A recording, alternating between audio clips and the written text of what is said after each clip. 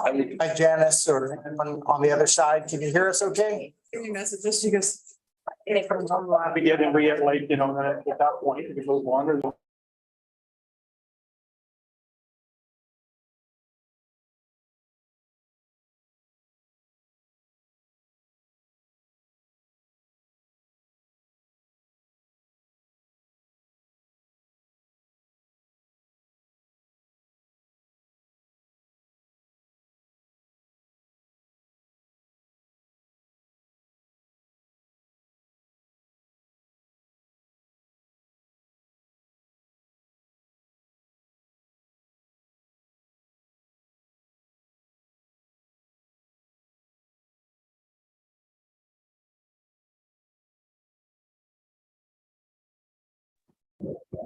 Can you hear me in chambers?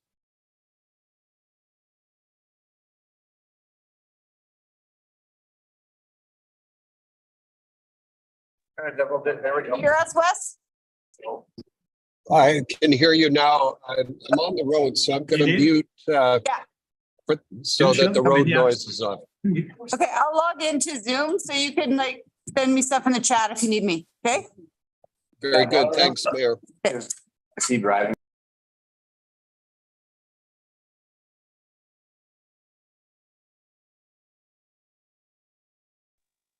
I am not driving, Ken, but it is 130 down the French freeways.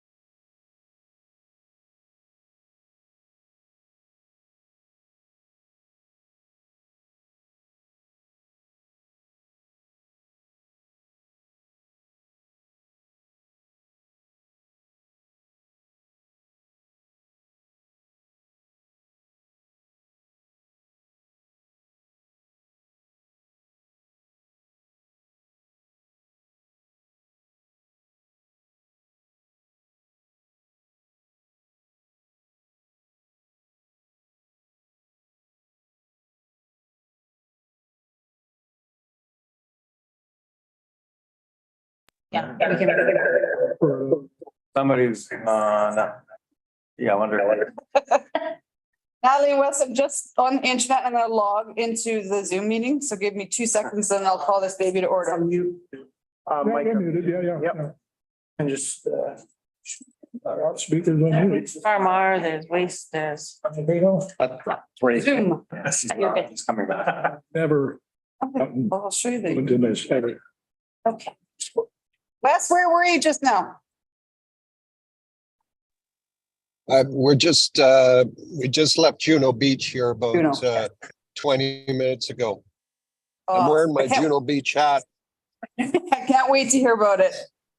It was, we saw all the Canadian sites. It was touching to say the least. Particularly at the Abbey at Ardennes, I think it's called. It was a tragic event there. So anyway, Whoa. All right, I'm now logged in. Yes, slide. So I'll call the meeting to order for Tuesday, May 9th, 2023. Councilor Mackay's jumping the gun already. Before I ask for a motion to adopt the agenda. There's a topic on our agenda today on the municipal naming policy that makes me pause. I think that it's appropriate to read a land acknowledgement. So this is, of course, is an opportunity for us to recognize that we're residing and working in First Nations and Métis traditional territory.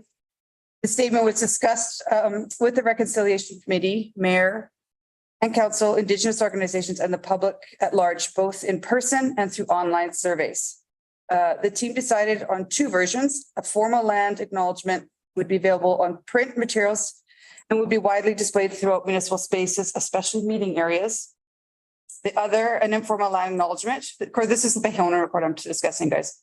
The other, an informal land acknowledgement that could be used to start a meeting if no other order of government has acknowledged Indigenous land in a respectful manner. The land acknowledgement statements are a result of a dialogue on suggested wording and additions with the Bayona Reconciliation St. Albert engagement process. So here, I'm going to read the formal one. So we're going to respectfully acknowledge that we are in Treaty 6 territory, traditional lands of First Nations and Métis peoples. As treaty people, Indigenous and non-Indigenous, we share the responsibility for stewardship of this beautiful land. So with that, I wanted to just get us off on the right foot for the conversations that may or may not be difficult today. I'm going to ask now Councillor Mackay to make a motion to adopt the agenda. It's my honor, your honor, that the May 9th, 2023 agenda be adopted as presented. Thank you. Does anyone have any changes? Okay, I'll call for the vote. Yes. All right, assuming that's yes is on favor, okay. A motion passes.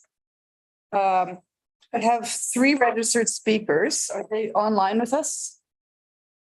Are they? No, they're not attending. They're not attending. Okay. Oh. Okay. Perfect. All right.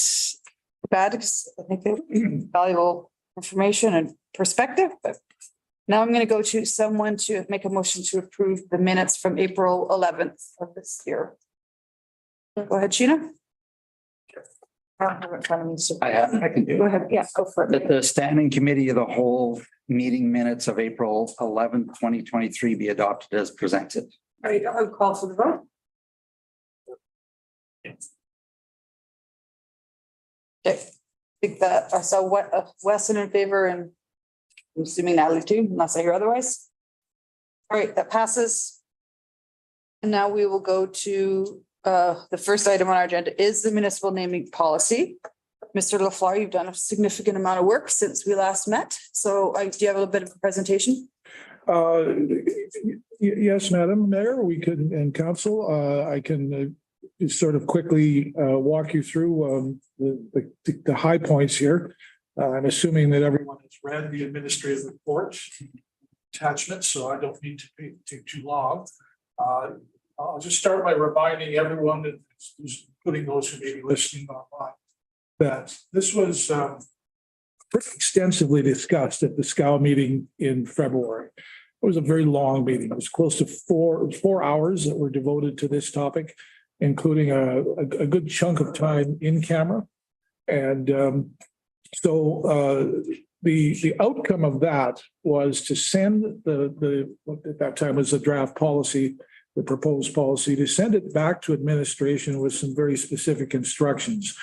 3 of those instructions are what I would call more or less housekeeping stuff to correct some vague or ambiguous or imprecise language that a number of council members noticed in the draft that was here in February. And that includes eliminating grammatical errors and fixing up some internal inconsistencies that were noted.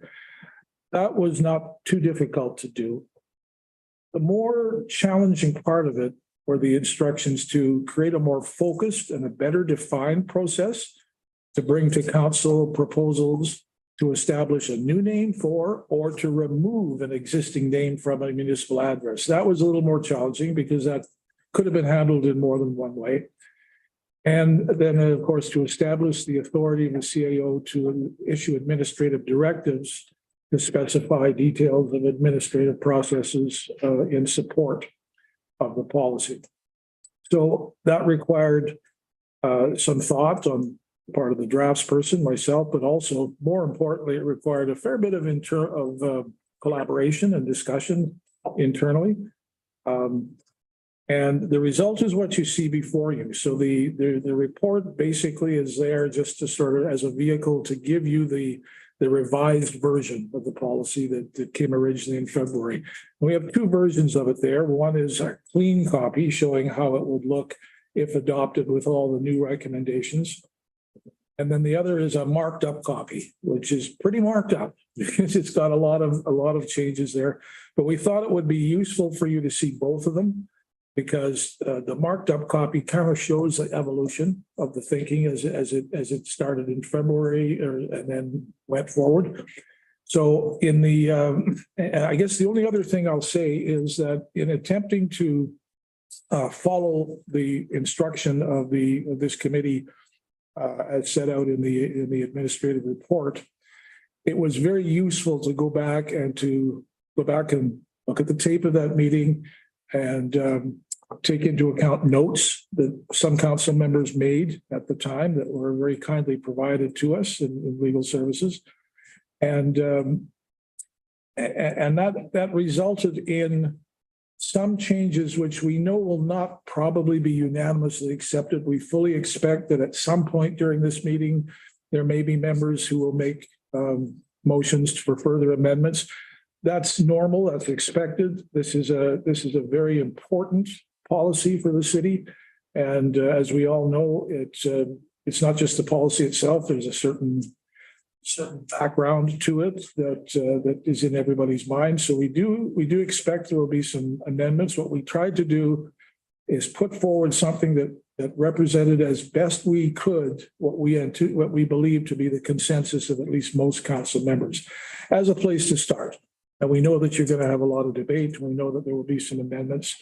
So hopefully we've succeeded in giving you, a platform from which to recommend to council a policy that can be supported by a majority of this committee.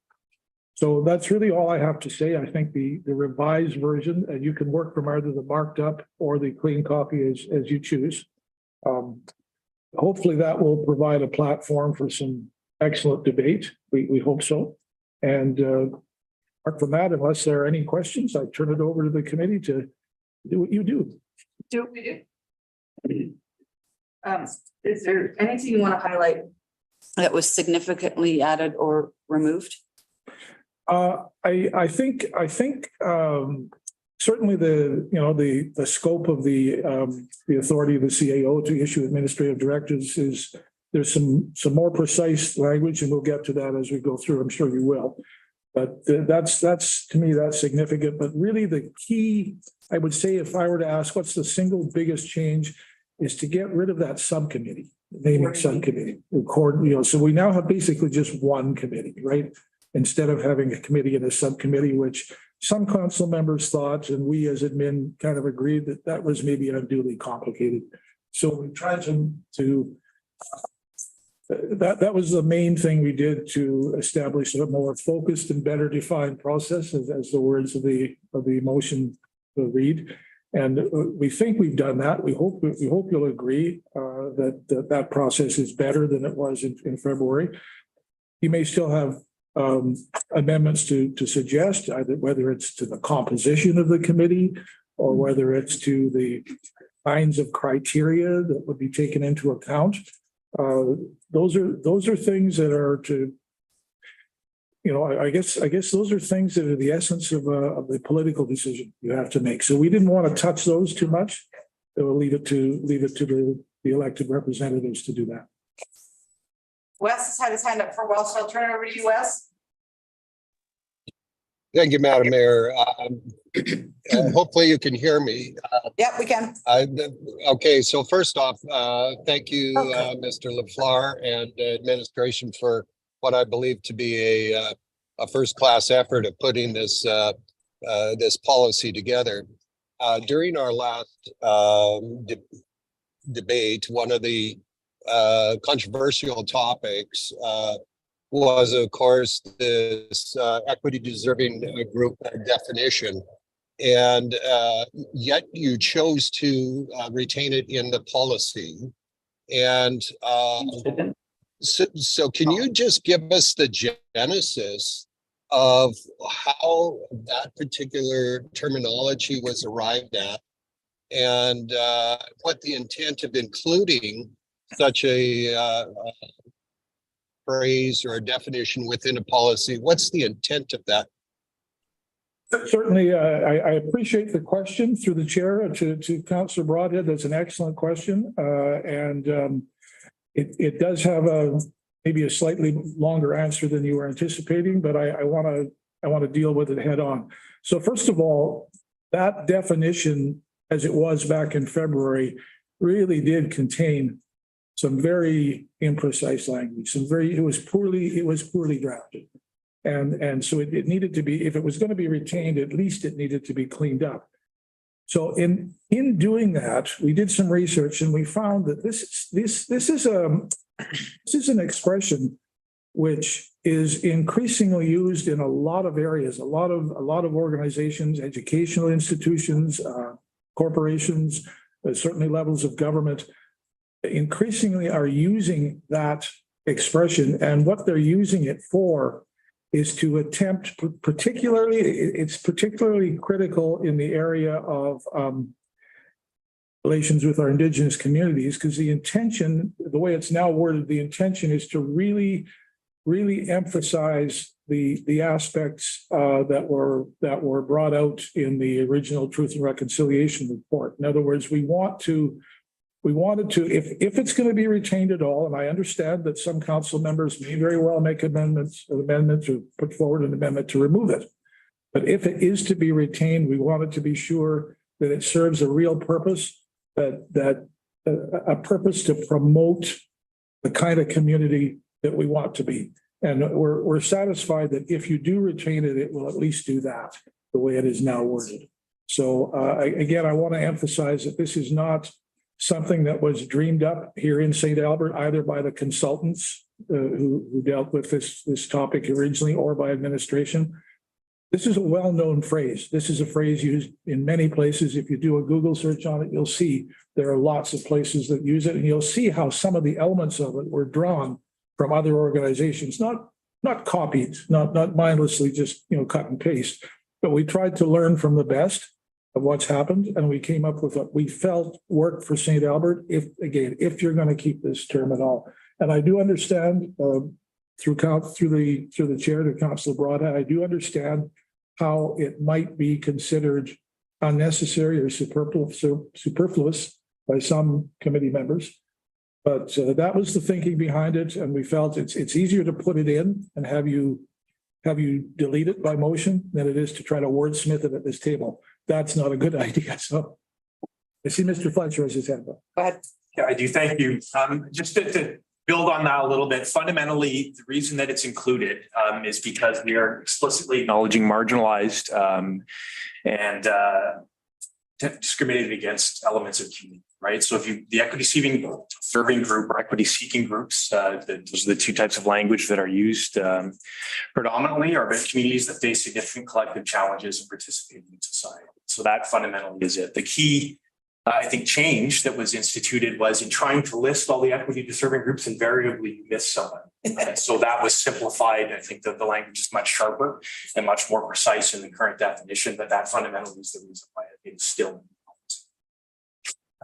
So it's equity deserving and equity seeking. Our groups are the two types of language you'll find if you do a bit of research on it, but the equity deserving group is the Was the same. older term. Okay. Equity deserving is the more up-to-date term.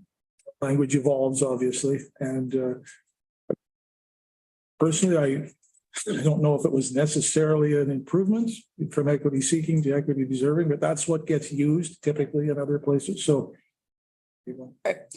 Wes, so it's still, the floor is yours still.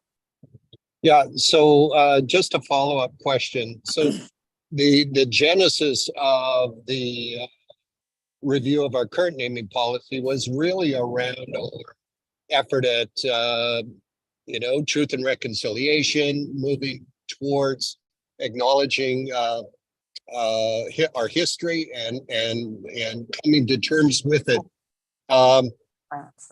I don't want to get into debate, but without such a policy or a statement, would in fact the necessity to re-debate the emphasis to support our Indigenous people, would it have to be re-debated every time a name came forward without such a definition? I'm not sure if that was Yeah. for me. I don't know who should answer that, but I could see that happening, Wes. Yeah. I could see the potential for that. Right? Yeah, fair enough. And so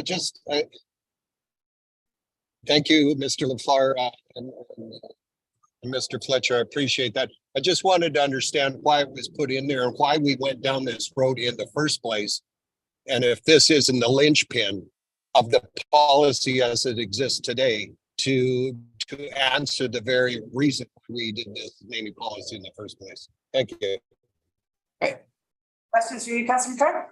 Well, no, I don't know if it's a question. I guess I don't want to get like Councilor Broadhead. I don't want to get into debate too, but whether it's, and Mr. LaFleur refused to refer, to the equity deserving versus equity seeking.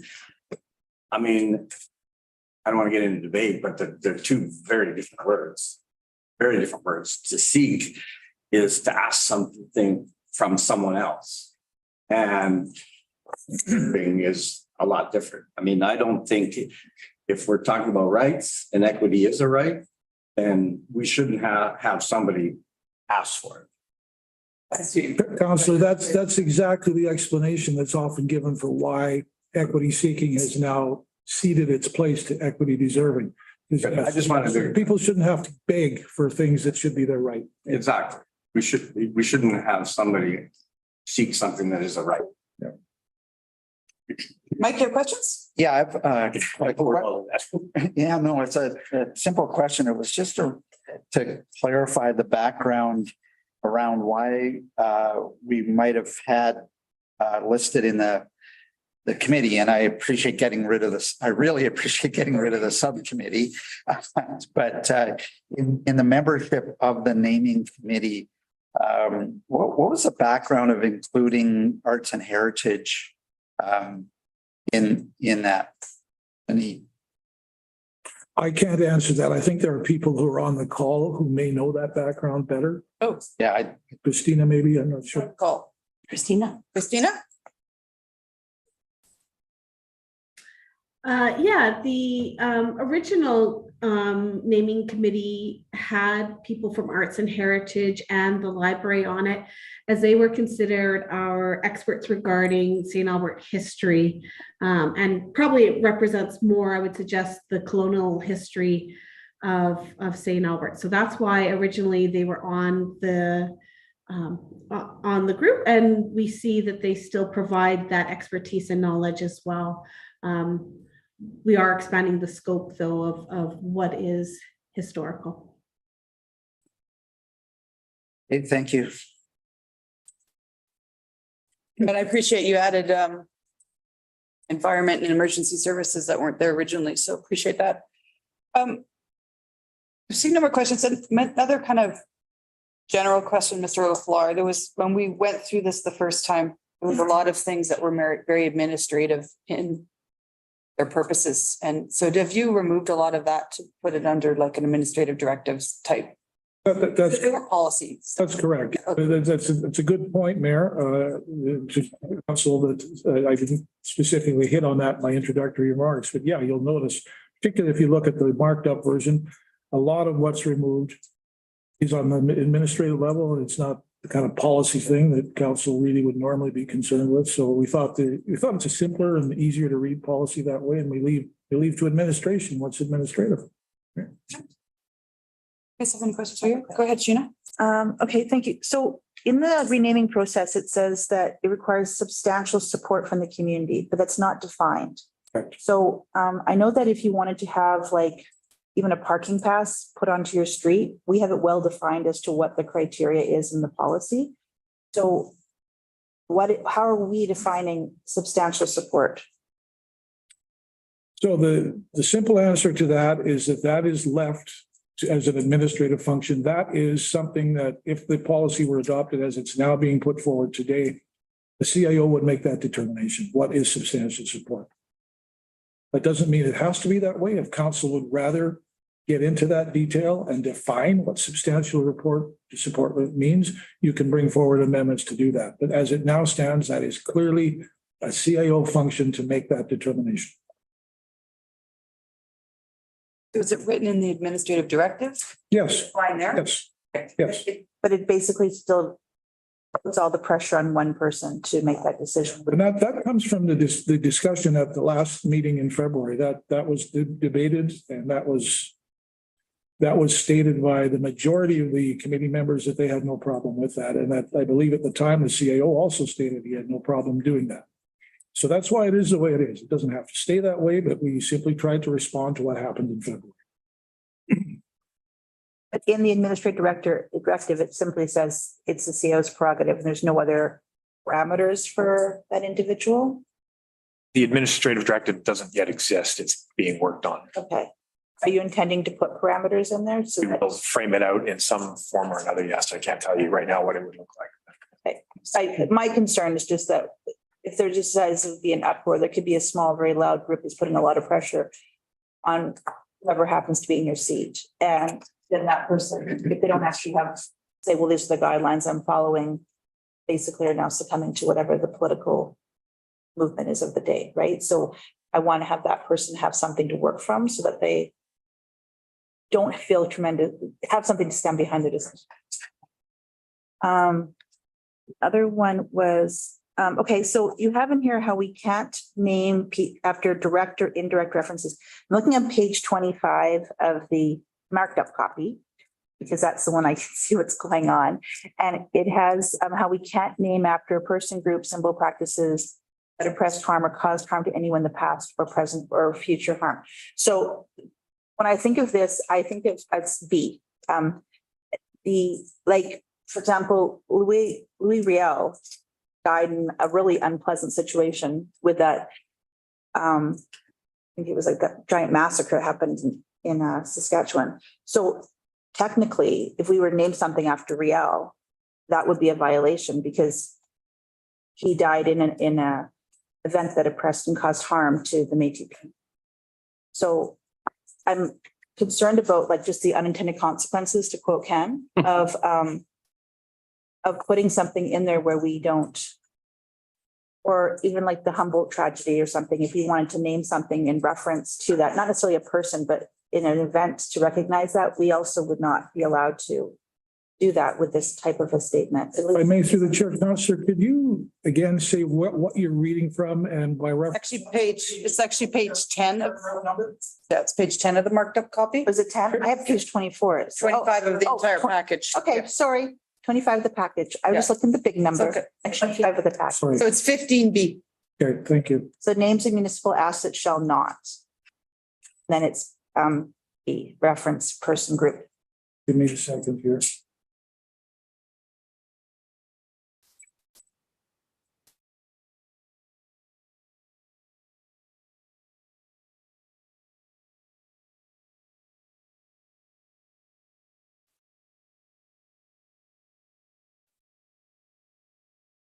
Apologies, I'm scrolling through It's okay. marked up and finding section 15.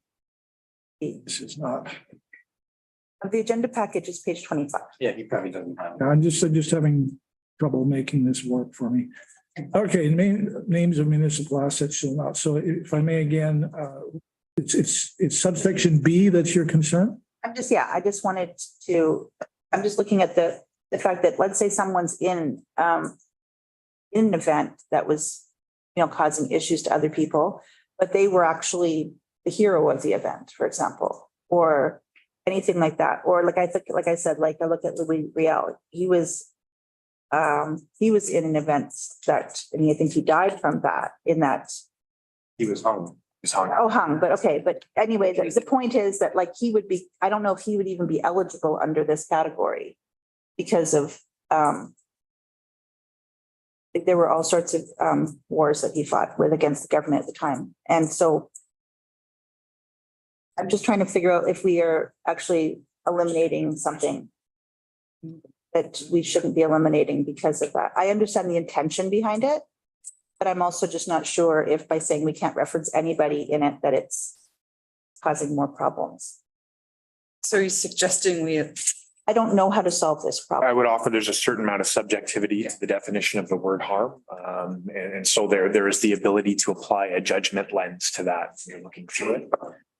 Right. I mean, so I understand 100%, Councillor, what you're driving at. I don't think there's an airtight necessarily way to reference that. I would offer that and the definition of harm will probably morph and evolve over time as well, as it does our understanding of history. And so from that perspective, I think,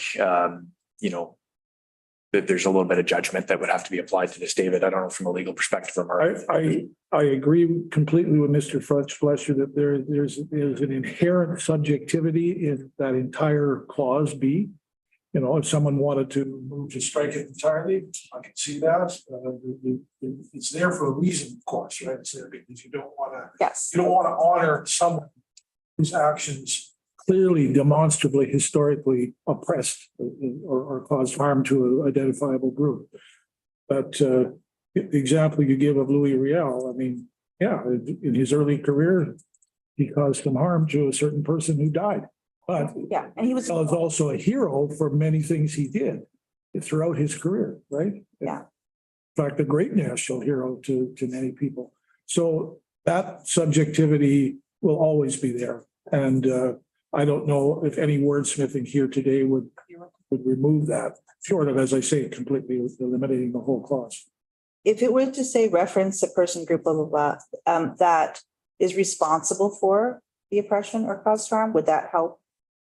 Or was deemed responsible or something like that? There's any number of possible words. I'm just saying, you think that would help the situation, or it wouldn't make any difference? I think you would still, through the chair to Councillor Hughes, I think you would still find those who could look at a naming choice and say that just doesn't jive with what's in the policy. You could make it, you could tighten it perhaps, but I don't think you would ever eliminate the fact that, as Mr. Fletcher says, this is an inherently subjective judgment. As to even if it's not a person who did personally cause harm, if you say, okay, we won't name it after anyone who promoted or was responsible for harm, that still involves some subjective choices from council. Yeah, I'm just trying to tighten it because it seems pretty loose right now, and it actually could cause more problems by anybody who interpreted or chose to that way. Okay, that's it for now. Thank you. That's it. Okay. I've got Natalie and then Ken and then Mark. Thank you. So in the spirit of committee, I'm wondering if there is any appetite to kind of like Mr. LaFleur said, just to get rid of that clause so that we're not naming things after people. Even yesterday in the news, I don't know if you guys saw, about 5 years ago, there was a school in Ontario that was named after Julie Payette. And, even over the course of 5 years, things happened and they decided to rename the school because that name no longer kind of suited their values. And, kind of we're seeing right now, we're going to keep running into these issues over and over and over as long as we name things after people. So I'm happy to bring the amendment forward, but I won't bother if there's not at least general support for that. When we get to amendments, I'll absolutely entertain that, Councillor Jolly. But I'm just wondering, I won't even bother if, unless we have other people who are even interested in entertaining that. So that's what I'm curious about, to ask you, Mayor, is that something you would consider? I would want to hear the debate, Councillor Jolly. I want to follow process on this. Yeah, I don't want to just do a straw vote and it's gone. We'll do it by motion and by vote and listen to full debate on that. Okay. But I think it's a worthwhile motion to bring forward, if that gives you any indication. Can I ask a question? No, is that the only question you had? Okay, I got Ken and Mike and then you. Was it Jermaine in that? It was just that 15B was what you shall not name and 14A is what you shall name. So I'm just saying, Councillor Jolly, that maybe we wanted to remove 14A to commemorate an individual, remove that, all the naming of people out of it altogether. Yes. Maybe the intention you were thinking it was 14A or. Yeah, mine would be just going forward, no more people. Yeah. Okay, you got me with that. That's it. Thank you. Question to administration, and if you have to go and find it. So the names reserve list, which is on, it's in definitions, and it means a list of potential names to be used in naming or renaming. Are we grandfathering in the existing naming list or are we creating an all new one? It's actually right now we're grandfathering in the existing list. It would obviously be checked and rechecked as it normally is, but we are not creating a new one from scratch right now. Okay. Yeah, no, I just was wondering if there's any value in having, would that be because you've got a naming committee, which is involved and it's all being reworked. Thank you very much for that. But I'm just wondering, would that be one of your administrative tasks or things to look at? So include, I just don't know whether we start from scratch, which might have some value, or if we really go through them all. I think there's two pieces, just a second, Gary. First off is I think once the policy is approved, we'll know. So, for example, if council determines that there will be no individuals, then that name essentially becomes, that list becomes a moot document. Pretty much, yeah. Otherwise, right, we would absolutely go through it, but we would use it still as a baseline. Carrie, do you want to jump? Yeah, no, I think that you're correct. We'd use it as a baseline, but each name would be evaluated as it came forward. I guess why would it come forward? If we would go revisit it, yes, you're right. I take your point, but you're aware, obviously we changed the policy to eliminate names. I would just strike everybody's name off. That's a name. But I'm just saying, I think there would be some value in just going through that entire reserve list and almost starting from scratch. Yeah, I would only caution that, the research to do that would not be insignificant. So obviously that would be done sort of over time. Yeah. No, I take your point. I just thought that maybe. Carrie? Yeah, and I was going to say some of those names on the list do have a history, like they were brought forward for a reason and put on that list. So okay, that would, that's part of the process. All right. Yeah, no, there was one other question. You're good. Mike? Oh, not good. Just from a process perspective, want to understand in terms of moving forward with some amendments, do we pass the motion as it is and the draft wording that you've developed now and then come back with amendments, or do we propose amendments now before we get into the drafting. So through the chair, the established legislative way to deal with that is someone makes a motion to adopt the policy as presented. And before there's any debate on that, whoever would like to amend it immediately jumps in and says, I would like to amend it. All the way and make your amending. Motion. There may be more than one amending motion. Yeah. You may find that one amending motion is not consistent with another one, and we have to deal with that. Okay, that's, yeah, just wanted to make sure I had a clear path forward here Right. today. Because I have both you and Councilor Romansky. Your intent, you don't have to, if you don't want to, but. And potentially Councilor Jolly. And now Councilor Jolly, yeah. Councilor, Romansky, any questions? No, I just haven't. Okay, no questions? All right, so Councilor Broadbent is still there. So I see no more questions. So can I get a member of council, just put the motion on the floor so then we can discuss potential amendments? Yeah. Yeah, no, I. Doesn't matter. I can put it Go ahead. on. Can I get it on the screen there? I'm just trying to find my document as to make sure I'm reading the right one. Okay, well, it doesn't matter. I can do it.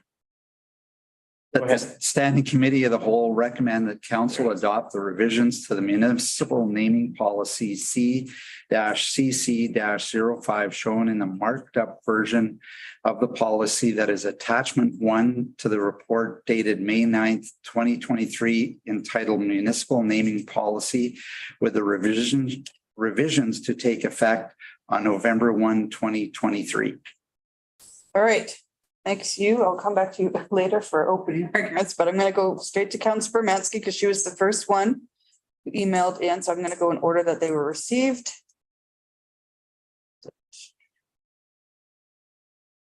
So, and you had some proposed wording cleanup. So why don't we do them one at a time? Okay. Great.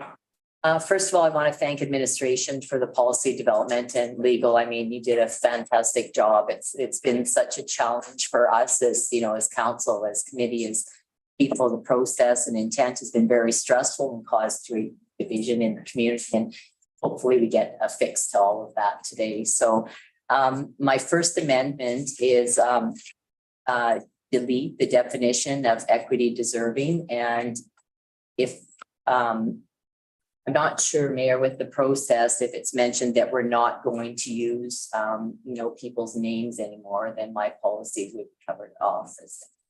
But I go forward with my argument. This. Go ahead. So read it exactly how Mr. LaFleur. Okay. It's on the screen. Okay. We just gonna split them right up front, right? We don't. Yeah, just one at a time. Okay. So number one, that the definition of equity deserving groups be deleted from the definition section, and that expressions equity deserving groups and equity deserving groups be deleted wherever found in the policy, with consequential adjustments to the grammar and punctuation of the clauses that contain. So and do you want my arguments first? Yeah, I'll accept that. Go ahead. Thank you. Okay, so the whole intent, I believe, of this policy is to find agreement and peace in the community. By creating a definition for equity deserving, we are also determining that all excluded from definition are not deserving of equity. To create this definition is subjective in nature and cannot stand the test of time. I see the definition as divisive, and I also see it as an expression, as mentioned, rather than a definition. By defining equity deserving, we are not respecting equality for all citizens or merit in selection. We need to have the intent of equity of all without definition of some. Selection of names should not be political and should be criteria-based, flora, fauna, or numerical, as we invoked. All humans are equally great and equally flawed. I know in the equity determining definition, Indigenous was mentioned in there, and thankfully Indigenous are mentioned in other factors of the policy. And in 13C and D, they are recognized. So we would not have to have that classified in the equity deserving. So that was a good part of the policy. I think the toughest part for me in equity deserving is it's so subjective, like who decides who's equity deserving and who's not. We're always bound to miss someone, and I don't want to be the judge of anyone or any peoples or any community. And to me, to define means divide. So I think it's important to remove this simple clause. Everything else that's mentioned, there is coverage for all the groups that are, or the groups that are mentioned in this, plus additional throughout the policy. So I don't see that there's really no merit for this definition to be there, as it's covered off in other paragraphs. That's my argument. All right, thank you, Councilor Brometsky. Anyone else have any comments on this definition? Councilor, so go ahead, Mike, and then I'll go to you, Wes. Yeah, I think from my perspective on equity deserving, it quite simple, and it was put forward in the amendments that I had mentioned, and we can talk about those later, but it's very similar that every citizen, every group, named or unnamed, deserves to be treated equitably. And in our naming policy and in every city policy that we have. And it's stated even in our opening policy statement that we want equity.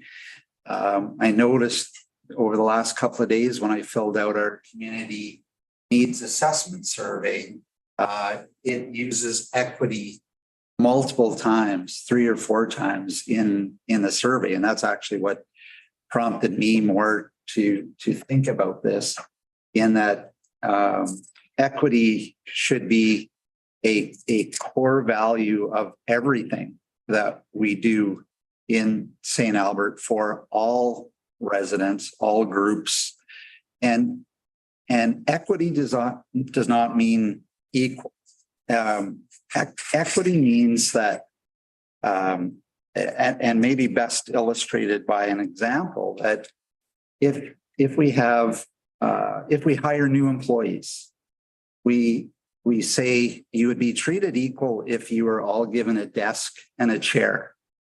Equity means that you would look at those individuals and say one individual may have a physical disability and they need a special chair to lift them up and make them as productive and equal and have the same opportunities as every other employee, whether those opportunities be salary, advancement, acceptance of their ideas, or whatever. So treatment of equity is a much stronger word than treating people equally.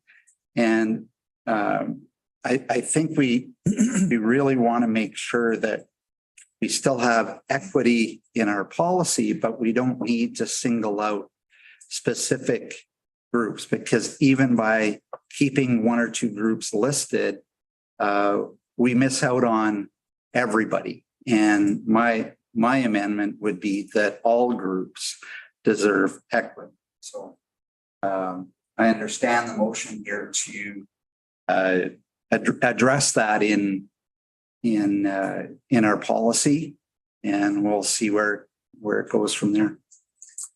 Thank you. Councilor Broadhead. Thank you, Madam Mayor. And those are all high sounding words. The problem is that they neglect to understand that equity, as has been proposed, has been written in the policy because it hasn't been overt in talking about other people. And so for 150 years, there has been people who are deserving that haven't been allowed into the game to be recognized. And in order to right the ship, if you will, you have to be overt in suggesting that when we talk about everybody being equal and we're talking about equity deserving groups, we have to mention groups that have been disadvantaged in the past. Quite honestly, the US Constitution said all men are created equal, and yet they had slaves. And the reality of it is that our current policy is basically what you're going back to if you take this out. And how has that helped our Indigenous people of color be included in the recognition of their impact and contributions to the city of St. Albert. And it's the same thing if you want to pull names all out, is that we've got all sorts of names in St. Albert now that reflect I'll say what it was, is the white bias of the past. And if we don't have an opportunity for recognition of these disadvantaged groups over the last 150 years, you'll never sort of right the ship. So the truth and reconciliation is all about establishing truth, which also understands that irrespective of the intent of individuals, whether they be altruistic or not, the consequence of their actions can cause harm. And so what we need to do is to be able to acknowledge that and make our policies in such a way that we work to reduce the ongoing harm and also introduce the opportunity for others who are equity deserving and have every right to be named in future buildings, streets, or whatever, by opening up the policy for them. And by including such a policy statement, it allows a gateway, if you will, for these individuals who are close to the city of St. Albert, who are passionate about our community and want to advance a name to be recognized in our community, to do so. And if we're not overt in saying to our Indigenous residents and our people of color, then if we don't say come, then they're going to be facing the same barriers that they've faced for the last 150 years. We need to make the door open for them to do that.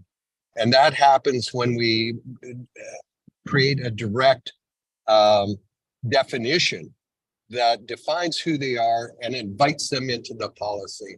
And that's why I think this particular clause is so critically important to how we move forward as a community to embrace all, not just Indigenous, but there's a big component of Indigenous, but every citizen within our community.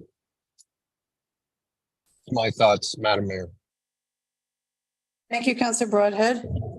Councillor Hughes? Yeah, thank you. So here's the problem with it is that, and I understand that we're saying this has been historically disadvantaged or underrepresented. And first of all, before I begin, this has been much better cleaned up than what we had before. Okay. So before, like this was a tough sled that you guys had to go through, try to figure out how to make this work. And I understand the rationale behind you're like, okay, let's keep it in. How can we clean this up? So that's the first thing, just before I admit things that we're trashing this thing. And I also appreciate the fact that you say without limitation, right, in there. So I appreciate that. The challenge is just coming forward and putting this in there and putting a preference into a certain area. And we still do list, specific groups. But for example, there's no mention of all the people who were put into war camps in World War I, all the Ukrainians and the Japanese, and there were so many different in World War II that suffered. And we are right now picking a particular area because this is what's been put in front of us as really the equity deserving groups. So I appreciate the fact that we are not limiting it, but we are inadvertently still directing. And when we brought this forward 2 years ago, my intention was to depoliticize this document as much as possible. And just as Councillor Jolly had said, like there was a naming 5 years ago that has now been changed in its mind. So anytime we put anything in here, we risk having it come back and be removed, potentially removed in shame. So if we said this group deserves to be there, and then in 5 years we find something that we say is not appropriate for this, then that person has now been highlighted as appropriate, as opposed to just simply celebrating everybody for what they are and allowing the naming to be a depoliticized process. But as soon as we continue to put this in here, we're putting a political statement into a document that I was hoping would become depoliticized. And this is not about, we would not ever name something after any of these groups because we have been. We're making an effort to do so without having it being explicitly put into a policy. But I'm hoping that when we did this, if we do anything, we recognize that the challenges that we're facing and what brought this forward were because of political decisions in the past. And putting forward another political statement is not going to solve the problem. Just simply deciding that our judgment or whatever's going to happen forward, or whoever's going forward, make those decisions, their judgment's correct. And we're seeing people doubt the judgment of people in the past that have been chosen to be named. And we will see that again going forward if we continue doing it this line. So I understand what Councillor Pomansky is trying to do. And really, this is about saying that we can't cherry pick who's equity deserving at any one time. And just taking that statement out and recognizing the rest of the document already lists these groups to have recognition. And that it's quite clear in our past that we are moving in that direction to make sure that the proper representation from all groups is listed in naming, that this statement isn't actually necessary. But I also, again, staff, you guys, this was a tough decision for you guys to do, and I appreciate what you guys have brought forward. That's it. Yeah, it's either or. I can go. Okay, Councillor Mackay, then Councillor Jolly. Yeah, sorry, Nat, if you had your hand up before me, but great comments, and I appreciate all of the thought. I appreciate the insight of hearing why the amendment was put forward. I appreciate the words of Councillor Killick, but I also appreciate the words I've heard from other members of council. And Wes, I think you nailed it. I think you nailed it really importantly.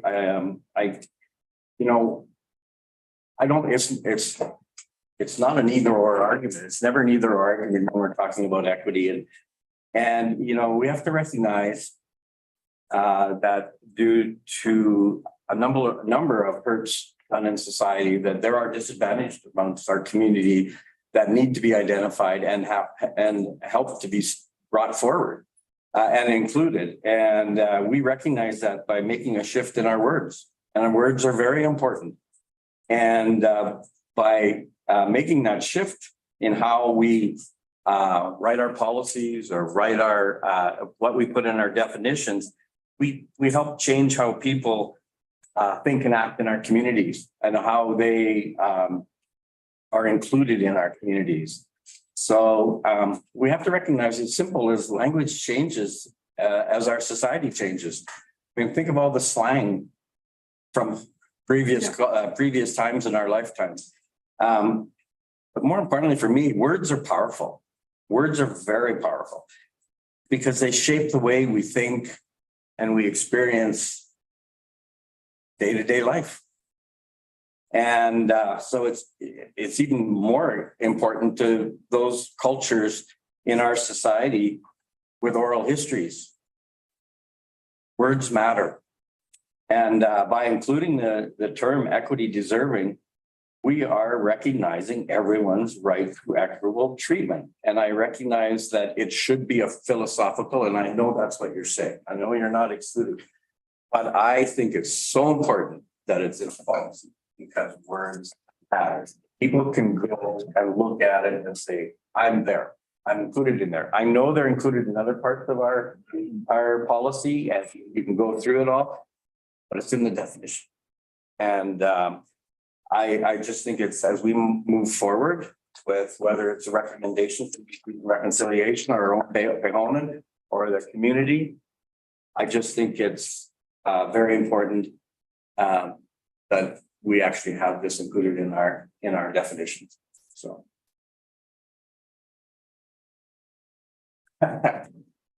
Councillor Jolly. Thank you. So statements like these are really critical in terms of our ability to shift the systems that have created inequity. Like has been mentioned, we have to be explicit in our language to help kind of move the dial forward. And so I'm opposing removing it. One of the more interesting conversations that I've had in the last many years on council was about a year after the conversion therapy bylaw was passed. And I just introduced myself to a new neighbor. Hi, I'm Natalie, I'm your neighbor. I didn't say what my job was because that's weird, but this person recognized me. And they started getting like almost flustered. And I was like, oh my goodness, I've like frightened my neighbor.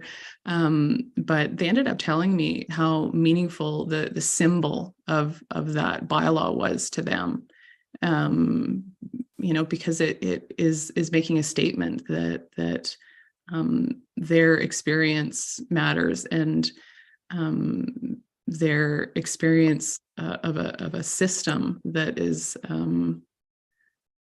not equitable exists, and that we need to do what we can to change that. So that was a real wake-up call to me about how meaningful statements like these are. So that's all I have to say. Thank you. Anyone else on debate? To everybody. That's everybody.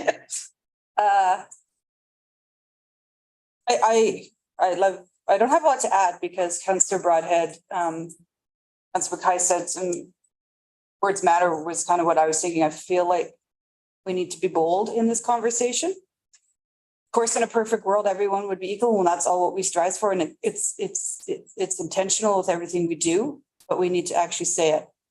And Councillor Jolly, you brought up the conversion therapy. I know it was your motion, you moved it, but I took a lot of credit because I was the mayor. And a lot of kids came up to me after and said, I didn't know I wasn't included until you made that bylaw, and now I feel included. It was a really interesting thing that they said that was the words and the intention behind that was the thrust that made them feel very welcomed into St. Albert. And that's what I think this definition does. We always talk about reconciliation, but this would be reconciliation. This would be really walking the talk of what we want to do. There are systemic barriers in society. We wish they weren't there. We're doing our best to get rid of them, but they are there, and we need to realize that. And so I think that's why we need to include it. It does not, in my opinion, ever say that anyone else is not equal as well or does not deserve equity. It's just a bold statement that says there are certain people that are facing difficulties to get equal treatment in our society, sadly, but it's true, and we need to be acknowledging of that. So, Councillor Romansky, to close.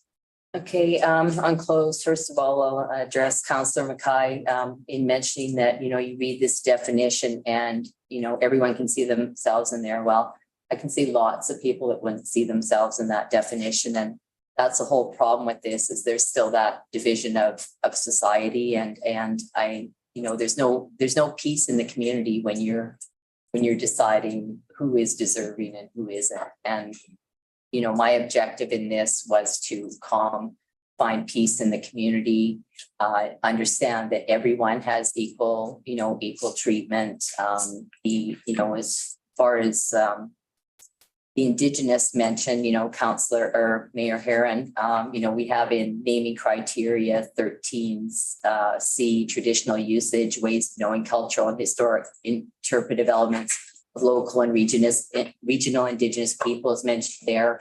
We also have a historical event significant to local Indigenous communities, the city of St. Albert, the province of Alberta, Canada.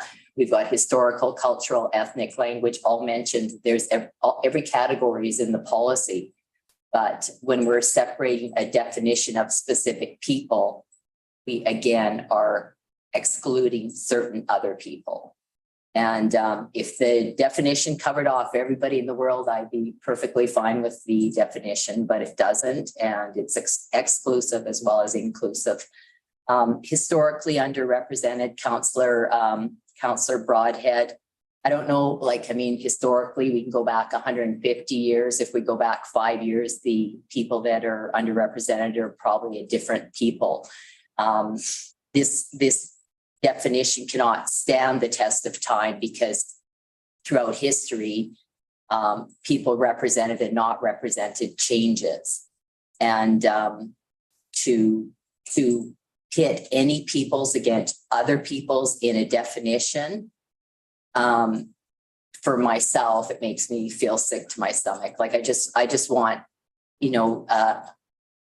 just have equity of all without defining any. And I understand everyone's point of views, but it actually, I think this definition can hurt specific people in the community that just aren't listed there, and they feel that they're not of value anymore because we've made a new definition of who's deserving. That's all I have to close. I hope, council will rethink all those statements and questions, and it's very, very tough. I understand it's very tough for everyone, but the intention of this is to calm the community, not divide the community any further. Thank you. I'll call for the vote. Opposed from Natalie and West get his vote in? Okay, so I've got Councillor Jolly, Councillor Broadhead, Councillor Mackay and Heron opposed, and Killick, Hughes and Bermansky in favor. So that motion fails. The next one you had, Councillor Bermansky, was, where is it? And be amended. Good. You put it back on the screen? Yeah, maybe it's the easier on the screen.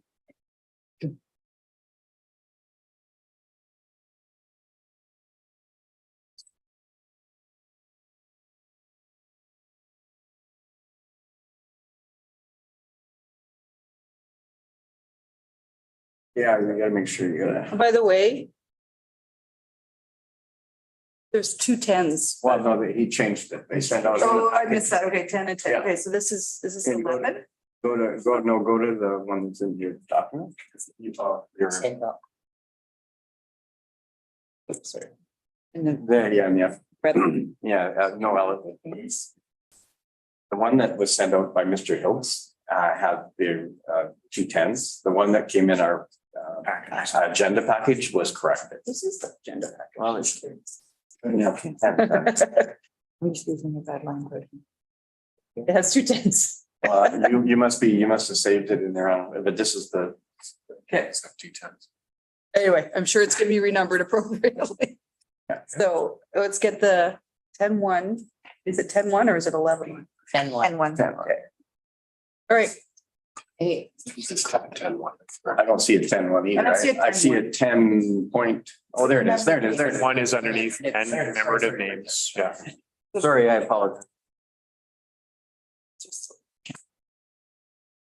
Can I go? Yeah, there's still a 10. There's still 2 10s. There's a 10 and a 10. One's a 10 and then the 10-1. 10.1. Okay. It's policy. Go ahead. Read the amending motion. I'm fine with it. okay, thank you. That section 10.1 be amended by deleting the word greater in both places it appears, by adding the word and immediately before. I think that I needed to change that line. I think it shouldn't have went before promote. It should have been, it's a little bit off. Hold on. And promote equity. Should change it. Oh, greater equity. Equity and inclusion. And promote greater. And promote, it should be before. Before the word, yeah, you have that. And before, you have it correct. Okay. Mayor, could I just ask a quick question before you accept? Yeah, before, I'm just gonna get it read in and then I'll go to questions. Thank you. That's so much. Okay. What she wants to. That section 10.1 be amended by deleting the word greater in both places it appears, by adding the word and immediately before the word promote, and by deleting and acknowledge the impact of colonialism. No, so it would read, let me just get that, it would read, commemorative names of municipal assets should encourage equity and inclusion in placemaking throughout the city and promote equity, understanding of history and its legacy on communities, period. Yes. Councillor Jolly, question. Yeah, just to Councillor Bermansky. So I'm just trying to get a sense of kind of educational opportunities that we've been kind of exposed to kind of through this role or before. So have you had a chance to kind of learn about colonialism through workshops or Indigenous Canada course or anything like that? Councillor Jolly, we've all been trained on colonialism, and I understand that it's very, very important to recognize, things that have happened in the past. But in this particular clause, we're just saying acknowledge the impacts. We're not saying how. Within the policy, it's described how we're going to acknowledge those impacts. So I don't think we should have a broad term without definition of action. If that makes any sense. Okay, so you have taken courses and stuff then? Absolutely, yes. Okay. As you would know, you've been that one with me. Thank you. Any other questions, Councillor Jolly? Any questions before I accept the motion? Anyone? Okay, we'll take it as is. Go ahead. Okay, so greater insinuates never enough and cannot stand the test of time. We always want to do better, but by putting the terms greater in there, we're saying that we aren't doing a proper job right now, or we ever will, if greater sits there throughout history and going forward. It insinuates lack of equity and understanding. The city has reached strides in equity. We've accomplished so much. We focus very, very much on equity. I mean, we represent all cultures in St. Albert. I believe we're doing a great job. I mean, there's many, many community events for everyone and respect for all things throughout history. But it's just the few words that I just feel that we need to have an actual description of how we're going to do things, that you can't just have a clause saying I'm going to do better, but don't say how you're going to do better, or plan something for the future, but not say how you're going to plan it. Names of municipal assets shall not reference a person, group, symbol, practice, or event that are oppressed or cause harm to anyone in the past or that may cause present or harm in the future. That's in the policy. So that's a great stride forward. Be perceived to be discrimination or derogatory of any person or group. That's in the policy. So these are the kind of things I like to see in policy, is the hows, not just the statement sentence. So I feel that we'll work towards policy, but greater will get outlived in the definition. So that's the main reasons. Acknowledging impacts of colonialism, I'll also mention in 13A and B as written down here. So that's in the clause, and 13C. So we have to get people into the policy of understanding the policy without political statements at the front of the policy that really don't say anything. And that's the reason I'm bringing this forward. All right, thanks. You had a question? Yeah, I apologize. Just your opening comments, Councillor Romanski, just drew me back to the opening comments we had from Councillor Jolly and Councillor Hughes about if we remove commemorative names. There's no motion on the floor, amendment on the floor. So I'm just wondering about sequencing in relation to that. But I don't sense that there's a motion here yet. Not yet. And it might fail, right? And it might fail. So I mean, I'm just saying the order. So we're just going through the order of this. All right. All right. That was just the question in relation to procedure. That was more a question for me. Yeah. Yeah, no, and it's not, it was more of we had earlier discussion around eliminating commemorative names. So. Okay. Right. Okay. All right. Anything else on debate on this one? Go ahead. So we just finished saying we had to have the equity deserving because everybody was deserving, but we are specifically listing here one issue in history that needs to be acknowledged and none of the other issues in history that need to be acknowledged. So I will go back to the decisions that government has made across the board, and it's not just the impacts of colonialism that we can be having issues with. And again, World War I with the internment camps and World War II and how many people had everything taken away from them as well. And that's not listed here. You can't list every issue that we've had problems with in history, but we have in this document. And so the problem here is that we have made this highly political by including those statements. And I don't think the word greater is actually necessary. And I just encourage equity and inclusion by itself accomplishes the goal of what the statement is trying to be making. So it's an adjective that's not necessary to accomplish the goal, but certainly by keeping it as it is, this makes it preferential treatment to only one area and without regard to any other areas that also might have been affected. So by removing that, it allows us to open the door to anything else that may come up in the future or anyone else that needs to have it. But by putting it in here, we're actually putting it into the silo. So that's why I would support this. Anyone else on debate? Go ahead. Yeah, I would agree with my other counselors that while it's important, we recognize many things around impacts of colonialism, and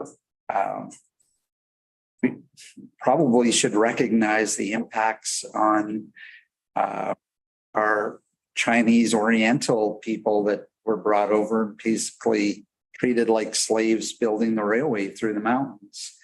There are many things like that we have a large population in St. Albert as well of Chinese people, and so it becomes very difficult when we start singling out one particular group, and they all deserve to be understood, and the challenges that they faced, and most importantly, the contributions that they made to our community and our province and our country.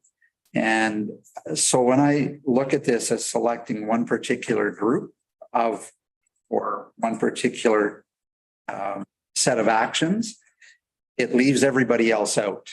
And there are many others that, we could all come to mind with. So as I've mentioned previously, I had also proposed amendment to this, that this particular clause will be later, I guess. But again, it was to align with getting rid of the words greater. Everybody deserves equity all the time, in every instance. We don't need to say greater. And the fact that we're choosing through this language of $10.1 to acknowledge specifically and only colonialism is leaves everybody else out. And I would much rather have a far more inclusive policy than what is singularly stated here. So. Thank you. Councillor Jolly? Thank you. So colonialism is a system of oppression. And even the discussion here, I think, shows that there's such an opportunity to learn more about what that means, that the systematic use of people for resources. And so it's critical that this statement stays in our policy, because really at the end of the day, that's what we're talking about, the system that is creating inequity. So this particular statement, it's critical. So that's all I have. Thank you. Okay. Yeah, and I'll just add my comments in as well. I don't see it as an either or. I don't see it as excluding anybody that has already been named as identifying, and as long as they've the policy as it's proposed says should encourage greater equity and inclusion in placemaking throughout the city. So greater means, like, I take your point, Councilor Bermansky, it means something that we're improving, or that we're enhancing, or that we are involving. So that would include if potentially we had individuals that were identified as community builders coming from other ethnicities or other areas in relation to equity and inclusion. This policy covers that. This policy covers it, while acknowledging very, very serious impacts of colonialism on our founding First Nations. This is a history of our community. Yes, there were many other equity and other ethnicities involved in the founding of our community, but it as Councillor Jolly's identified, this colonialism is recognized, this doesn't exclude anybody else. It just says, while acknowledging the impacts of colonialism. So it's again, I'm going to go back to my previous arguments. Words matter. Words matter. And everybody's included in this, but all it's asking us to do is go back to some of our learnings that we've had through Pehonan or through Truth and Reconciliation and recognizing impacts of colonialism. So words matter to me, and I'm going to stay consistent in that. And it's not an either nor, and it doesn't exclude, I don't see the exclusion of any other individual in this community as long as it meets the criteria from the naming committee.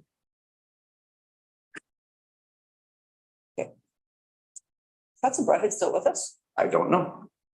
Yes. Yeah. Okay, good. All right. I think there's some learning we all could do in this community could do. Colonialism, from my understanding, because I'm not an expert, is not an event.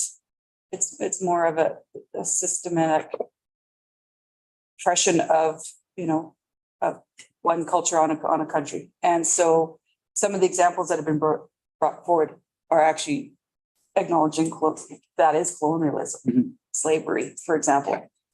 So it's not a single event.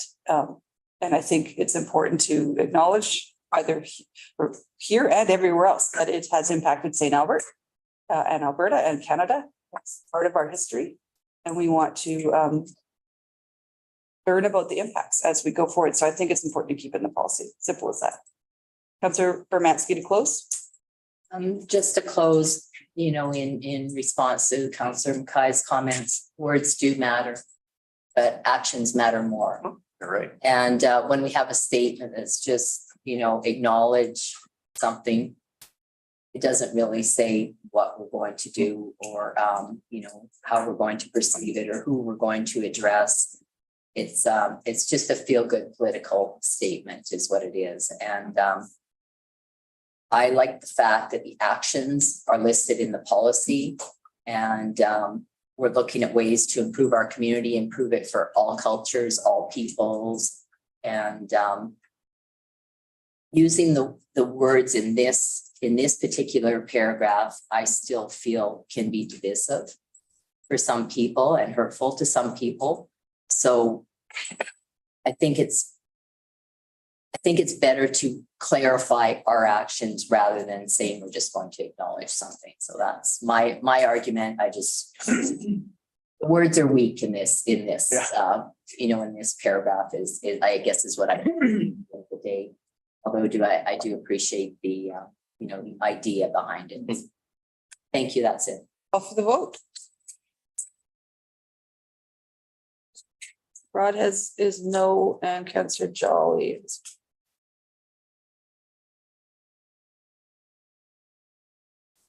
Is Councillor Jolly a no? Yeah, she's no. Okay. All right, so that motion fails. You have a one on 13E. Yes. Only 3 more to go. Okay.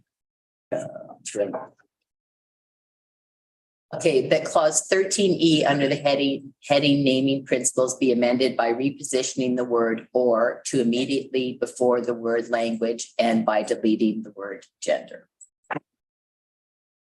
Naming principles or is it naming criteria? Naming Criteria. Yes, naming criteria. Okay. Yeah. Make sure that's correct in the motion.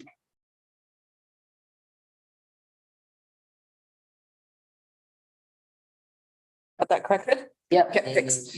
Principles. All right, so it would read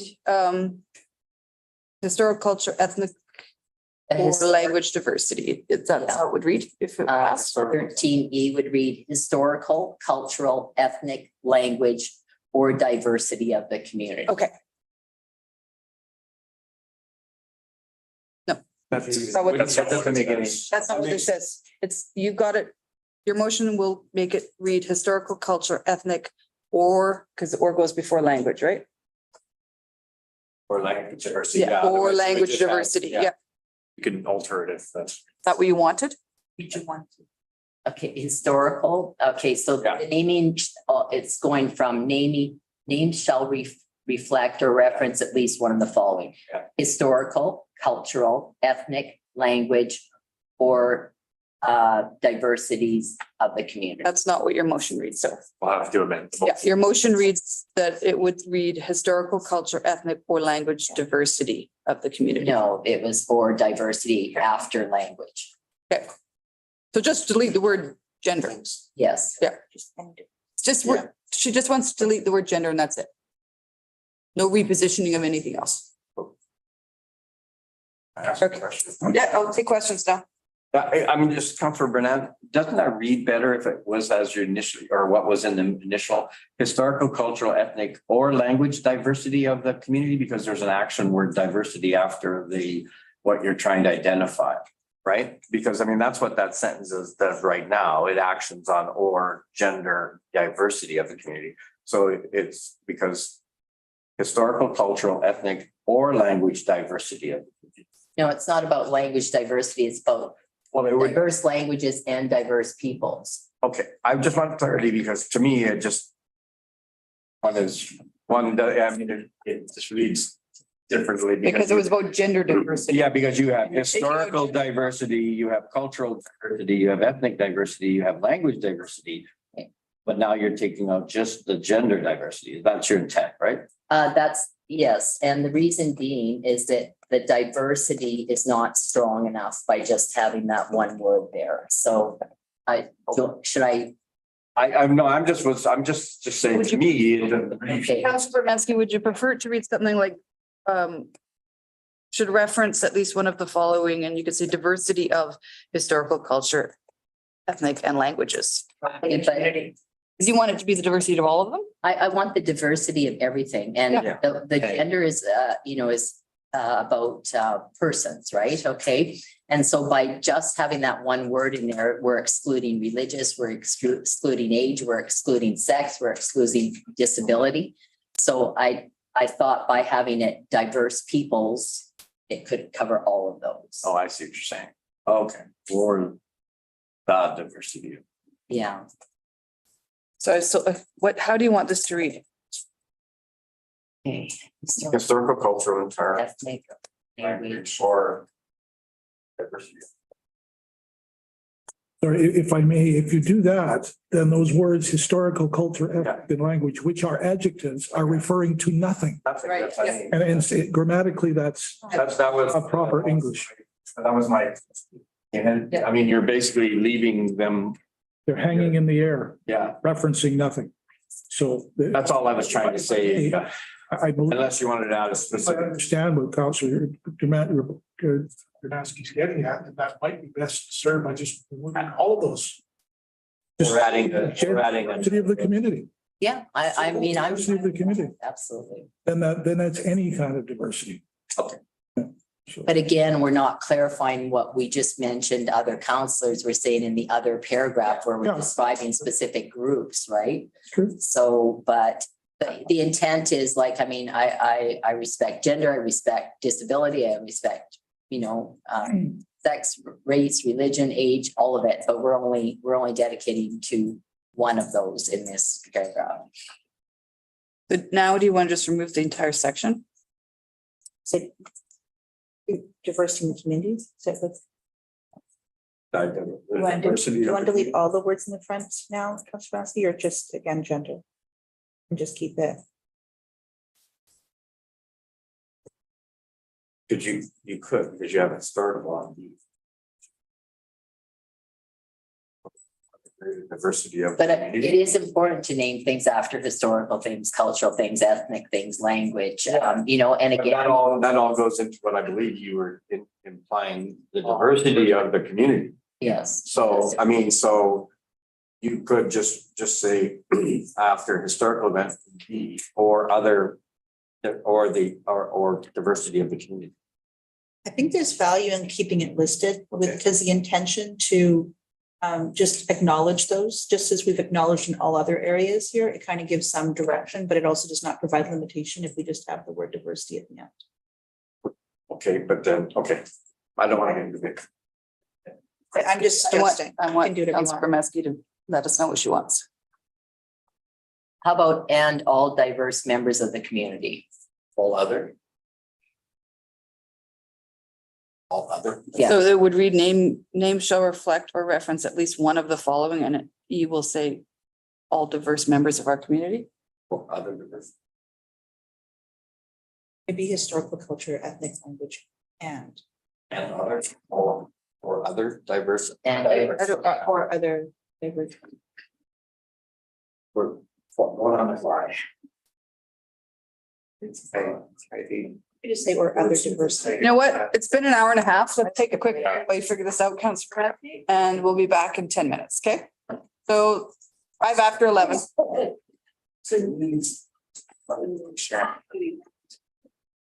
Yeah. Yeah. Yeah.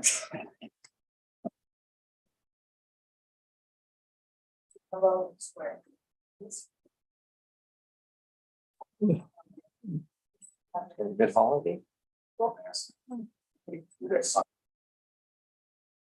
I did a really good job of not, well, I did check in with the having filed it up in my notes, but deal with that pre-sailing, I just was dragging all over there. Just in the car. There's. Go back now. Yes.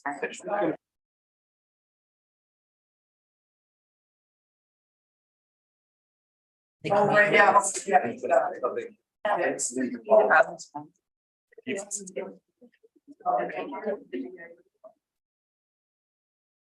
On the PIA. I do it. I'm just gonna leave my cord here though, if you need my cord, okay? I don't think I'll need it. I'm just gonna leave it there. It's up to you. We see it later.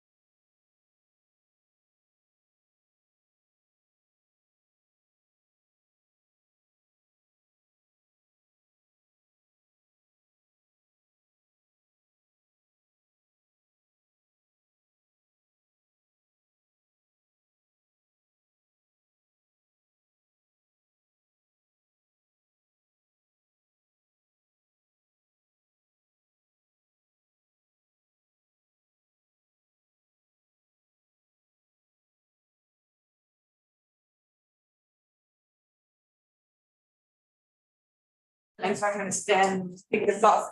So Councillor Bermansky, you have a West. new. We do. Get the new word? Yeah. You think it's the best camera off now? Oh, yeah. All right, let's hear what our new wording is.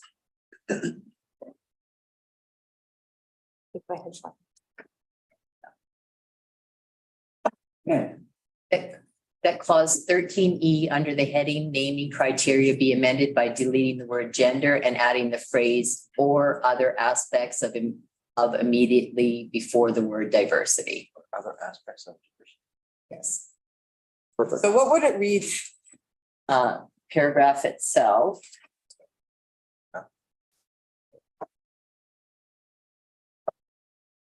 Yes, I can see that. So it would read, Historical, cultural, ethnic, language. Oh, could you please keep it up on the screen? Other.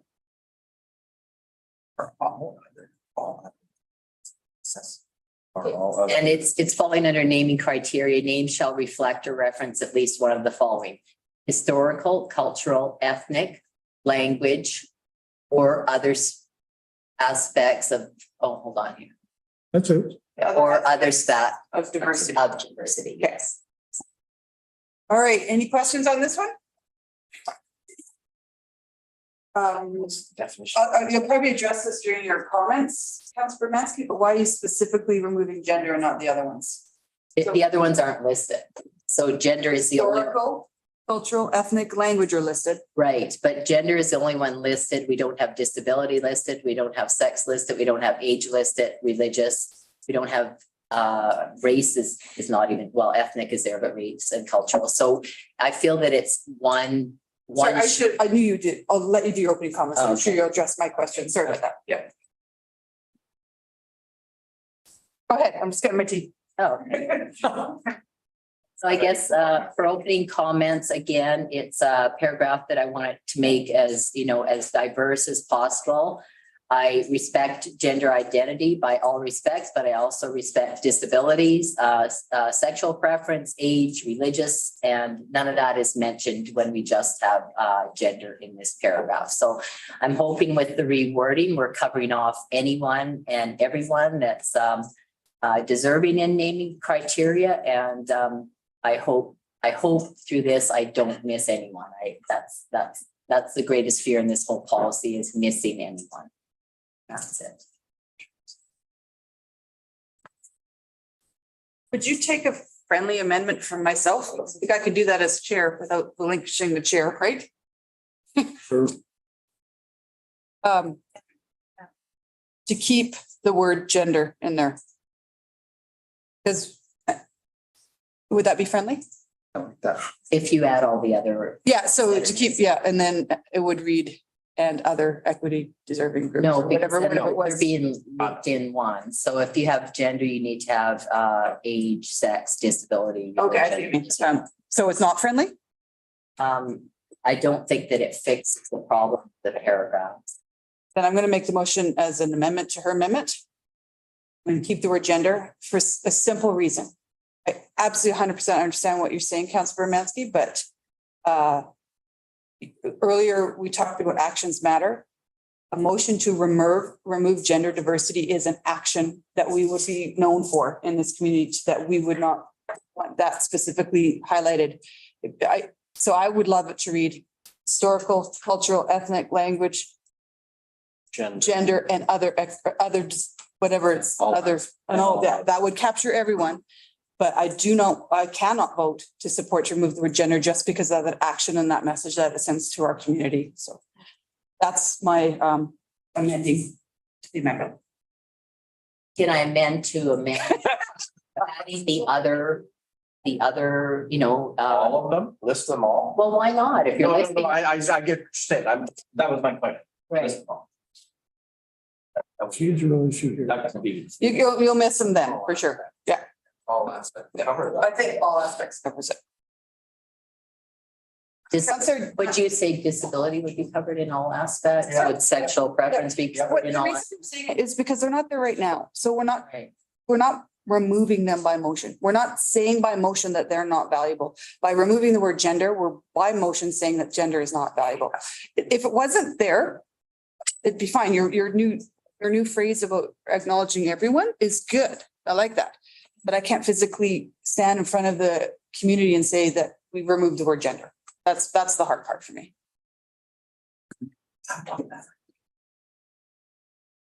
Councillor Jolly, do you have questions on my amendment to amendment? No, my debate can apply to either yours or Councillor Bermansky's. It doesn't really matter. Okay. Thank you from that. So yeah, it'll be moved by Mayor Herron that the amendment to amend motion that the word gender not be removed from the clause. Thank you. Simple, right? Question? No, I'll go into debate. Okay, I'll go to debating the amendment. Yeah. Okay. I'll go to Councillor Hughes because she said hers was specifically on the amendment. Yeah. Which amendment? First amendment, Mine, second amendment. mine, right? Yeah, yeah. Mine is 2, Mayor. Okay, I'll go to both of you. Go ahead, you can start. Because your hand was up first. Okay. Councillor Jolly, yeah. I really simply, the message that we would send to the community and, you know, really, especially to our gender diverse kids by, if we specifically remove gender in this clause is horrific.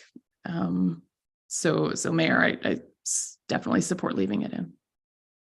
Thank you. Councillor Broadhead? Oh, Councillor Hughes and Councillor Broadhead.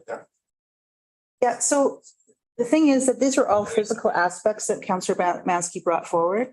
And so just identifying one physical aspect as if it was more important than anything other aspects, I think, again, we're playing preferential treatment. And the challenge I'm hearing here is what we should do is to make a statement. These naming policies should not be political. That is the whole problem we got into. And by doing this, we're making it more and more political and then justifying it because we think it's politically what we want to stay here. If we want to make political statements, let's keep them out of a naming policy because that is what's causing all the problems with the naming policy.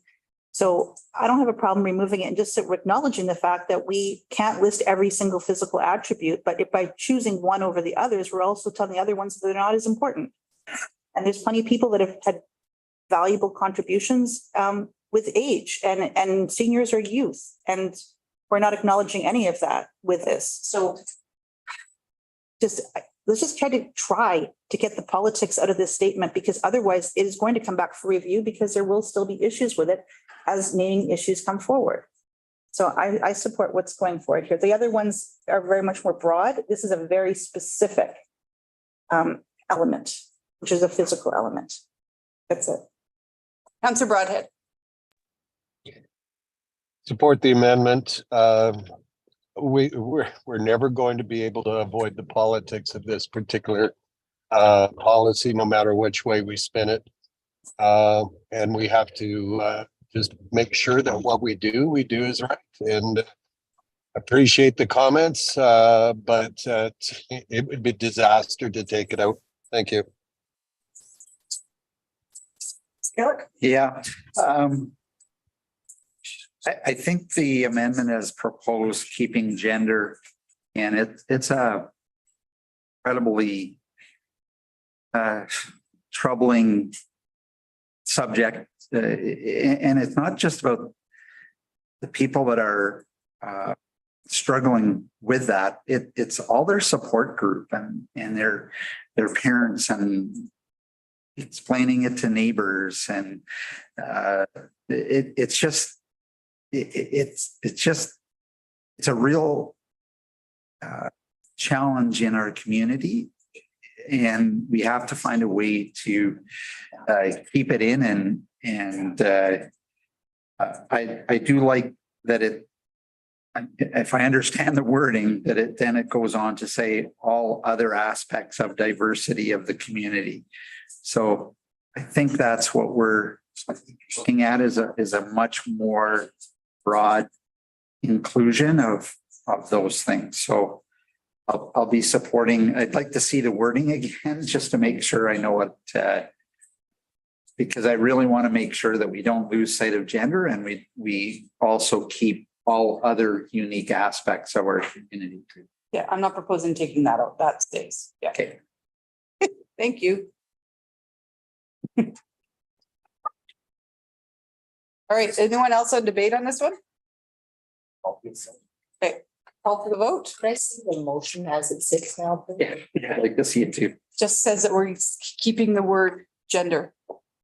But It's just your an, motion then still stands. so if it passes, the word gender will stay in In your amendment. your amendment. Yeah. Your amendment hasn't been debated yet. This is just about modifying your amendment. Yeah. Add the word gender. Okay. So it's like. The word gender. That's the question. It's not. We're good. My, You want to say? I'd really like to see it just so my sense is we should all see what we're clearly voting on. yeah, I agree.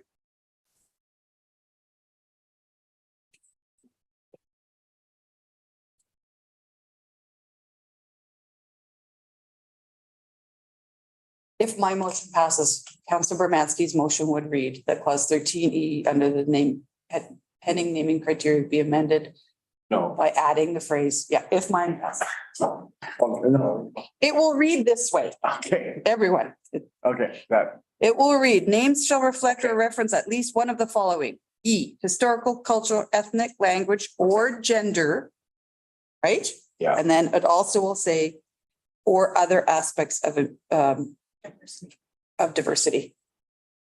okay, so.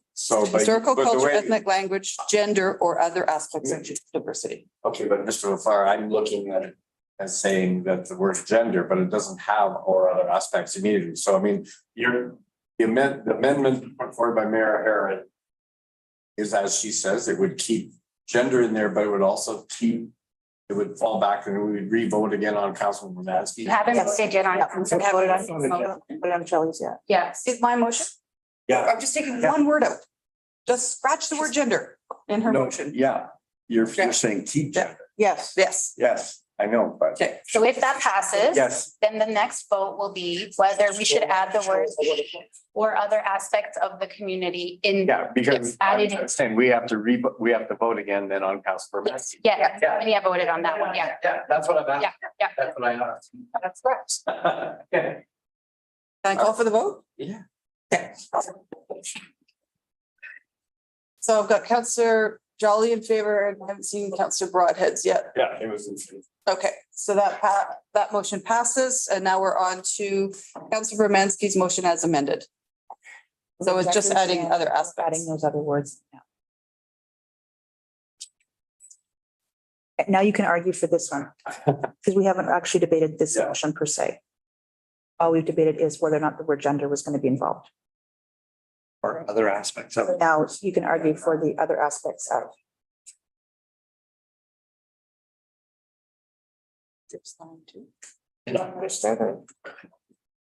No, mine's good. Yeah, what if she's ready? Yep. Okay. That clause 13E under the heading naming criteria be amended by adding the phrase or other aspects of before the word diversity. Perfect, go ahead. My intent of this again was not to exclude gender, but to put in every possible diverse group out there. So I would have liked to have had, everyone listed, the cultural, the race, the age, the sex, the disability. We want to recognize everyone in the community, but I do believe that adding the diversity of members of the community to the original clause is serving the purpose of this. And I think that it will help healing, I guess, within the community, healing and recognizing and calming the community. Anyone else on debate? Seeing none, I will just go straight to the vote then.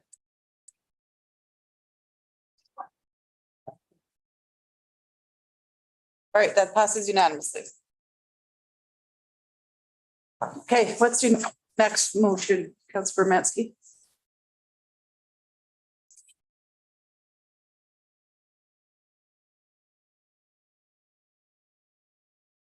Yep.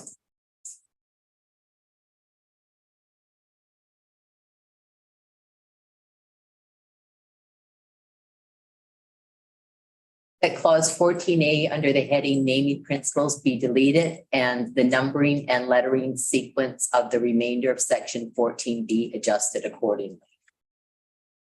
So this again is naming criteria, not naming principles, right? Okay, yes. Page 37. And the argument I have for this one is, So I'm just making sure we have. questions first.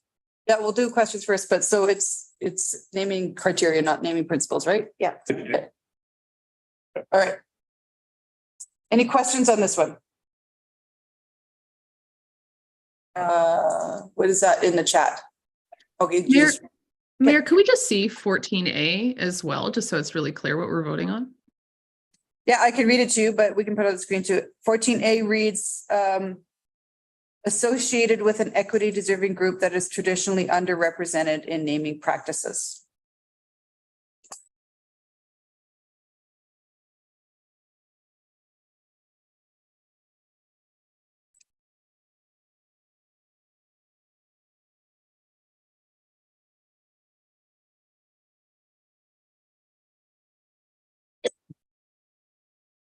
That's what you want removed, right? Okay. I see no questions, so go ahead. Okay, so in 14A, I'll read out the first part. Commemorative names shall be given to municipal assets only on rare occasions and shall meet at least two of the following criteria or sub-criteria. We have one criteria and several sub-criteria. I'm not seeing that there's a purpose for the one criteria as listed as associated with equity deserving groups that is traditionally underrepresented, because the commemorative individual is dedicated in the descriptions in all of the reasons under B1 through 8. 14B3 includes fosters equality and discrimination. So that's already covered off. 14B2, cultural, ethnic, humanitarian, covered off. 14.8, historical significance. So again, we need to be picking specific reasons for commemorative dedications, not specific groups without the reasons. So I think that any of these equity deserving groups by description are already mentioned in the 1 through 8. 14A makes it a little bit subjective and divisive in the defining or naming again. And again, it's my intent to diminish the whole subjective and divisive from this policy. I'm losing my voice. Too many motions. That's all good.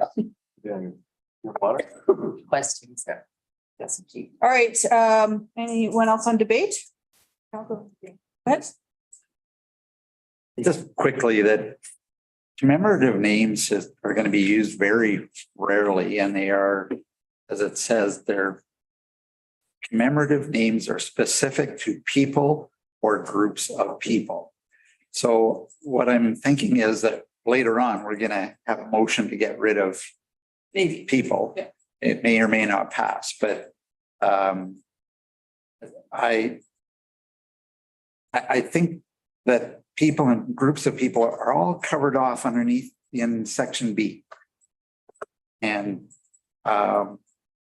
that to me includes all of the other groups.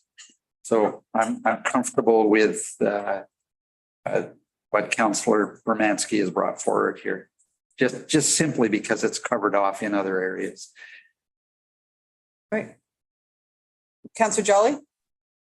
Thank you. So I'm definitely opposed to this one. I think along the same lines as previous comments. We've had a system of naming in St. Albert for however many years that has really fallen back on a system that that celebrates privilege, if you will. And Mr. LaFleur, I'm going to bug you here because we've had this conversation, and I know you agree, but we don't need to. I guess we need to do a better job of making sure people who have not been recognized over the last 150 years have that opportunity going forward. And so having that explicitly in the policy is important. I left you out of that, David, but I was going to say that, we don't need more streets named after, you know, educated, privileged persons like yourself. I made him smile. Sorry, David, I'm not going to name anything after you if I can help it. Thank you. He's okay with that. And so it's important to keep this in here. Anyone else on debate? Go ahead, Councillor Hughes. Yeah, the problem is actually just what you just said, Councillor Jolly, is that we're creating a category of privilege. This is a differently defined category of privilege. So again, like my concern from this document from the get-go is that I really want it to be completely apolitical as much as possible, and we are still keeping it in there and then saying this is right. The other issue is traditionally underrepresented. That's undefined as to what that means. And so I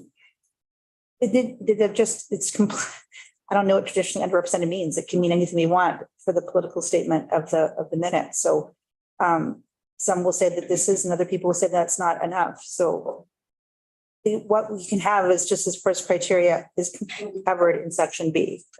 Section A is again making political statements. And an equity deserving group as being defined, assuming that the names stay in altogether, is already going to be considered under section B. There's already been enough emphasis put on that you don't need to put it as in section A to accomplish that goal of making sure that it's being considered. That's it. Seeing no more comments, I'll call for the vote. Oh, wait, sorry, anything to close, Councillor Romansky? Apologize. Okay, thank you. I didn't really have much to close, except that when you go through B, to commemorate an individual or group. So I mean, that's individuals or groups. It can be any equity deserving group, you know, by your perception or by your definition, can be classified in any of these things below. But the whole point of the commemoration is who has demonstrated excellence, courage, or exceptional dedication to service, who gives or has given extraordinary help to or care to individuals, families, service clubs, cultural groups, ethnic organizations, community organizations, or support for community services, humanitarian causes, or boards working to enhance the quality of life in St. Albert, that foster equality and reduces discrimination, who risks or has risked their own life to save or protect others, who achieves a deed or activity performed in an outstanding professional manner or of an uncommonly high standard that brings considerable benefit to or great honor to the city of St. Albert, that has contributed in a prominent role advocating for the service being rendered by the municipal asset, who has made exceptional contribution of service in areas that have benefited the community, who is of historical significance in contributing to the establishment. These are all great reasons for commemorating someone. And then we have the group at the top that is separate from that. So I don't see the purpose of having a dedicated separate group that's not dedicated to the merit of the intent of the policy. And we're respecting everyone equally, every group, everyone who's been perhaps discriminated or forgotten throughout society. They all have the chance to do good, and all those peoples do good. And the merit that's described in B1 through 8 more than covers off everything that anyone would possibly contribute, no matter who they are. So that's my argument. I will call for the vote.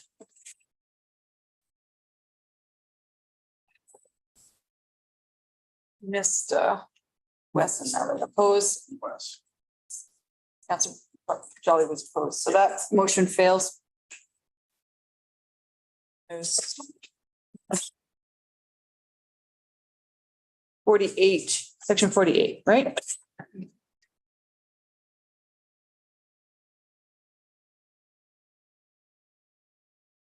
Last one, everyone.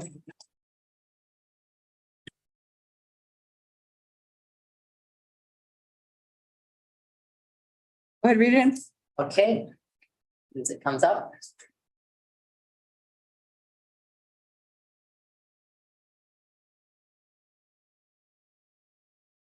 It's section 48 under the heading name removal, renaming process be amended by deleting the words and equity deserving groups. The paragraph would read, if council approves removal of a name from and renaming of a municipal asset, the naming committee shall engage with affected community groups. So, and then it says behind that, and equity deserving groups. So to me, affected community groups to request feedback on signage, plaques, or other interpretive materials that provide information to the public about the cultural and or historical context of the name removal and renaming. Affected community groups are the most important in a renaming. And Sorry, before you go into opening arguments, any questions on this one?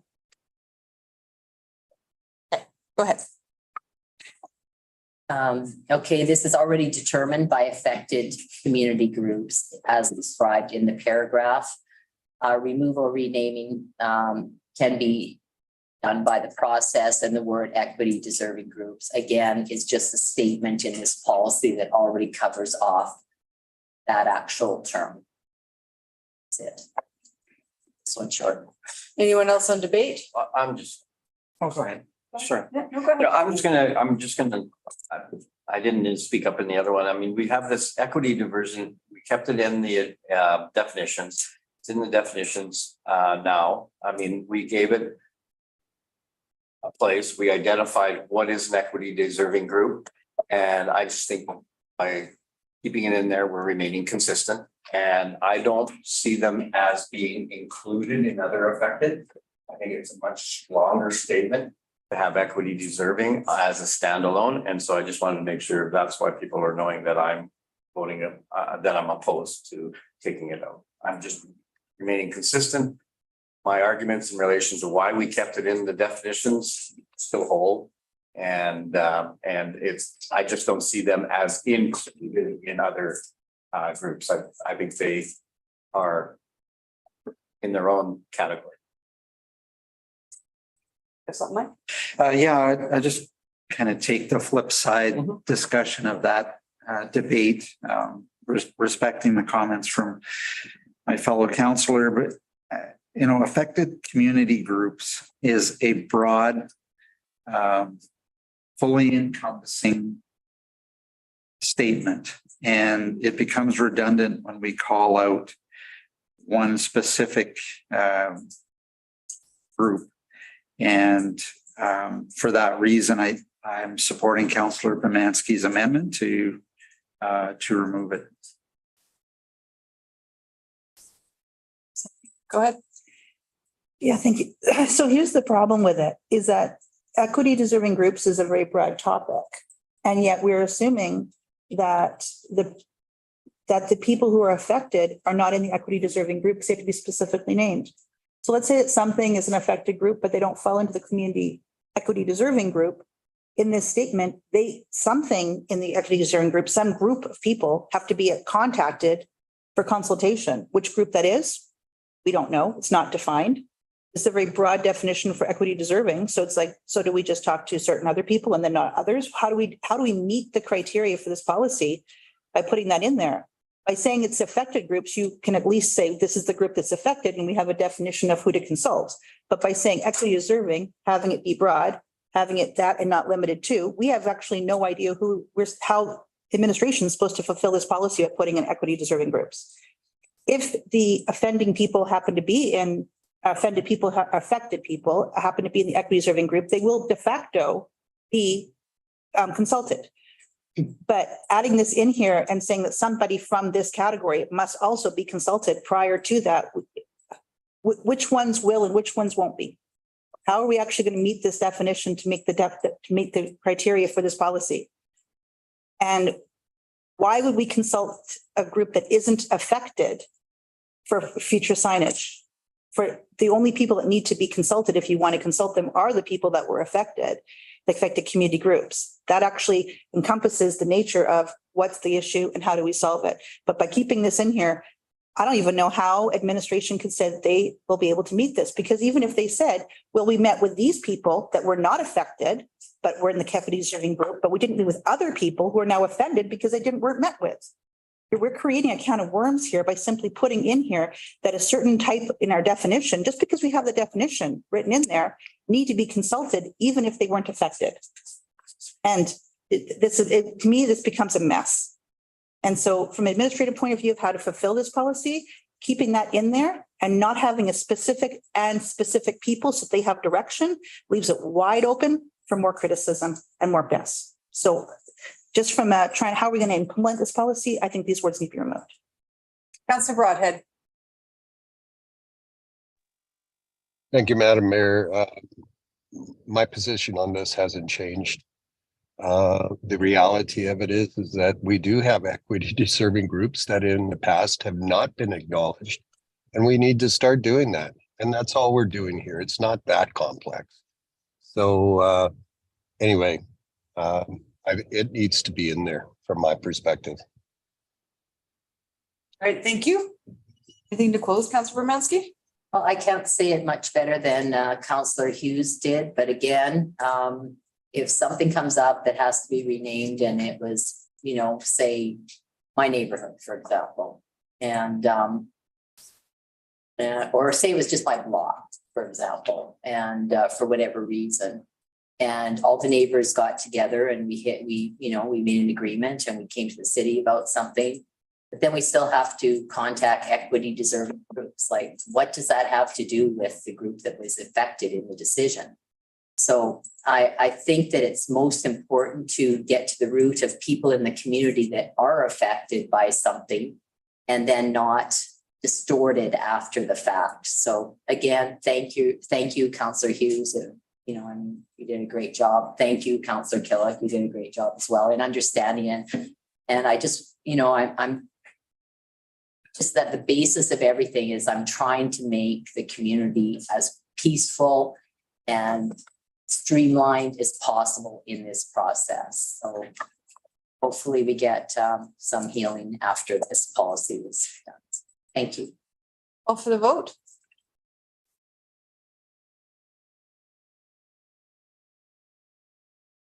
Didn't see Councillor Jolly's vote. It's usually pretty fast. Okay, so that motion fails. Councillor Killick, you've had some motions that were somewhat similar and given the way the voting's gone, you're still wanting to bring them. Yes, well, at least one of them. Okay, which one?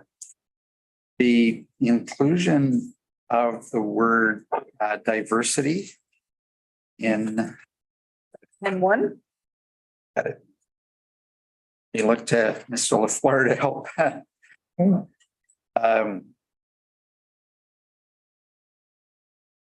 I was concerned that we were only identifying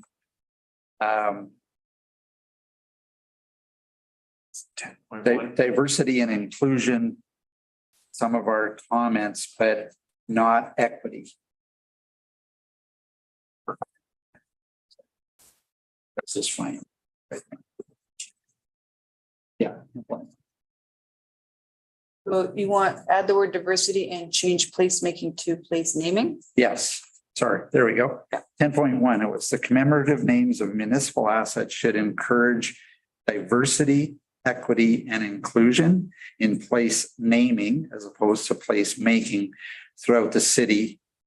And I think we've debated the rest of that sentence, and so we won't re-debate that. But So you want to put the word diversity where? Encourage greater diversity, equity, and inclusion. Okay, so. Because right now we just have Motion equity and maybe inclusion. you guys are probably, yeah. You guys are probably given the right wording. If I may. Yeah. So one of your previous motions before that one was to add the definitions of equity, diversity, and inclusion in. Yes. So are you wanting to skip that? No, I would want to have that in the So definition. I suggest that we debate this item first, and if it passes, then it would be worthwhile then to have the motion to add those definitions in. Yeah. So sorry, the 10.1 would read how? So you want to add the word, a definition for diversity, a definition for equity, and a definition for inclusion. Right. Okay, let's start there. A general Why definition. don't we start there? Okay. Yep. So as I said, we have kind of skipped over the three key pillars of what we want our, Motion first, okay? oh, Yeah. Just trying to pull it up there. They'll bring it up. So everybody knows which one would debate. yeah. While that's coming up, can I ask a question? Do you know why those definitions were not included? I don't see a problem having them in, but just wondering if there was a reason that they weren't. And if there was, then we need to hear it. If there wasn't, then we're good. Currently, those terms are not used in the policy. Counselor So wants to put them in, so it's logical you define terms of. I thought equity was in that. It's equity. Yeah, that's true. Yeah, but not as a group. So it doesn't just say equity individually anywhere. Thank you.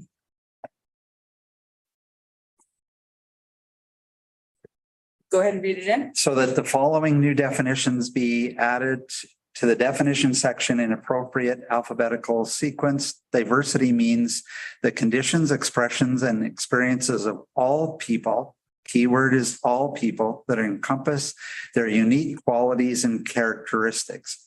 Equity means that people of all identities are treated fairly and their individual rights and opportunities are not dependent on identity. Inclusion means an environment in which all people are respected, their differences are embraced, and they all have the same opportunities. Okay. Before I accept that, Councillor Mackay's question, I just want to, and then I'll go to you, Councillor Jolly. did you get that side of the dick? No, I looked at many websites starting at federal government, provincial government documentation, universities, many other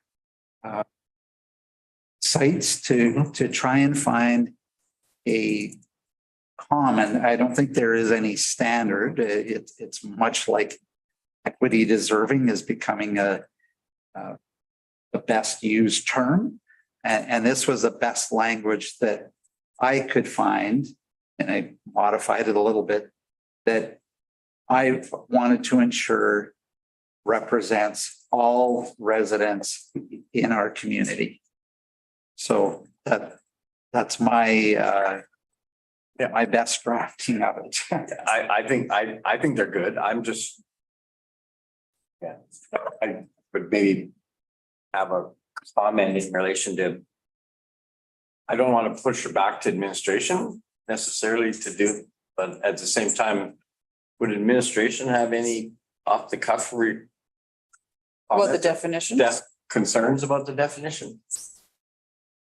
I mean, the only alternative would be is to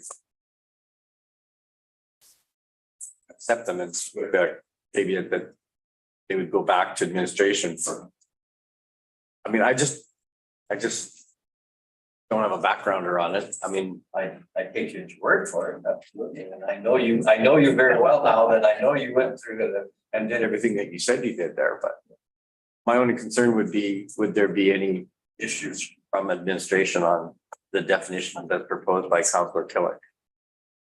Wonder if maybe Christina's the best one to comment. In my opinion, there's not an issue with these definitions, but perhaps she has another alternative. Christina? I will comment and say that if we do pass and add these definitions in, there's really not a point having them if we're not using them anywhere. So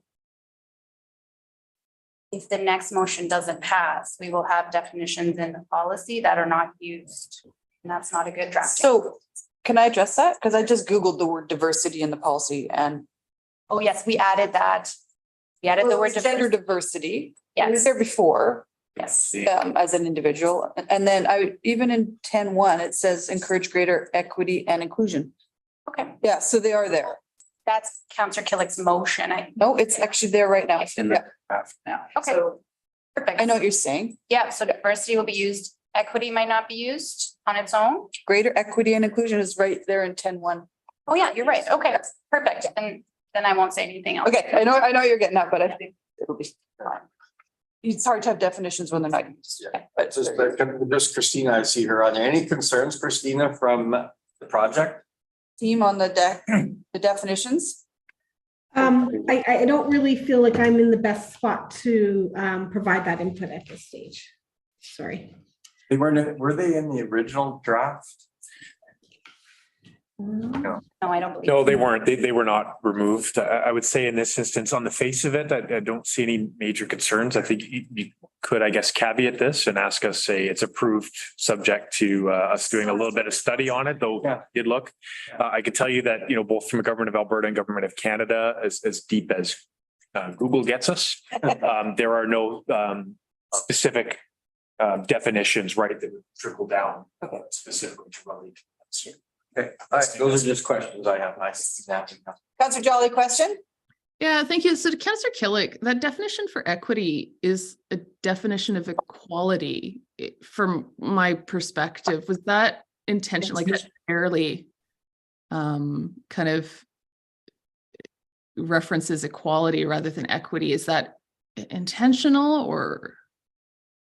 I would say, Councillor Jolly, that I worked very hard on trying to define equity differently.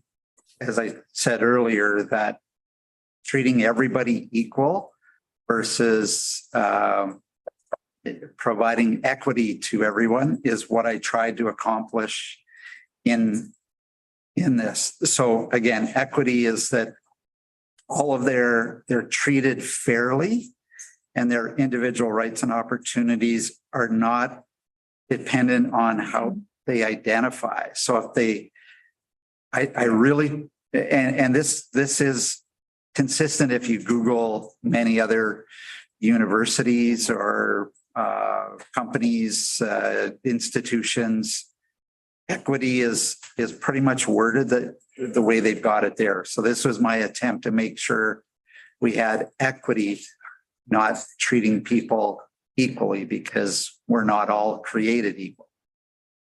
So I would just say I worked hard at trying to come up with a term that is very clear around equity. I know you worked hard. I'm probably going to challenge you that, but I'll wait till debate. Thank you. Yeah. Okay, I see no more questions. I just have Okay, follow-up. yeah. Councillor Jolly, you bring up a point. I mean, what's in our statement on diversion and inclusive, the city's statement? Are we at any conflict with that statement and division? Diversity and inclusion? Did you look at it? I looked at that and there's no conflict? No conflict but there's no statement around equity. In it. So even in our policy statement, it says equitable. Right. But we don't define it, and that's why I wanted to have it. Yeah. Equity means recognizing that we do not all start from the same place and must acknowledge and make adjustments to imbalances. Yeah. I think what we can do here, if I can step in for a bit here, is we can go with the definitions that you've come up with the understanding that this is not being approved at council till a week or so from now. And if we all can maybe do a little work on the definitions, but the fact is you making motion to add 3 definitions. Yeah. I think that's kind of the overarching higher concept of what we're trying to do. Yeah. But his motion is specific in relation to what the definitions of each one of those elements are. So, I mean, I'm willing to accept it because I know how much work you would have done for that. But I like, as long as we have the ability to potentially. Absolutely. Yeah. So if Councillor Jolly has issues or concerns about the actual wording of the definition, she can vote in favor of let's add the definition, and then at council maybe come up with a better definition. Or administration. Or administration, yeah. Would administration then take it, Mr. Fletcher, that if this motion passes, that you would go back and make sure that we're not tripping over anything like this? Sorry, I don't want to say unintended consequences, but I'm going to get you sure. Using these as a baseline, we would actually go and do a little bit of homework. I mean, I think, sorry, I'm not gonna argue. I think it's a great cat. Okay, I see no more questions.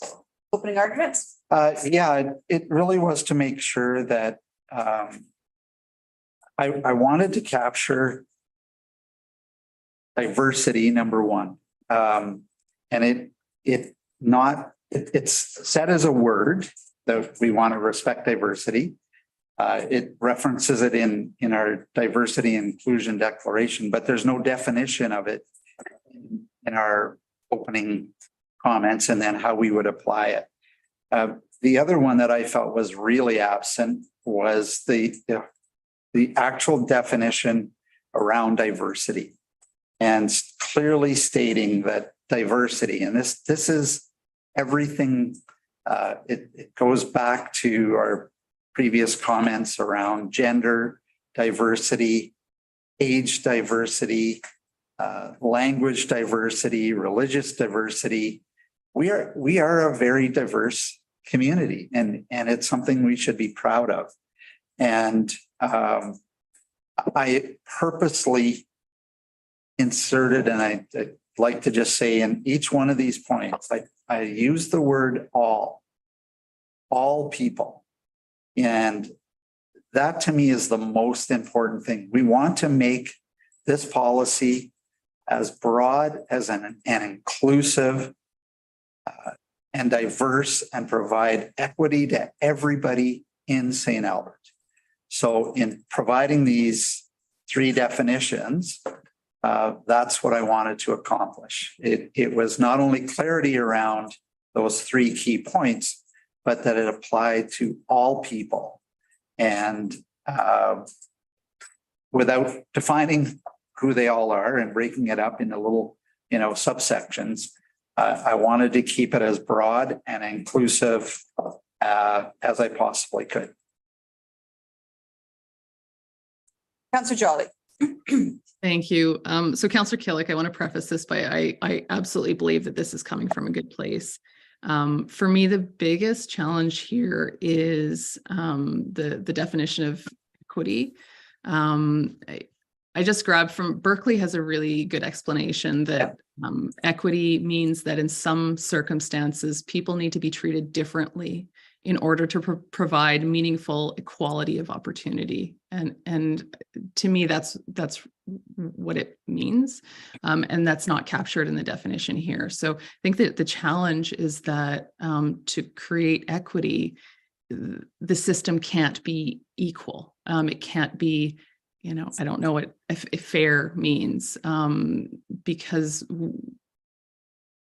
different people have different privilege and they need to be provided with circumstances that are not equal so that they have equal opportunity. So I'm opposing this not because I oppose the intent behind it, but just because the definitions don't reflect the meaning of that word. Certainly if something was brought back at council as an amendment, I would hear that, but I'm going to be opposing this one as it is. Thank you. Sorry. Get to close. Yeah. Yeah. Anyone else on debate? I'll start. Councillor Hughes? Go ahead. Sure. I'll be brief. I'm going to support this. I think that these are definitions that were like, it was good, as they said before, it was a good catch. And I think that when this comes back to council, if administration is going to look at these definitions and if they have suggestions for rewording, I think they would definitely bring them forward for discussion. So this isn't just about nitpicking how we're defining the definitions. It's also just, do we want these definitions in here at all? And then if administration sees any red flags, I'm sure they'll bring it forward. So I'm comfortable letting them come in and we'll get further feedback. Yeah, no, I think it is a good catch. I mentioned that just under my breath, but I think what Senator was saying, don't let perfect be the enemy of good. And I think this is an opportunity that we can actually put it in there. And if we have some time to review, and if administration sees any pitfalls or traps or mistakes or conflicts between what's in this and other parts of the document, then I'm hoping that we can all find and take some time to.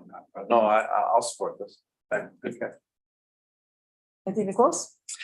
Yeah, just Oh, sorry, Councillor Broadhead, go ahead. You look like you're out of the car. Well, I'm just running out of data here. I'm trying to minimize what's going on here, but in any case, if we pass this, is this on the proviso that administration is going to review all of these definitions for its implications in this policy? Looking at you, right, that's what my assumption was. Okay, sorry, Mr. Fletcher. I think we would need, to have that direction from council, the flexibility, but that would absolutely be our intent, is to summarize the scanning and then cross-reference the definitions to ensure they meet the intent of the policy. Did you hear that, Wes? David or Marta, do you want to add anything to that? Yeah, like if this passes, it would be nice to have a following motion that administration provide any recommended updates to the definitions of equity, inclusion, and diversity. We will do that, I think, regardless, but it would be nice. We can do that. Action stated. Can we just add that as a friendly? Yeah. Add it to this? the bottom, add it to the bottom.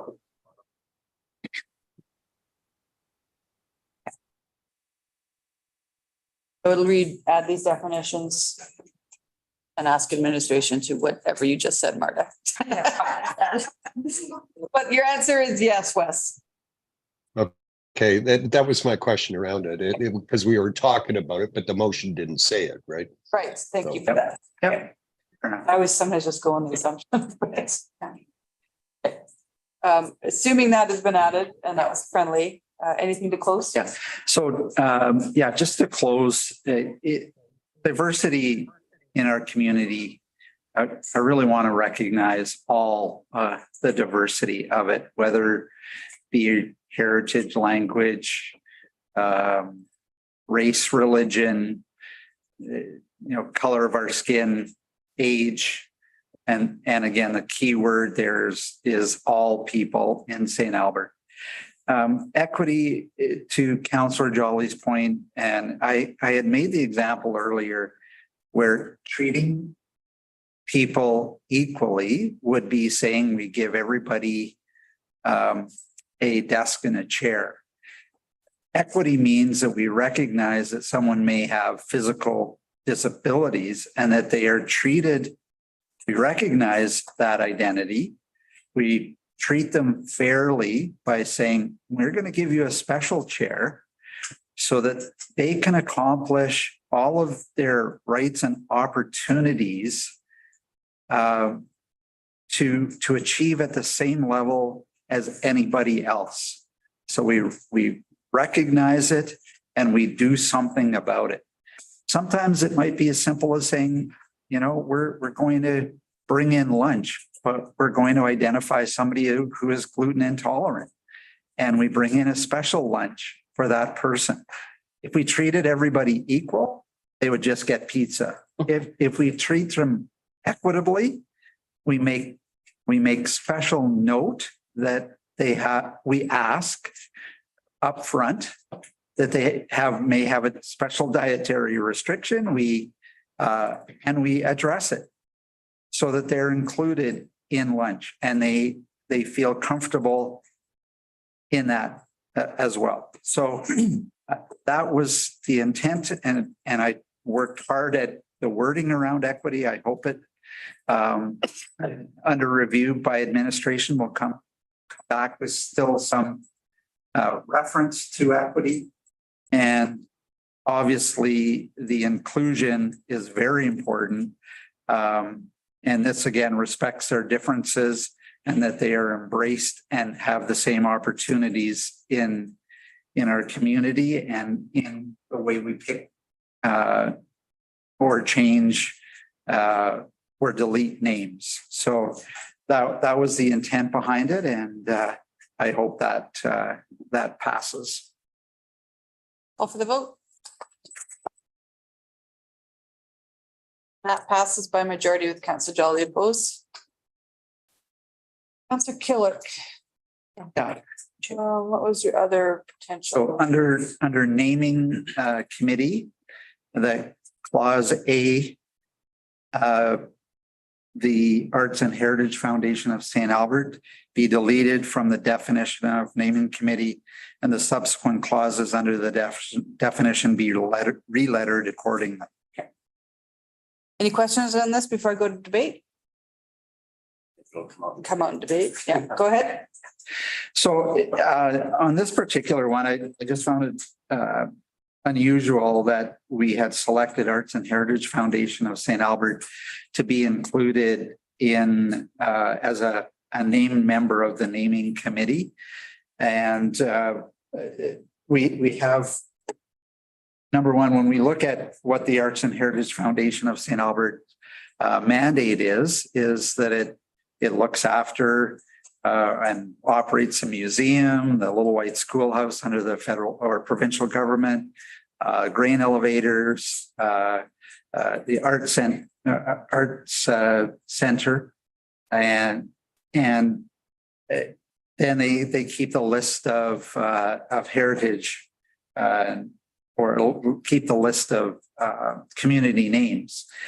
And so when I looked at it, is like, why were we selecting them to be on the committee, but we weren't selecting our community and services group because there may be community names, or why weren't we keeping the environmental committee because there's a whole group of flora and fauna names. And it just seemed to me unique that we were having them as part of the naming committee. They do a great job of what they're doing in their policy and their stated roles and responsibilities.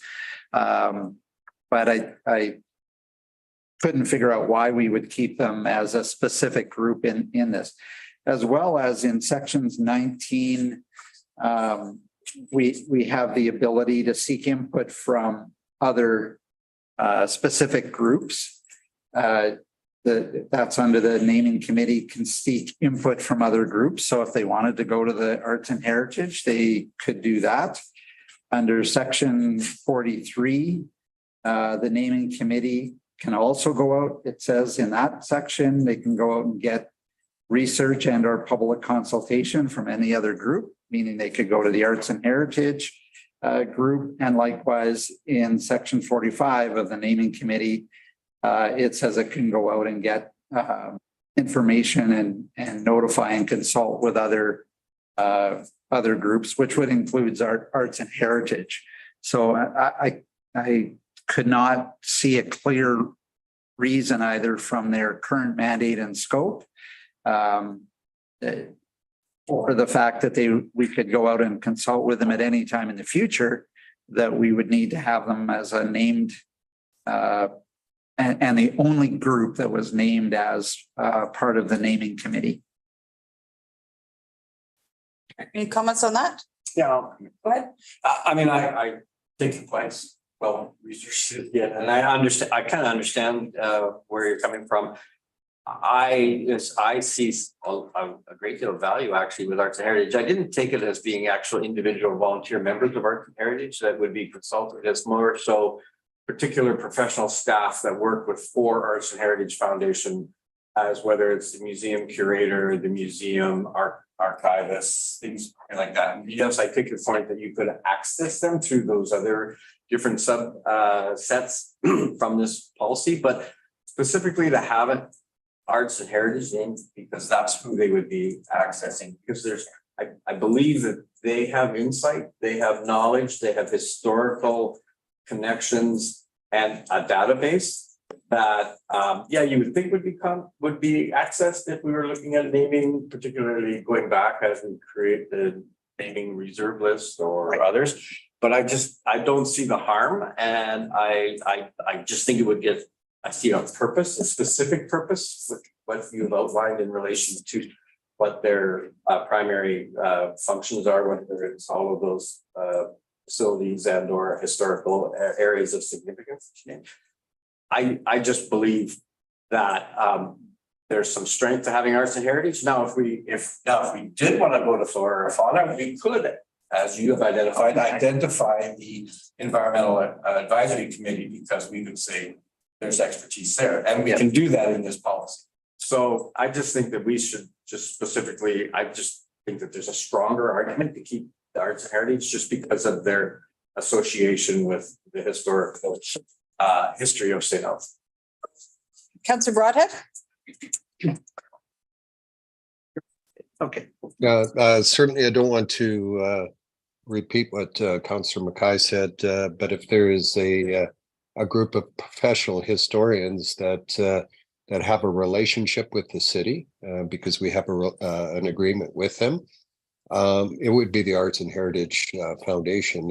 And to Councillor Mackay's point, I don't believe it's the board that they'd be asking for input, but rather the professional historians and curators of the museum. Anyway, thank you. Yeah. Anyone else on debate? Great, nothing else on debate to close? Yeah, I think just again, it's this challenge I had is it says the naming committee of one representative. So we're going to get one representative from Arts and Heritage. Who I would rather see it being left open, that not name them specifically. We have the opportunity through those other clauses, as it says, to seek information from them if required. And if we need a historian, we can get a historian. If we need a expert on the list of names, or if we need an expert on the our Métis Treaty original lands, we could get an individual, as opposed to the way the policy says consists of one representative. So I wanted to keep it broader and more open. The naming committee could seek expertise from anybody within Arts and Heritage, as opposed to just one representative as it states right now. All right, call for the vote. Well, I've got Councillor, what was Councillor Jolly's vote? I don't. Opposed? Okay, that motion fails. You wanted to add the word. Yeah, 10-1. So my next motion is that section 10.1 commemorative names of municipal assets should encourage diversity, equity, and inclusion. And right now it just says equity and inclusion. And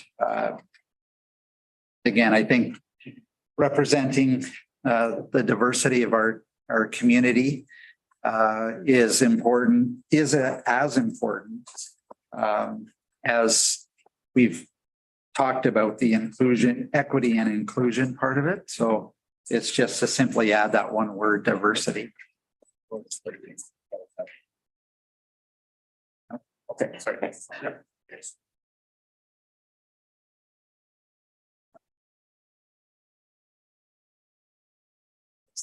Place naming. Yeah, They just sorry. deleted all Yeah. and replaced it with a new definition, so. Yeah. So my question before I accept the motion is there a difference between place naming and place making? So I did include the change to place naming because I really don't know what the word place making.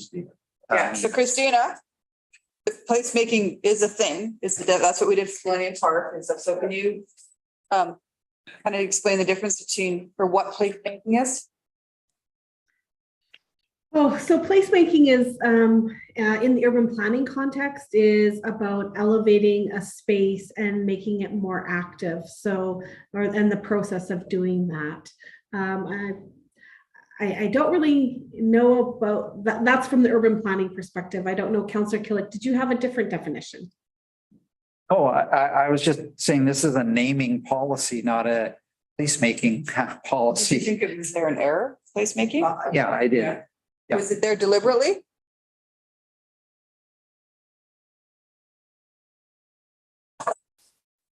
You're muted, Christina. I don't know. It doesn't make a big difference in the long run. Yeah. It's more, I mean. I think maybe I'd ask Christina and you'll see any issues if it was place naming instead of place making. I think that's encompassed. I don't think that actually. I think Christina. I don't think it would make much difference. It's just, I think if you've got a placemaking activity, sometimes you might want to investigate naming at that time. But I think if we have an idea of what place naming means, then I think we'll be okay. I think that could be part and parcel of the administrative approach, right? In place making, we consider place naming. For sure, yeah. See reads this way. Just want to make sure, because I think Martin, the concept, or Carrie, actually, you mentioned it. We just want to make sure we're not deleting the acknowledge the impacts of colonialism on this, just based on the way you read Yes. it out. Well, that was already debated, right? Yeah. Right. Yeah. Okay. But So yeah, it's still, redebate it. that's right. I'm not going to redebate it. Those were this motion. And we would delete 10 entirely, which includes that part about acknowledging the impact of colonialism at the end. And we would replace it with this wording, which is all included here. We would not add any other wording to it. Just wanted to, So it is gone.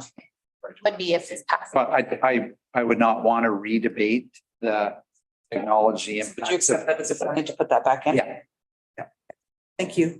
Go ahead. A place naming is indigenous for traditional, passing names along in their oral history. Place making is defining a space.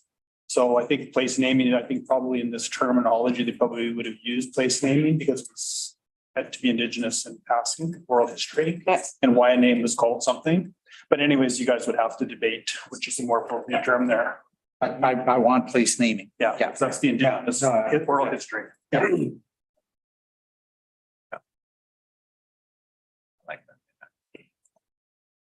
As long as friendly's still there. Yeah, yeah, I don't want to Okay. read, With that understanding that that is still in there, I'll go into debate. yeah. So it's just, Mayor, can we another see that question? with the friendly added? Yeah, we'll get it up. Yeah. Thanks. They're just working on it. Go ahead, Mike. is anybody else? Questions? I don't see any. No. Questions? No. So it was just really, again, to explicitly build into that the word diversity. I think that's critical, and as it represents all people of St. Albert and therefore all names that could come forward. And really talks about diversity, equity, and inclusion. And as we've just heard, the clarification around place naming is important. So this is a naming policy, and I'll leave it at that because I think we've covered it all. All right, yeah. Anything else on debate? Wow, look at that. Call for the vote.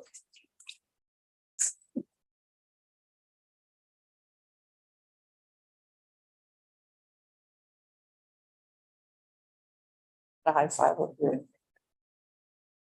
Councilor Broadhead, are you in favor?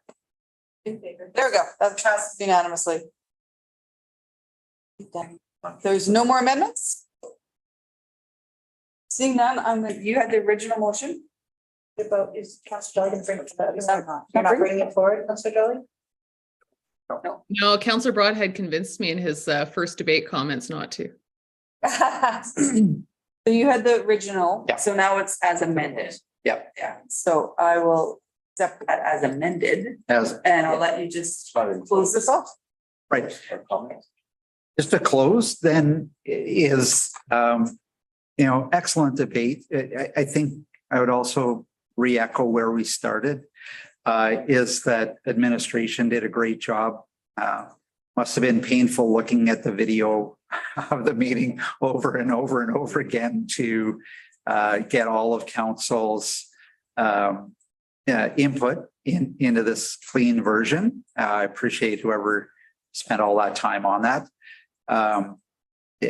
The debate has all been good. It's never easy and that's why this policy will end up being so important for the community of St. Albert and all of its residents. And it will stand the test of time. Policy should reflect the community as much as it possibly can. And I think we have accomplished that today.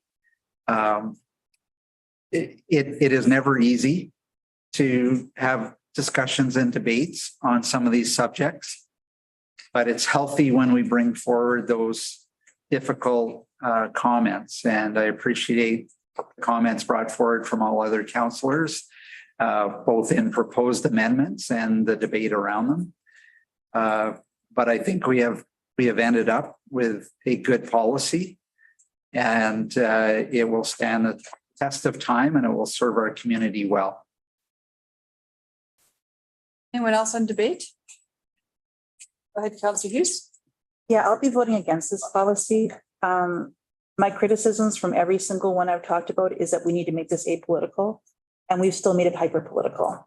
We've just simply chosen which political statements we want to make, but we have not made this apolitical. And that's the problem. So, and saying, well, we want to make these statements. The challenge was that 5, 10, 50, whatever years ago, a council and a naming group at the time chose reason to vote and choose for particular groups and names. And then those names are being put under question today. And by continuing to go on this vein, we are continuing to have the same thought process as to how we're going to do naming. So if we wanted to take this out and say we're going to remove this altogether, then that would be one thing. But because we're continuing and just simply saying, well, these groups need to be acknowledged now, and so now we're going to do this, we are now deciding that the political stance of today is overriding the political stance of yesterday and assume that it will actually move into tomorrow. And honestly, I disagree that that's probably going to happen. This is just simply continuing with the same vein, but simply saying the political stances of today are more important and that they would stand the test of time. I don't see that happening. I think that we need to just remove the whole naming after people if we're actually going to solve that problem. And I was thinking Councillor Dodd was going to bring forward that motion. I'm considering bringing it forward when it comes forward to council. Because this is still, that was just brought forward at the time of, and I want to think about it. But as it stands now, we have not solved all the problems we were trying to solve 2 years ago. We've just continued them and allowed them to be redefined. That's it. Thank you. What else on debate? I don't want to get into debate about naming after people or flora or fauna right now. Go ahead, Wes. Here, Can't hear you, Wes. Sorry, Oh, there we go. yeah, it just takes me a while to get this thing manipulated here. Yeah, it's you know, if mistakes are made in the past, it's incumbent upon us to do what we can to right the wrongs of the past. And to the point that is made when our actions are reviewed 50 years from now, perhaps people will call our decisions into question. That's their right at that time. But I think for now, what we have to do is assess the issues, understand the harm that was caused in the past, and using this particular policy, help to right the wrongs of the past. That's our duty today. And so I think the policy that we've come up with, administration put it together. We had a lot of feedback from the community, and it was diverse, to be sure. But to Councillor Kelly's point, I think we came up with a policy here that will serve us. Will it stand for 2 millennium? Well, we'll see. And but for today, I think this is a step forward. Thank you. Thank you, Councillor Broadhead. somebody who just came from Juno Beach, right? I won't see millennium from now, but I see no one else wanting to jump in. I'm just going to say that this process has been long, somewhat costly, but completely necessary. I think we've got a policy in front of us that reflects the will of our residents while also acknowledging some of the errors of the past. And it's stronger than what we had before.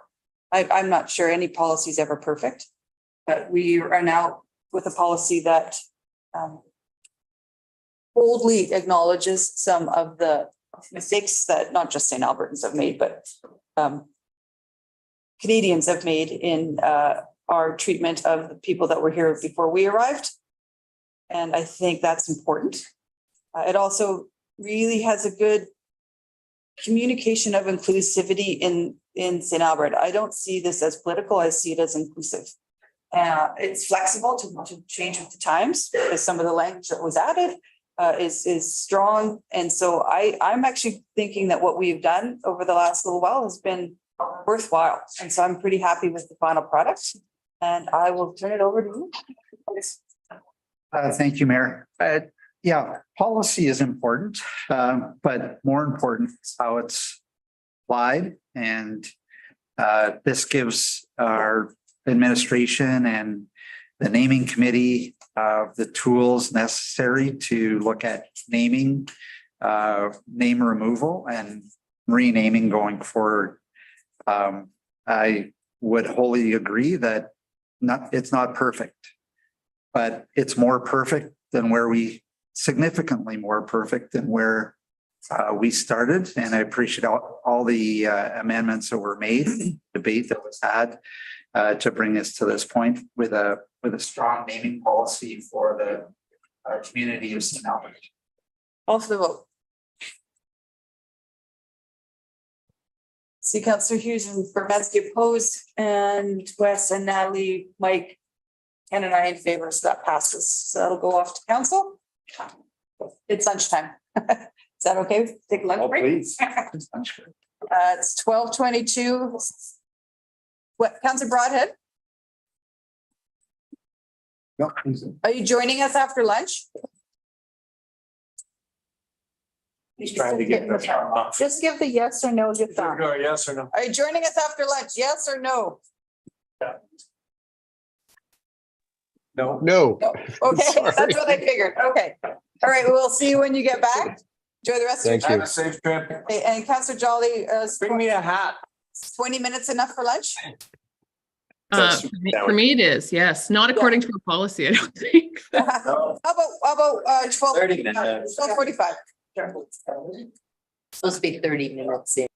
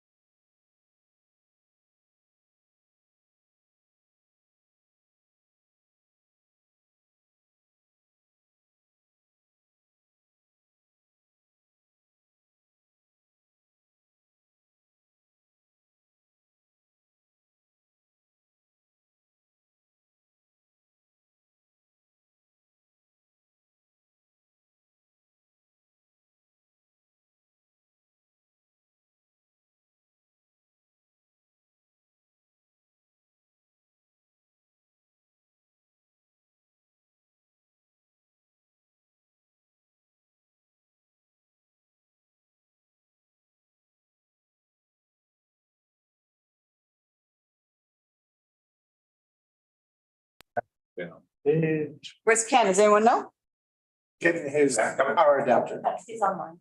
Okay, we could just forward this one. Sure.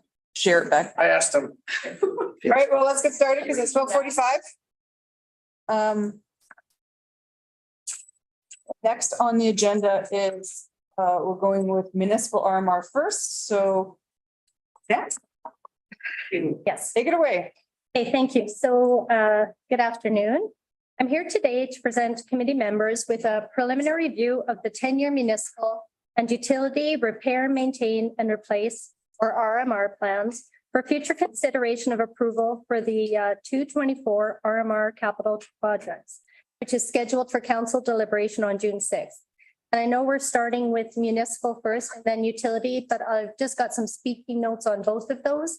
And then maybe we can open up for questions if that's all right. So the 10-year RMR plans identify capital projects and budget requirements necessary to maintain the city's infrastructure, which is required to maintain current service levels and managed through life cycle plans. For 2024, the municipal RMR budget includes 25 projects equating to 31.3 million, of which 45% represent civic facilities, 35% for roads and other engineered structures, and 19% for mobile and other equipment. And of the 31.3 million budget that is being presented today, council did approve 12.8 million related to PW031, municipal facilities repairs and renewals on May 2nd. So while it is part of the 224 budget and the 224 to 233 plan presented, it is an approved project. The 224 variance of 3.9 million from last year's 224 plan is primarily due to the increase in PW031 to complete work at St. Albert Place. Excluding the increase, the budget actually decreased by 3.8 million due to a detailed review of the life cycle replacement plans and refined cost estimates. So for the 224 utility RMR budget, it includes 13 projects equating to 22 million. The 10-year utility capital plan impacts the supplementary capital fee portion of utility rates. The plan has decreased by 13.5 million over the 223 to 232 utility plan. And this is primarily the result of the approved pump station and reservoir rehab program of 33.4 million, which was a significant program in 223. Decrease will be incorporated into the utility rate model and reflected in the proposed rates that will be brought to council as part of the 224 proposed budget. While the 10-year plan has decreased by 13.5 million, the 224 variance from last year's plan had a small increase of 524,000, which is just due to updated cost estimates.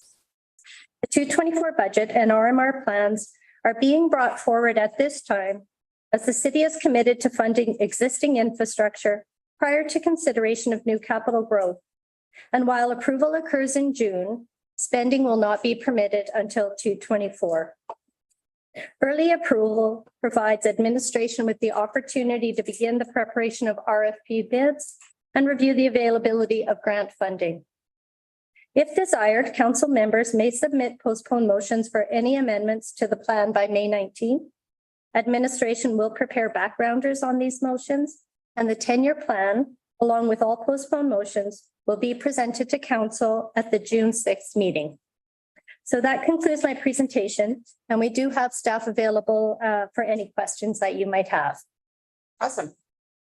Okay, opening up for questions. You got lots? Go ahead. So in here, we have the multi-use trail rehab and we're decreasing the budget and transferring over to the sidewalk. So it's a twofold question. So what we're basically saying is we don't have trail rehab issues right now and because we could have just increased the sidewalk budget and not moved it over. So from what I understood, we actually do have a lot of need for trail repair. So can you just explain why we're decreasing it by such a significant amount? Sure. I've got Dean Schick is online here, and he probably can get you a good explanation. Thank you very much, Councilor Hughes, for your question. What it is right now is quite simply that there is definite RMR work and attention required to the trail system. And so it's not a case that we're suggesting that we don't advance any repair, replacement of priority areas for the trail. However, what we see is largely an effort and alignment to, take our existing funds and allocate them to locations of priority. And we see this in our sidewalk network as we're kind of transitioning some of our programs and our projects for better alignment for cost efficiencies. And we see this opportunity that overall what is being asked in the charters is a slight increase with the sidewalk program itself. But then in recognizing just, funding constraints and whatnot, we want to be accountable and responsible. And so we're suggesting a reallocation, a temporary reallocation of some trail funds to go towards the sidewalk priorities, addressing kind of active transportation infrastructure, similar functions, similar need, but just putting our dollars and resources towards that priority versus just asking for brand new money. So where are we planning to put these extra sidewalks, the extra 400,000 for the SOG program? Where is it that we're going to find these efficiencies that need to be done next year? Like, which areas are you looking at here? So we've now advanced our program to a point where we're aligning for better economic efficiencies and then minimize disruption for our users, looking to align our sidewalk program with our roadway program. So we've gone now at the project level and have a more refined, defined site investigations, condition assessments, where we're going in and doing roadway projects. And we're applying these sidewalk improvements in those same locations within neighborhoods as well as along arterial network and whatnot. Wouldn't this apply every year then, if you're going to be doing this every year? Like, what's different for this next year as opposed to every year moving forward? Right now with this program, it's the volume, just the locations and the deficiencies. So I don't want to suggest that, we won't in the potential future see similar needs. But right now, as we've investigated the 2024 candidates and we see an increased need of identified deficiencies in the sidewalk, we've also investigated some following year candidates as well. And the volume just isn't quite there the same. So we have, confidence that a slight adjustment and reallocation of funds away from the trail network towards the sidewalk addresses the 2024 program, not putting the city at risk substantially in regards to the trail network. And in like preliminary investigation, site condition assessments, the funding is anticipated as per the charter to address the future program needs as well. So if we were to increase the budget back though for the 220 or some other number for trail rehab, I mean, there's certainly a need to have it. I would, when I paddle up and go on the trails, I definitely see areas which could use improvement. So if that funding was increased again in the trails, you would find a way to use it? Absolutely. I would never suggest that we don't have appropriate spots or locations that we could apply the funding.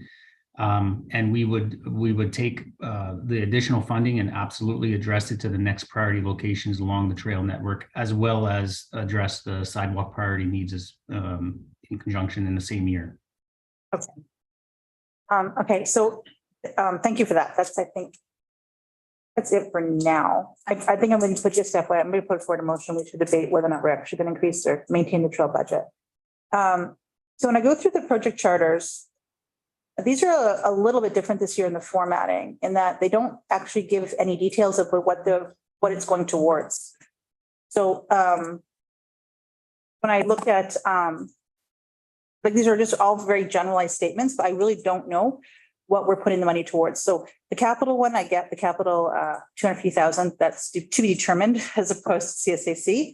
The Art and Theater Lifestyle and Maintenance Plan, what is the 33,000 being intended to be applied towards?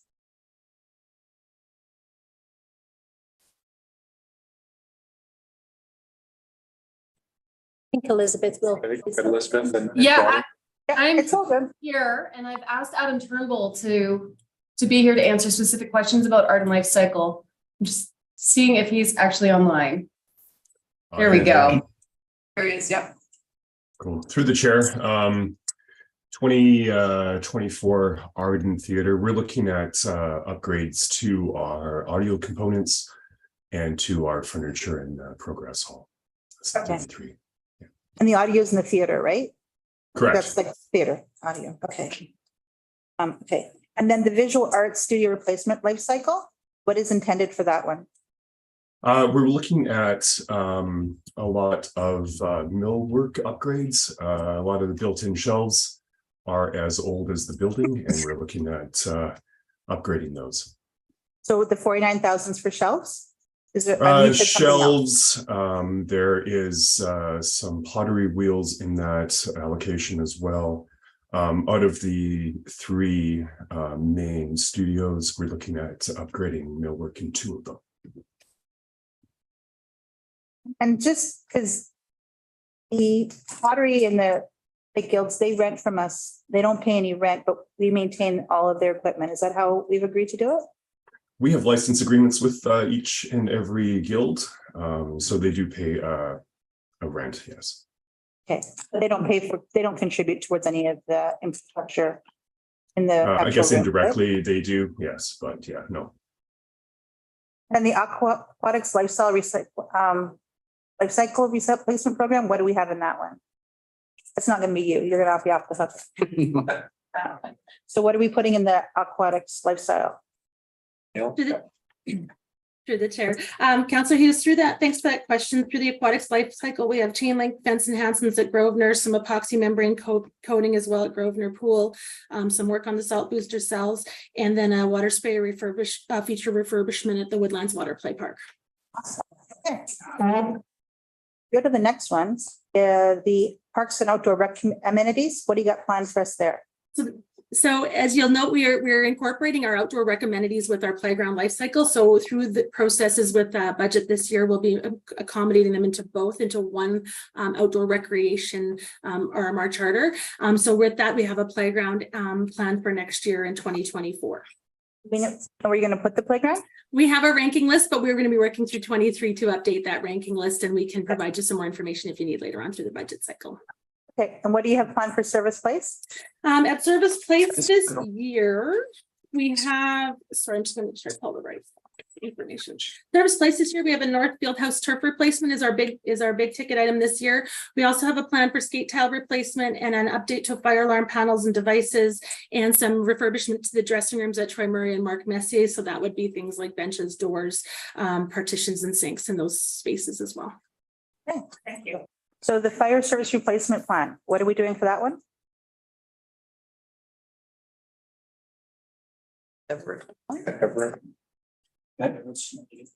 Sorry, folks, just had too many screens open on. Oh, it's all good. Okay. On my desktop. I apologize for that. For the fire service replacement plan, what that covers off is a series of pieces of equipment, including nozzles and ground attack monitors, as well as breathing air bottles, which have a 15-year life cycle or shelf life, and then they have to be replaced. And then also to the addition of replacing 2 LifePak or Medtronic cardiac monitors, which go into our frontline ambulance units. Okay, well, it sounds like you need that. The IT automation, I assume that is, it's kind of almost like an ad hoc, if I'm reading it correctly, or is there actual plans for specific software and hardware that are already determined? Through the chair to answers, I think Joanne might be on board, but I can probably give you an initial answer. Yeah, that one's sort of an ad hoc, or I guess for any special things that may arise during the year that we don't have specific funding for. And the IT lifecycle replacements sort of similar as well, I'm thinking, right? That's here. So, through the chair, with respect to life cycle replacements. So those basically encompass all of our technology devices, primarily hardware, everything from the cable that's in the walls that you plug into to connect, right to mobile phones, projectors, servers, and everything in between. So it's our entire infrastructure of hardware. And is that like the plan for 2024, that hasn't been determined yet, or it's almost like a standing item? So do you have a plan for what you actually plan to use the money for in 2024? Yeah, so it is a standing item because we rotate the policy that drives, excuse me, the life cycle indicates the number of years that we have between replacing equipment. And so what equipment will be replaced in any given year really depends on the year that it was purchased. So for example, our desktops are every 4 years. This program has been operated on an as-needed basis through COVID. Our intent for this year is to get back onto our cyclical replacements that actually are more in keeping with policy. Okay, so the next one, arterial roadway, do you know which roads you're planning to do? You have, I know you have a ranking, you might have the top 3. Do you know which ones you're planning to do for the arterial roadways? Thank you very much, Councilor Hughes. Sorry, I was trying to get on here. And yes, right now, our next top candidates are Hebert Road and Cunningham Road, are kind of on our immediate radar for arterials. And that's just resurfacing them, correct? That's the resurfacing. The resurfacing and their spot repair because of condition assessment results with base work, but it's spot repairs. It's not like a full reconstruct of the entire distance, although some areas are showing significant demands. Yeah. Since you mentioned Hebert, the intersection of Hebert and St. Albert Trail, I know that was approved a while ago, and then there was reasons why it wasn't moved forward on. Are we still intending to do anything there, or are we comfortable with where it's at? So right now we are actually, we're looking at what improvements can be made. It's that the considerations were though with the possible improvements to the Anthony Henday and the city of Edmonton announcing planned work to deliver the connection to the ramps to 137th Avenue may help out and alleviate some of the demands in that area. It's not fully, known at this moment what the impacts may be. So we're still advancing some preliminary design work associated with that south portion of St. Albert Trail. And we'll likely provide a little bit of an update in regards to, well, maybe this is the opportunity to share potential opportunity to investigate further design improvements at some other priority sites, such as, Boudreaux, Winston Church, or Boudreaux and Campbell, and other sites like St. Albert Trail, St. Anne. So this one's kind of fallen off the radar to move forward, or we're going to kind of wait to see what the traffic looks like over 137th Ave before we do anything further. Is that what I'm hearing?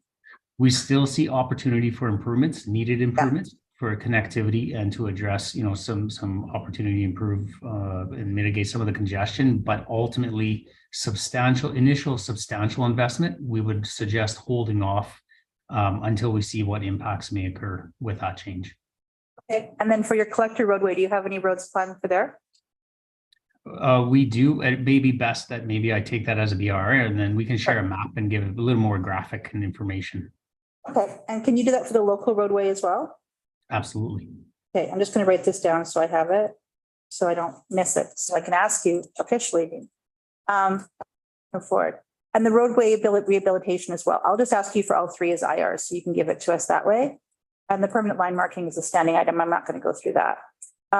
And the multi-use trail, like the challenge I have is when we look at this, it doesn't say what percentage or kilometers or whatever are listed as poor or very poor right now for the trails. Do you have that information? We do have data set condition assessments that we can share to give a general idea of what distances we're talking about in regards to deficiencies. Okay. And for the 50,000 that you're being recommended to still put forward for trails, how many meters will we cover with that? For the trail funding, the 50,000, it may help us advance for design work for the next priority sites. And I can also kind of just get, again, that general area for map of next priority candidates as well. So if I hear you correctly, then the intention is for 2024 that we won't be doing any actual trail repair. It'll just be planning for future years. Would be, well, so with sorry, It's okay. I should have had the trail. If bear with me 1 second, I can. It's okay. I'm just running through all of them. So everybody it's coming up. Guess what? I think, sorry, because I believe if we should be asking for approximately 275,000 in the multi-use trail program. Not for 2024. It's only 50 for 2024 and 275 after that. It's been moved over to the sidewalk. Shifted over. So I'm just trying to figure out what we're doing with the 50 this year or for 2024, if we're actually going to be doing any repair. Or is it just for planning? The $50,000 is anticipated for the design work for the plan, like planning for the next priority projects. So And the yeah, my typical, apologies. The $50,000 investment is towards design and engineering. We wouldn't really see construction activity for actual deliverables of repair. so if we were to increase your budget, you could actually, because we have design work planned for 20. We have design work plan right now. Like if I said, we'll increase your budget to 75, you could then just implement the design, and then that 50 would be like a standing order to do the design work for the following year, right? Correct. That would be put us in a position to, we always want to try and get the design work done in the previous year and then follow through on the locations with construction the year after, subject to any emergent responses needed. So let me ask, just so I have a clear idea in this, Dean, if you're doing design work for the next year and we're not doing any construction for the next year, you actually require money for design work next year for the following year. Wouldn't it just carry forward? Like we'll design in 2023 and we'll implement in 2025? We do have sites planned for work and repair in 2023. And we do have some locations already like with design work occurring. So we always maintain to some degree locations of design completed and kind of prepared and ready for advancement. So right now we have about 400,000 that's going for the planned delivery of the 2023 program. I know, but you're doing design work for the following year in our budget, right? So wouldn't you, in theory, already have the design work for the next implementation year, whether it's 2023 or 2020 or 2024 or 2025? Wouldn't you achieve that this year? Or is there something else that needs to be done next year? Like, I'm just not sure if you just need 0 or you 275, right? But I'm not sure if the 50 is needed because we're spending it now to plan, right? Or am I missing something? Because I'm not your department. Yeah, sorry, my apologies. So we would have locations with design prepared and ready for 2024 construction. But what we were essentially doing is adding to that to have additional sites done for further engineering and design prep. We're in a position that we were suggesting that we could have additional sites prepared and ready, giving us better value for cost estimates and whatnot to deliver the programs, taking that break and reallocating funds for construction to the sidewalk program. And so for the 2024 program, we would want to maintain engineering dollars and design dollars that would inform us for 2025 work. But then the additional cost, if I'm understanding correctly, if you were to fund additional value in the program, we would be able to carry out construction as well as design for 2025 sites in 2024. Okay. I'm going to put forward a motion to give you more money for trails. So I'm just asking if in the background, or you can let us know approximately how many kilometers or meters will be, or some kind of quantifiable thing about what that would provide for us. What we're doing this year and what we're doing next year, anything like that. That sounds good. Yeah, so the sidewalk program, so you said you wanted to match it with, but all of it's not being matched with road construction, is it? Or is it road, and the additional right now is because of the road construction? Is that No, what I'm hearing? that's correct. So a portion, approximately 70% of the program, let's say on average, is going towards actual physical replacement and repair of sidewalk panels. And there's a percentage of that we're trying to allocate for benefit, for cost efficiencies, and again, minimize disruption to the users and whatnot, in alignment with a roadway program. And so we can get the actual values and whatnot and share that. But let's say 50% of that value is going towards alignment with the sidewalk and roadway program. 30% of the budget overall, it's kind of broken down into 3 areas between, we continuously perform condition assessments, condition surveys. We coordinate with public operations as well and look to collaborate with them in regards to kind of one-off areas that or smaller scope of work that we can have them almost like a contracted service to help us address some smaller end deficiencies and perform repairs outside of a larger capital investment and delivery. And then we also look to continuously address our higher risk and liability areas like trip hazards. And so those 3 areas are kind of focused around 10% of the contract or the project funds. And that remaining 70% is going towards larger scope, a portion of that with separated, dedicated sidewalk targets. And then, 50% of that going towards an alignment with addressing the deficiencies of areas in kind of alignment and vicinity of where we're doing road work as well. Okay. So for the traffic signal, I know we have a couple intersections planned here for like McKinney and Giroux. And this has been an ongoing thing. So I'm just wondering how are we doing in the implementation of it so far? Like, where are we at with the implementation of it? I know we talked about a year ago or whenever that was. There was something still happening on Boudreaux, et cetera. Are we close to, where are we on that?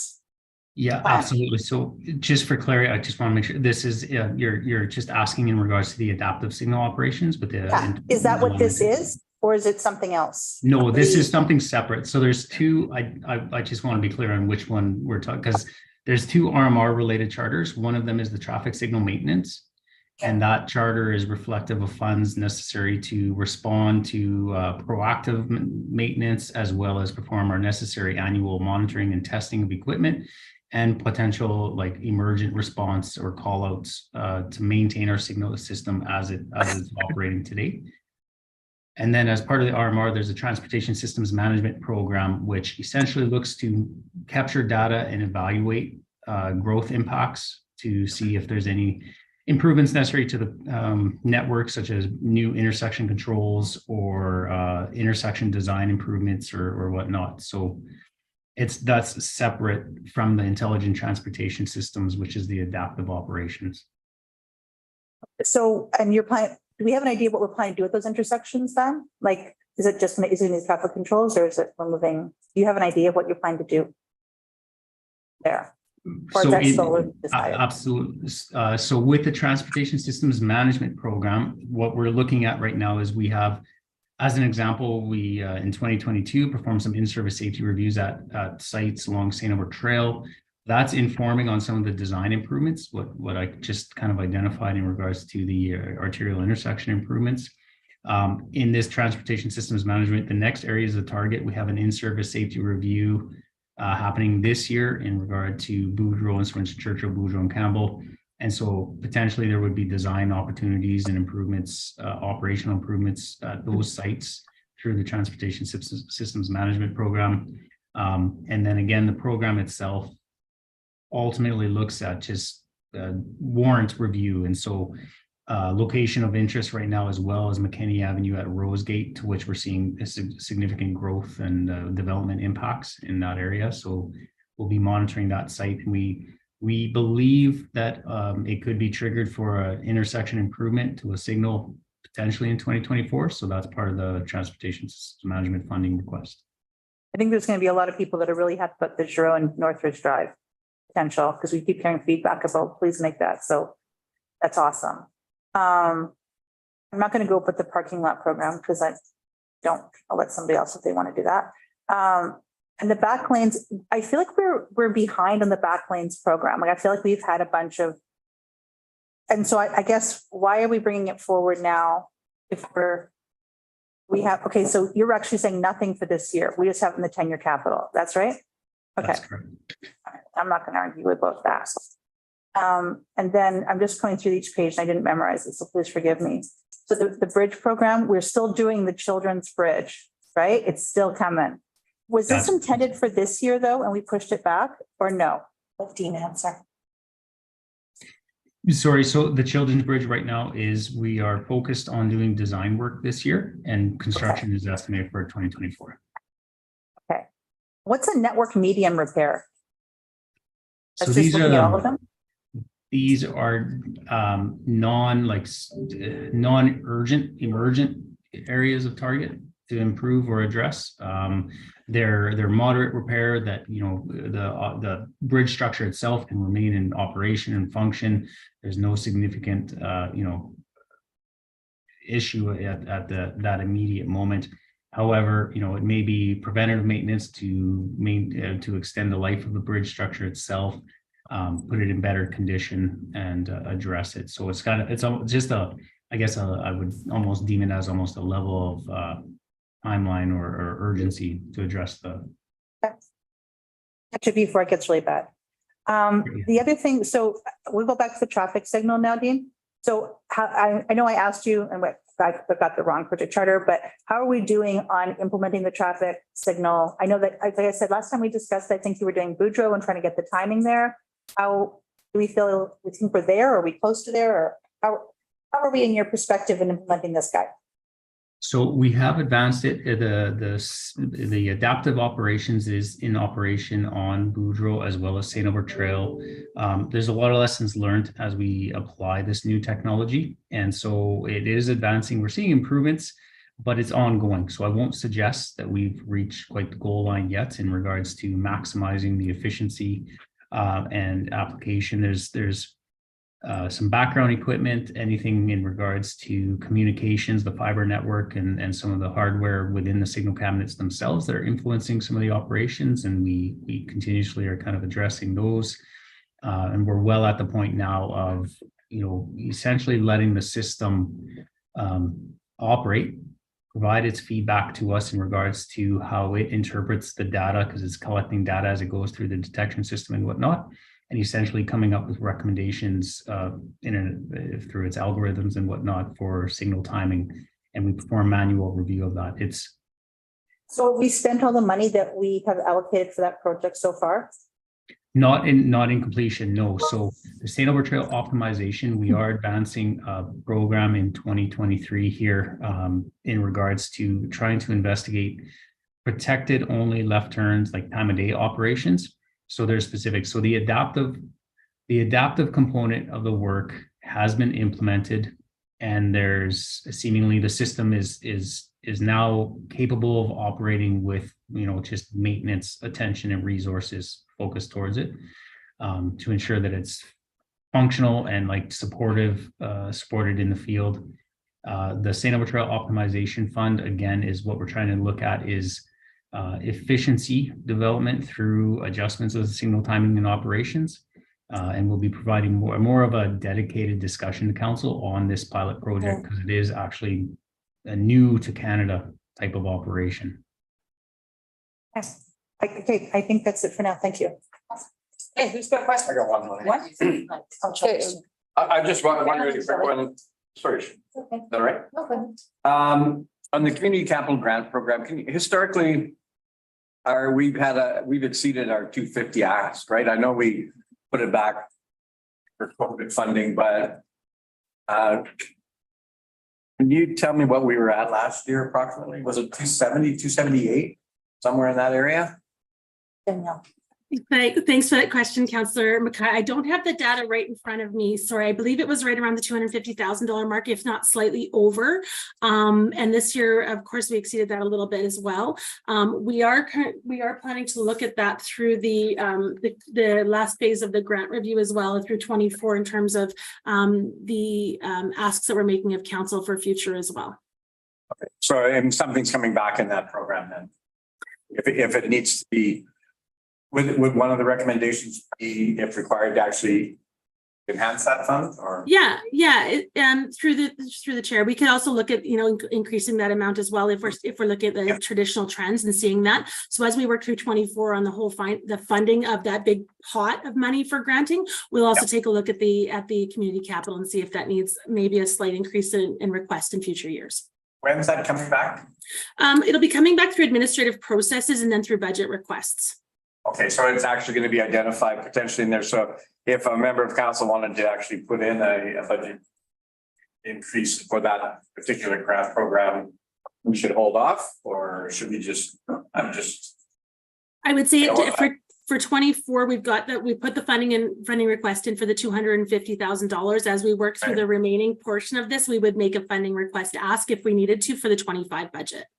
Okay.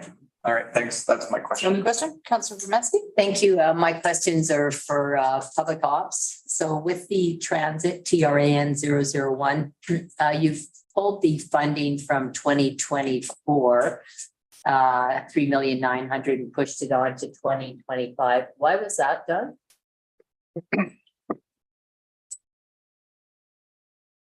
It's down to 280,000 from the original 4,180,000 and it's for the following year.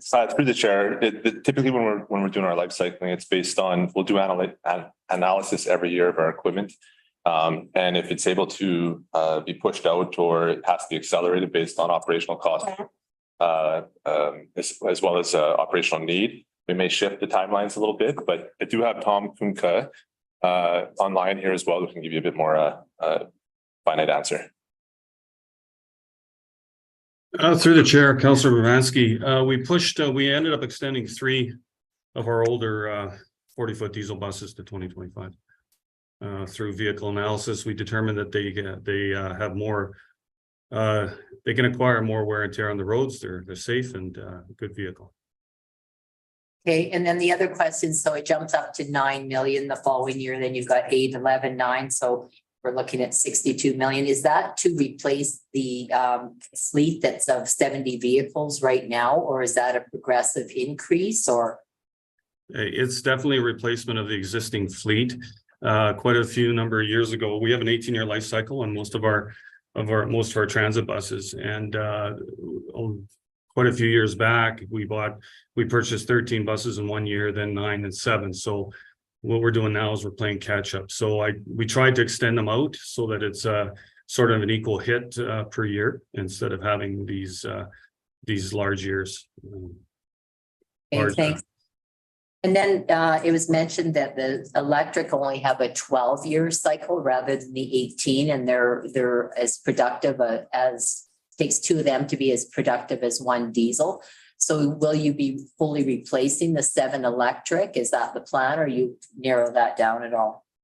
We've had to decrease the electric life cycles for sure, down to 12 years, and we're still evaluating. Our replacement strategy is evaluating on a year-to-year basis. It's a 10-year or it's a 20-year plan that's constantly evolving.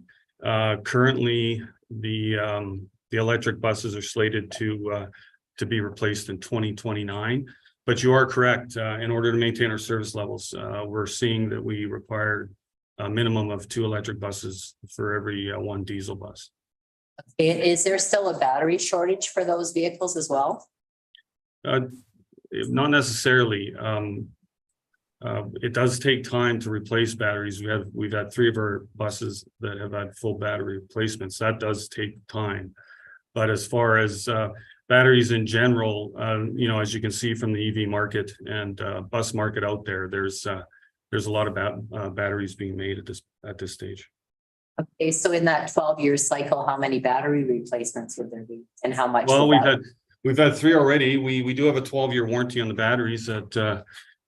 And providing they maintain a certain percentage, if they go below the percentage, then we require a full set of batteries. So it just really does depend on the quality of batteries is improving, the software to handle the batteries, the technology is improving. It really does depend on the units. Okay, and all of your diesel are of course clean diesel, just so the public's aware of that. They are clean diesel, and the emission, there's more and more emission standards coming down the pipe. So we're, it requires more diagnostics, more maintenance time, but they're helping us maintain our service levels. So we're happy about that. Okay, that's all my questions for that section. And then I have a question on PW001, the Public Works Mobile Equipment Replacement. And that's a total in the 10-year projection of $35 million. And is that mostly for vehicles again, or what's the biggest cost in that?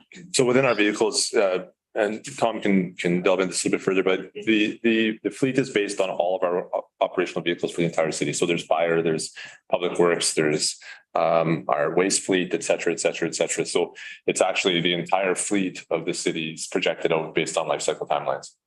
Okay, but you have PW001 as separate costing than the transit. So that's. Yeah, transit's the only difference. It's a separate life cycle is standalone transit. And mostly because it's such a large fleet of one type of item is why it's broken out. But the PW001 governs everything else outside of transit.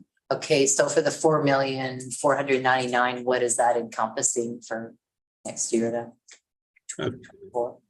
Yeah, what it is it's everything. In 2024, we have an ambulance, we have one fire engine, we have a miscellaneous 1 tons, mower, grader, loader, couple vans. So it's a mixture. Okay, and then it jumps up 2 million the following year and then back down. Do you have a reason for that jump? Yeah, it's just in 2025, we have 2 fire service vehicles, emergency service vehicles, and the prices are definitely climbing on those. So those are big hits. The rest of it is not as great. So Not just a comment too as well. The life cycling is based on timelines of industry standard, right? So within those things, so Tom will have a projection of what he's going to buy per year. But if we end up with an emergent situation, say an ambulance goes down and is unfixable, that priority moves forward and something else would have to be pushed back to accommodate, to allow for that emergent item to be purchased.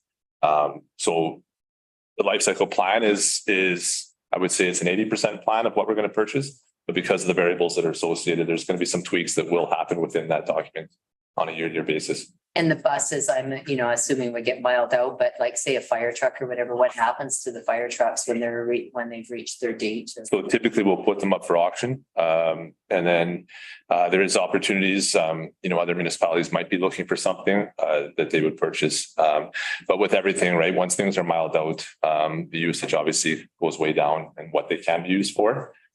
Especially on the fire side and the ambulance side, there's some restrictions industry-wide, so. One last question, what's the life cycle for a fire truck? Each one depends, depending on whether it's a tanker or whatever, but I can let Tom kind of give the typicals. they're anywhere between 15 and 20 years. Okay.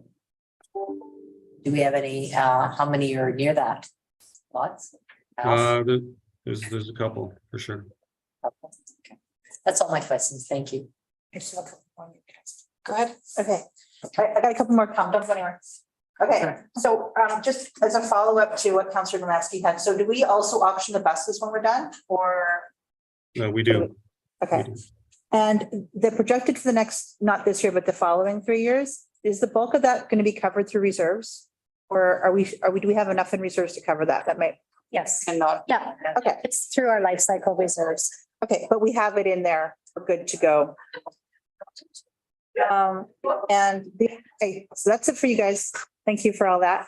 The utility, I just wanted to acknowledge that, because the cost for the utility in many ways affects the additional fees that are tacked on to the utility rates. And so we have SCS or CSC. SCC. Supplementary capital contract. Supplementary. So I just wanted to acknowledge to residents because they go up and go down, and we're actually saying we're revising our costs and we evaluate them annually.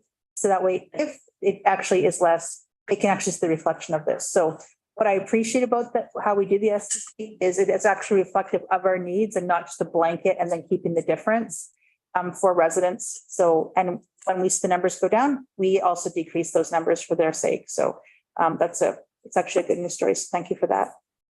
That's it for my questions. Thank you. Any more questions? Yeah. Councillor Killer.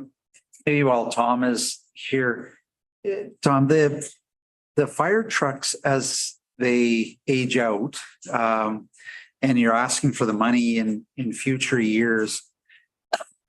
Are you able? I'm trying to figure out how you're able to place an order for something that is going to expire. The truck is going to be like 2 years delivery time. So is the funding that you're asked for so that you can issue a PO knowing that you've got a 2-year lead time? Does that how it works? It's not the truck ages out and then you come for funding and then you order it, right? You're right. The present cycle was we're dealing with a 1-year lead time with one year approval period to put the process in place and to issue a PO. And then unfortunately the build times are getting longer and extending. So we're having to deal with that. But a lot of our vehicles are low kilometers and they're being able to we put in some more maintenance and they're roadworthy for sure. So everything is is planned out 3 years and ahead from when you ask for the money and get approval. Yes, and you can issue a PO and. Yeah, just to clarify, so because we work on a 1-year budget cycle here, we actually can't enter into anything until we get approval. So if our life cycle timeline is, 2025 is a fire engine coming up, we would have that in the 2025 life cycle plan, and we would actually tender it in 2025 for getting in 2026, we'd carry those values over, or if there's deposit required, we put that down. So we're always in that challenge. However, then Tom takes that information and it's on us then to ensure that we can sort of, if they come back and say it's a 3-year timeline, then we have to build that into our operational dollars to ensure that we can keep that on the road for 3 years.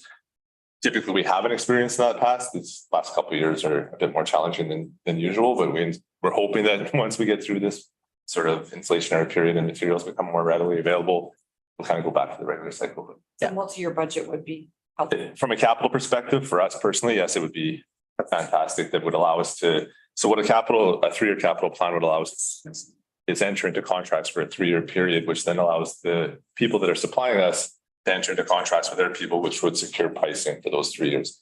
So yes, that would ideally, from a life cycle perspective, be very beneficial for us. Yeah.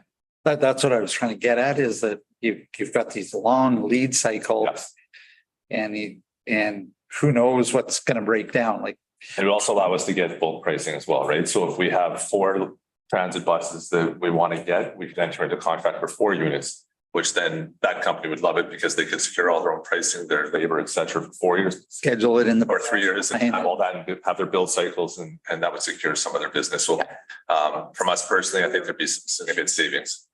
Yeah. Sorry. Okay. Yeah, that was my point. I wanted to make sure that if there are some advantages to do that. Because I just understand it's very difficult to long lead times on some of this custom equipment. So I think you'd make Tom very happy if we could ever get to a 3-year life cycle. Yeah. Okay. Or 3-year budget, I mean. Thank you for that understanding, clarity. I just wanted to go back to Mr. Schick in terms of this, for example, the sidewalk program. Yeah. Where it only has the planning for 1 year. And I would have thought, as you explained to us, that every year you would be doing $50,000 worth of planning for construction the next year. But I only see in the breakdown detail of the worksheet that it's $50,000 planning in 2024. It did. I would have thought there would have been $50,000 allocated every year across for the next year's, preparing you for the next year's actual construction. Or is that just a worksheet? I think what that is a typo error in the presentation on the worksheet, and because annually there is some anticipated design work and engineering work associated in it. So with that being said, and this is just for clarity, this is in reference to the multi-use trails. Sorry. Yes. Yeah, not the sidewalks, because the sidewalks as a separate asset has been already kind of overviewed in a condition assessment and whatnot. My mistake in should have been on multi-use, but I assume that there's always this forward-looking planning and then construction planning. Okay, thank you. That is correct. Yes. Yeah. Okay. Thank you for the clarification. That's all that I had. Question for maybe you, Suzanne, maybe Diane Anger. I'm not sure. This 3-year life cycle has been highlighted. I don't think we're going to be budgeting anytime. I don't even know if it's going to happen this term, is it? I think at this time, right now, I don't think it's anticipated to start for a couple of years. So yeah. So I'm wondering if there's policy that we could put in place. Because the life cycle is well known, the money's in reserves. Why can we not policy this out so it would be easier to achieve quite a multi-year budget? So maybe it's a BIR. Does that make sense? To honestly, I don't think council would care if you ordered a bus for 26 and 23 if it's well known that we need it. That's kind of. Instead of waiting for this. From a capital perspective specifically, and then we'll worry about the evolution to its budget cycle. Okay. So I don't know how to craft. I'll somehow put that into. Yeah. Okay, any more questions? Yeah, go ahead. Yeah, and to follow up with that, I don't know if it's even possible to do it this year because you do have some major purchases coming. So I guess I'll send it for it. It's just if this was to be done this year, which would then probably be additional follow-up, because we've only discussed this following year and not in depth, the additional ones. But we could do this year and then again, just bring it forward in the next couple of months to approve the additional years, what the cost savings would be, or potential if we were to implement it sooner than later, specifically for life cycle. Yeah. Okay, so because we have a lot of big numbers coming up, so if it could actually save us some money, I think we should look at that. I had two more. So Dean, you're back up for one more second here. So the trail and sidewalk. So I'm just wondering, the process to determine which areas of sidewalk are being repaired on an annual basis, is there a process where like someone comes and says it and someone else comes back and like agrees or verifies that evaluation? Or is it just a one person does it and moves forward? Because I've had people who complain to me, ironically, not that they want their sidewalk repaired, but they don't want that part of the sidewalk repaired because they don't think it actually needs to be repaired at that time. So is there anything that comes forward that says, or is there any intention to put that forward to come back and say, this is all the evaluations, and we had a second group come back and verify that that would be the correct assessment? Yeah, absolutely. Thank you, Councillor Hughes. So it really, on the sidewalk side, it gets initiated through a network assessment. And what we're working with right now, previous programs were kind of informed from a 2016 to 2018 broad network assessment that captured types of deficiencies and level of deficiency, how bad it was, if you were. And we're actually in a process now of performing an updated full network assessment as well.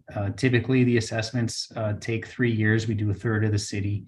And so from 2020 to or 2021 to 2023 here, we'll have an updated full network assessment.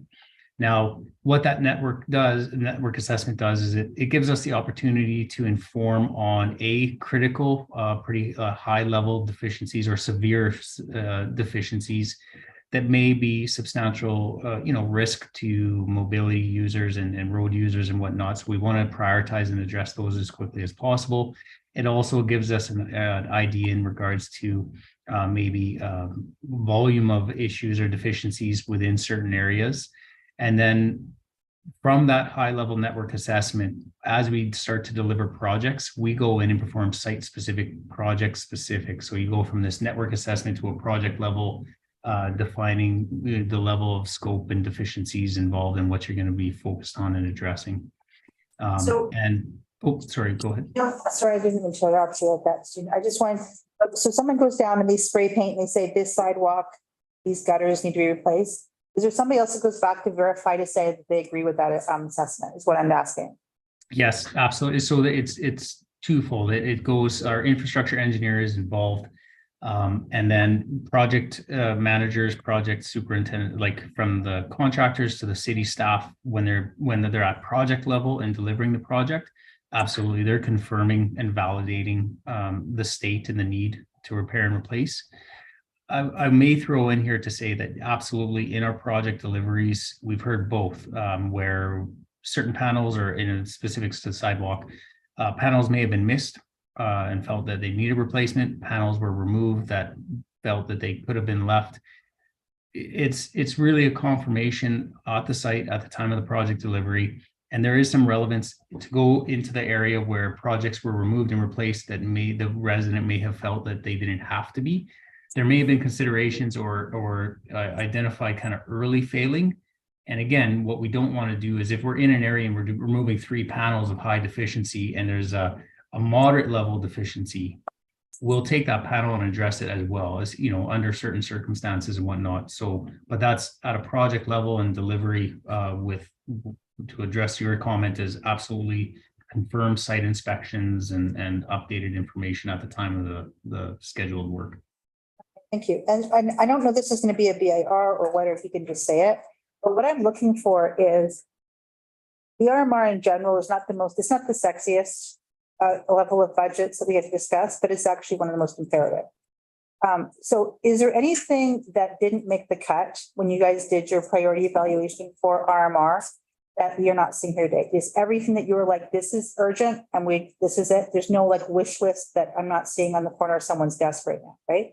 Through the chair to Councillor Hughes, that's correct. And actually, we have one new one that was added in. The transportation secondary infrastructure management, which was a new one where we had identified a need. And so we've put it in. So when it comes to RMR and capital, everything makes the cut. Okay, perfect. That's all I had. Thank you. I'll do the more. Go ahead. Yep. Ready. That the 10-year municipal RMR capital plan provided as an attachment to the report dated May 9th, 2023, entitled 10-year municipal RMR capital plan be received as information. Number 2, that council members submit any motions or proposed amendments to the 10-year municipal RMR capital plan to administration by May 19th, 2023. And number 3, that administration prepare backgrounders for motions for prepared changes to the 10-year municipal RMR capital plan for presentation to council at the June 6th, 2023 meeting for consideration of approval. No comments. Agree. Anyone else? Let's talk it out. Closing comments either. All right, how about utilities? You doing that one too? I did some speaking notes on that one as well, but there's any questions? Okay, it's similar. Staff, yeah. That's and everything. Questions on the utility RMR?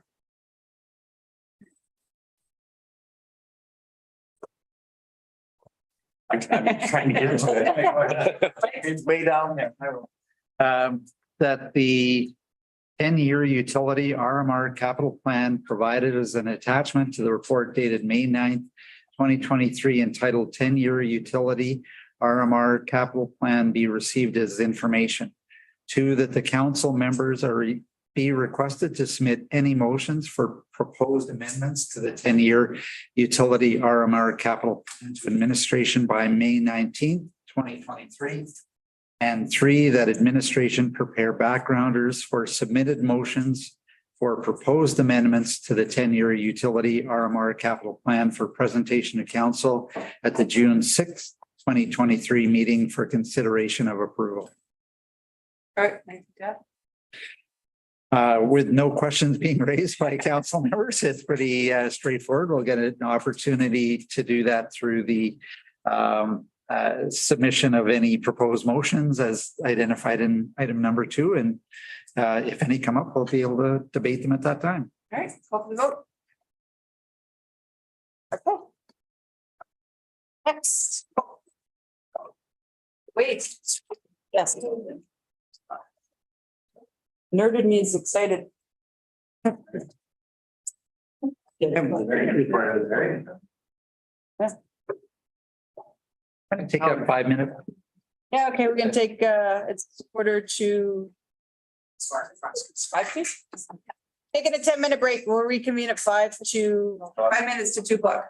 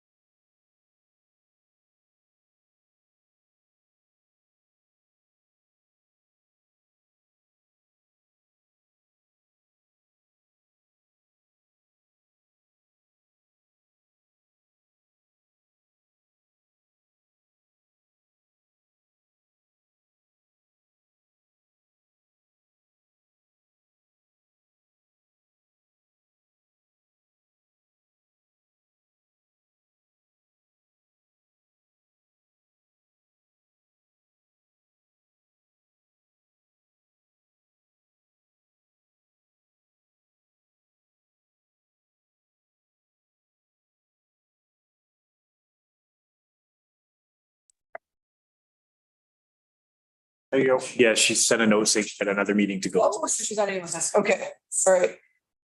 All right, well, everybody's back in place. Can we get started? Do this. Who's got a presentation on garbage? Okay, so we'll kick it off. So this is the waste minimization strategies presentation. So with us is Katie Bird, who's our resident SME and our supervisor of waste diversion. So she'll be leading the presentation, and then we're all available for questions afterwards.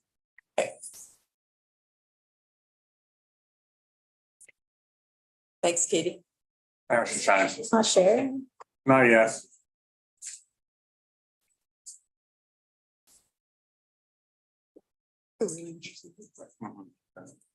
Here we go.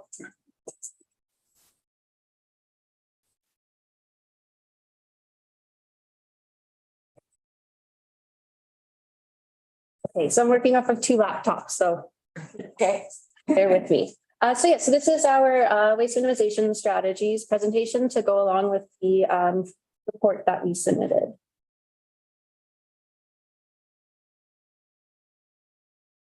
So in 2019, Council directed administration to present a report making recommendations on a single-use item reduction strategy. Due to the pandemic and other external factors like federal and provincial legislation, the report was delayed and now addresses all waste strategies used to minimize volumes and contamination. The presentation will follow the format of the Waste Minimization Strategies report submitted to Council earlier as information. We'll present the results of the curbside waste composition study, impacts of recently announced federal and provincial legislation, and provide information and updates on the waste branches, programs, and services. In 2022, the city engaged S-Cubed Environmental to conduct a curbside waste composition study. The goals of the study were to acquire baseline quantitative data on what is being set out at the curb, examine the prevalence of single-use items in our waste streams, and gain insight into opportunities to improve our curbside programs. The study mirrored the city's 10-day collection schedule and collected garbage, organics, and recycling from 10 homes per day for a total of 100 homes. The study was completed in the spring and fall to understand seasonal trends with respect to waste generation. So the pie chart on the left side of the slide showcases the raw data of what was set out at the curb by weight.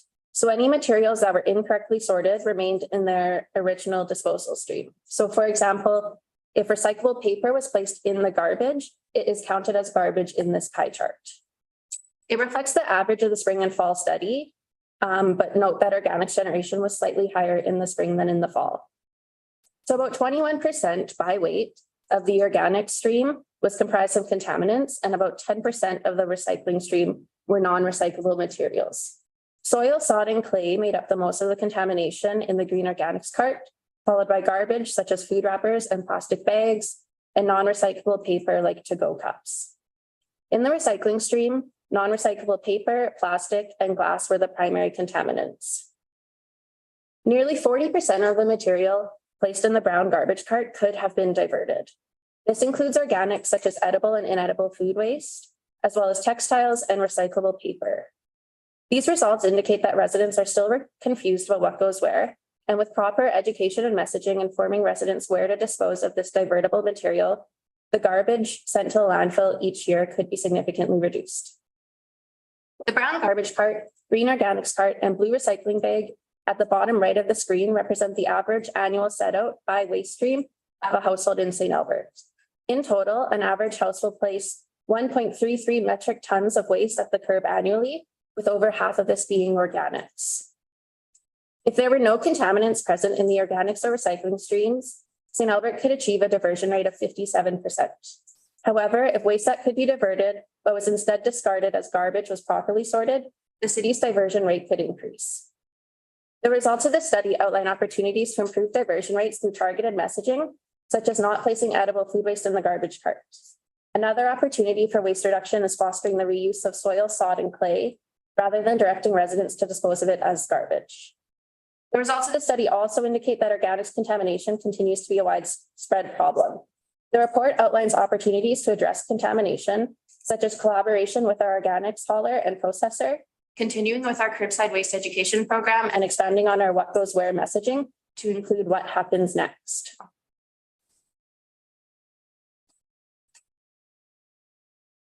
In June 2022, the federal government announced their single-use items prohibition regulation.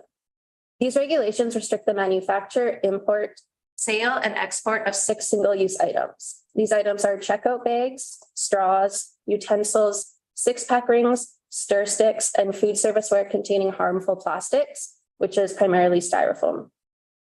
The regulation outlines a phased approach to implementing the ban to allow business owners to use up existing stock and find viable alternatives. The first of these restrictions came into effect in November 2022, with a ban on the manufacture and import for sale of all categories except for 6-pack rings.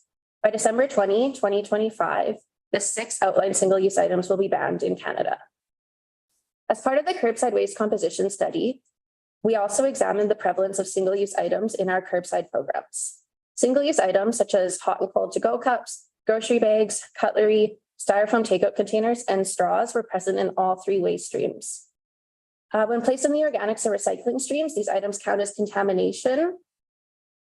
And there were 2,673 single-use items disposed of during the study, which contribute to 0.67% by weight of the total curbside waste.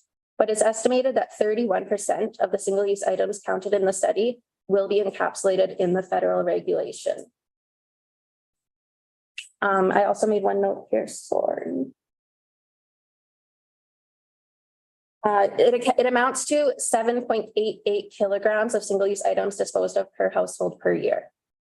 So at this point in time, administration does not endorse implementing a single-use item reduction strategy in St. Albert due to these federal regulations and the underwhelming presence of single-use items in the curbside waste program.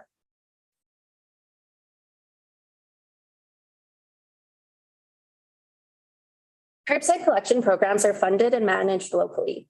What is accepted for recycling differs between jurisdictions, which leads to confusion among residents who may work and live in different communities. For example, if you work in St. Albert but live in Edmonton, what you can put into your blue bag is different. Current recycling programs operate as a linear economy model where you buy something, you use it, and then you dispose of it, with no incentive for producers to incorporate recycled materials into their products and limited material recovery. In Canada, only 9% of plastic ever produced has been recycled, and most of these plastics are actually downcycled, which is turning it into something new that cannot be recycled. So for example, a lot of fleece sweaters will say they're made from recycled plastic bottles, but this is actually downcycled because you can't recycle that fleece sweater once it's no longer wearable. So EPR, or extended producer responsibility, is a concept that shifts the physical and financial burden of collecting, sorting, processing, and recycling waste to the producer and away from local governments and therefore taxpayers. Not only will residents see a decrease in their monthly utility bill when EPR is fully implemented, but it is hoped that what can be collected in curbside programs will increase under EPR, improving St. Albert's waste diversion rate. So Alberta will have 2 EPR systems. The first one is the PPP system, so single-use products, packaging, and printed paper. This includes rigid and flexible plastic, newspaper, packaging, cardboard, printed paper, magazines, and metal and glass. The second system is hazardous and special products, or HSP, which will work in tandem with our current regulated stewardship program, where municipalities receive funding for items like oil, paint, electronics, and tires. But it will also include batteries and liquid household hazardous waste. EPR will lead to a circular economy through financially incentivizing producers to design their materials for durability or recyclability and setting minimum thresholds for recycled material in new products. The EPR program in Alberta will be overseen by a producer responsibility organization that will work with producers and municipalities to coordinate curbside collection and education and outreach. EPRs got approved in 2022 and is set to be fully implemented on April 1st, 2025. But the initial phase of this will only serve residents that are currently receiving curbside recycling pickup. So if you live in a multifamily household that does not receive, multifamily complex that does not receive curbside collection provided by the city, you will not be incorporated into the initial phase of extended producer responsibility.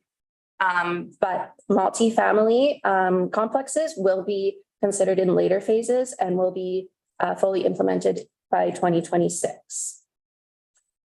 So one of the main hesitations for municipalities to participate in extended producer responsibility is the risk of stranded assets, like fleet, owning your own materials recovery facility, or having multiple eco stations. We contract out our recycling and we only have one capital asset, being the Mike Mitchell Recycling Depot.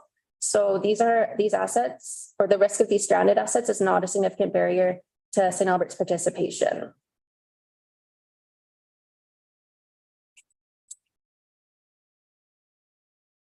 So the EMRB, or Edmonton Metropolitan Regional Board, represents 13 municipalities in the region. The city is a member of the Solid Waste Collaborative, which is a branch of the EMRB that focuses on finding regional solutions to waste management. Every municipality in the region has different methods and requirements for tracking data and doing data analysis, which makes it challenging to compare waste management programs between municipalities. In 2022, the collaborative completed the Solid Waste Data Strategy, which established data standards and methods to improve data access, security, and integrity across the region. So for example, while we might measure curbside recycling as what's collected and brought to the materials recovery facility, other municipalities might measure what is recycled at the end of the sorting process. And so comparing those apples to oranges was really challenging. The data strategy created a roadmap with specific and actionable milestones for the collaborative to reach, and led to the development of the regional organics and ICI waste characterization studies. ICI stands for industrial, commercial, and institutional sectors. So it represents things like hospitals, schools, businesses, factories, etc. So the first phase of the regional organic strategy is underway. The collaborative is working with a consultant to define the current state of organics in the region and identify stakeholders such as organic producers, haulers, and processors that can provide insight into barriers, challenges, or opportunities of managing waste regionally. Pending board approval, phase 2 of the regional organic strategy and the ICI waste characterization strategy will commence shortly. We are bringing this to the MRSP meeting on Friday, actually. So phase 2 of the organic strategy will define the region's future state of organic management, including options, roles, responsibilities, as well as social, environmental, and governance benefits. One proposed option is a regional food waste campaign in collaboration with the National Zero Waste Council's Love Food, Hate Waste. Waste management in the ICI sector is not monitored and is poorly understood by the region. Currently, waste generation from the ICI sector is estimated by a model created by the Solid Waste Data Strategy based off of industry accepted standards and national demographic data. So essentially, our best understanding is that in any municipality, 30% of waste is generated by residents and 70% is generated by the commercial sector. Waste characterization study of the ICI sector will give the region more robust data regarding actual waste generation in the region. And if approved, it will begin in spring 2023, and results will continue to phase 2 of the organic strategy, which will also consider ICI organics management.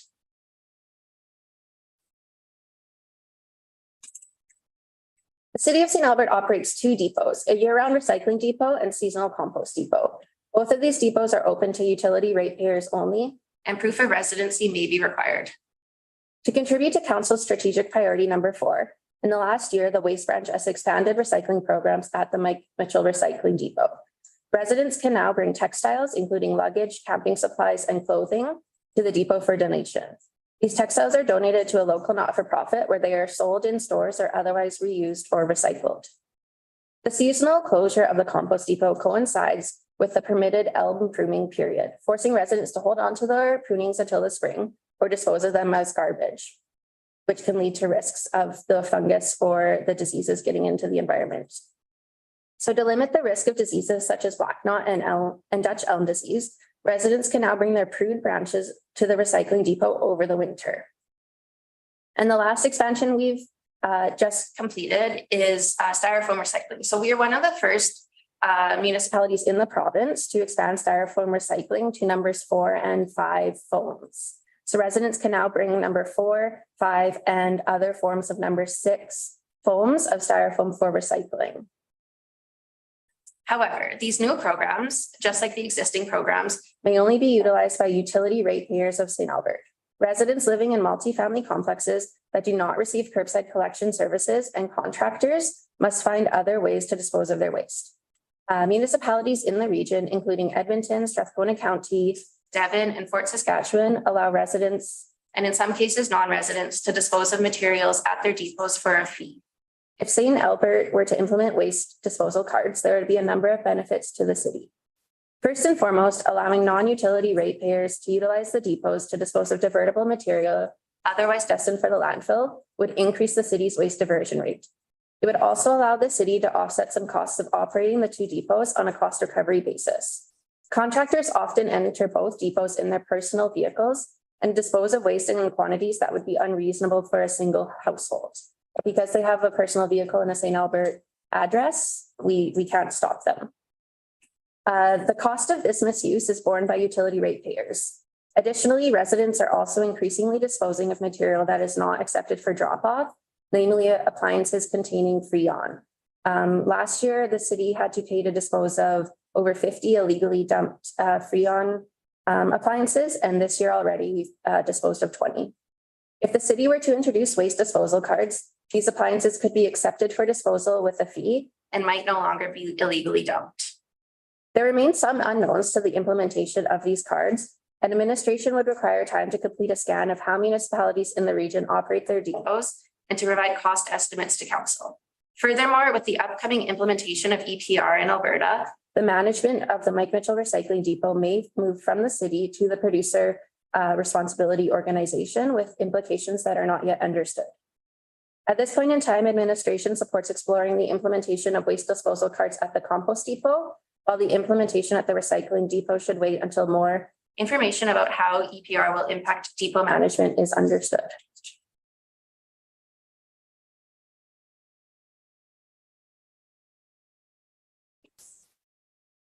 Organics contamination continues to be an issue across the city. In January 2021, the city was contacted by the organics processor and informed contamination exceeded the 30% maximum threshold for that waste to be disposed of as organics. After working with the processor and hauler, the city began landfilling entire loads of organics in June 2021 if the contamination exceeded 30%. So contamination is based on a qualitative assessment of what is falling into the vehicle as our operators are driving. So as you can see on this graph, organics are landfilled more than they are composted in winter months. This doesn't mean that 100% of each load is comprised of contaminants only, and up to 70% of this load could be good, clean organics that are instead landfilled. When organic material is landfilled instead of composted, it undergoes anaerobic decomposition, which is decomposition in the absence of oxygen, and releases methane, a greenhouse gas more potent than carbon dioxide, as a byproduct. So it's important to note that residents are not suddenly changing habits in the summer months. Rather, the presence of leaf and yard waste serves to create a dilution effect, reducing each load's overall contamination to below the threshold for landfilling. It is likely that the contamination as an absolute value remains constant month over month, but as a percent of the entire load, it becomes less significant in the summer months. This does not mean that every load composted in the spring and summer is free of contaminants, but that the contaminants do not exceed 30% of the overall load.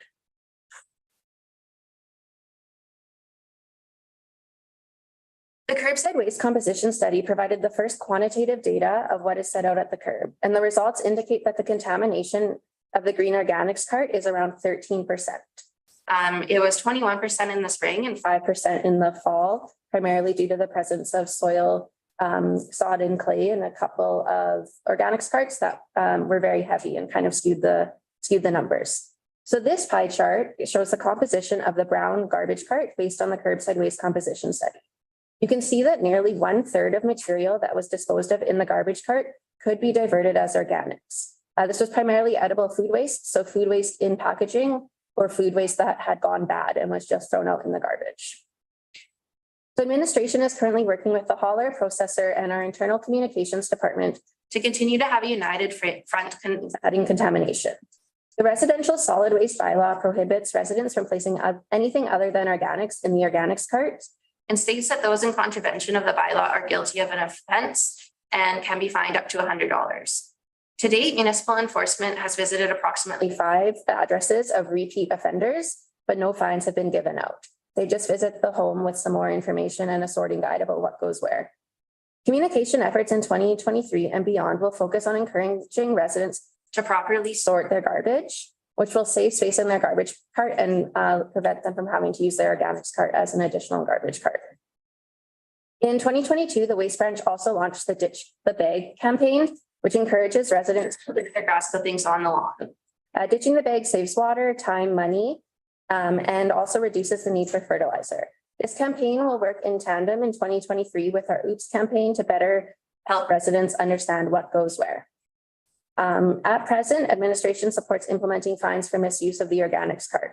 However, this requires working with municipal enforcement services who may not have the capacity to dedicate an officer to fine distribution.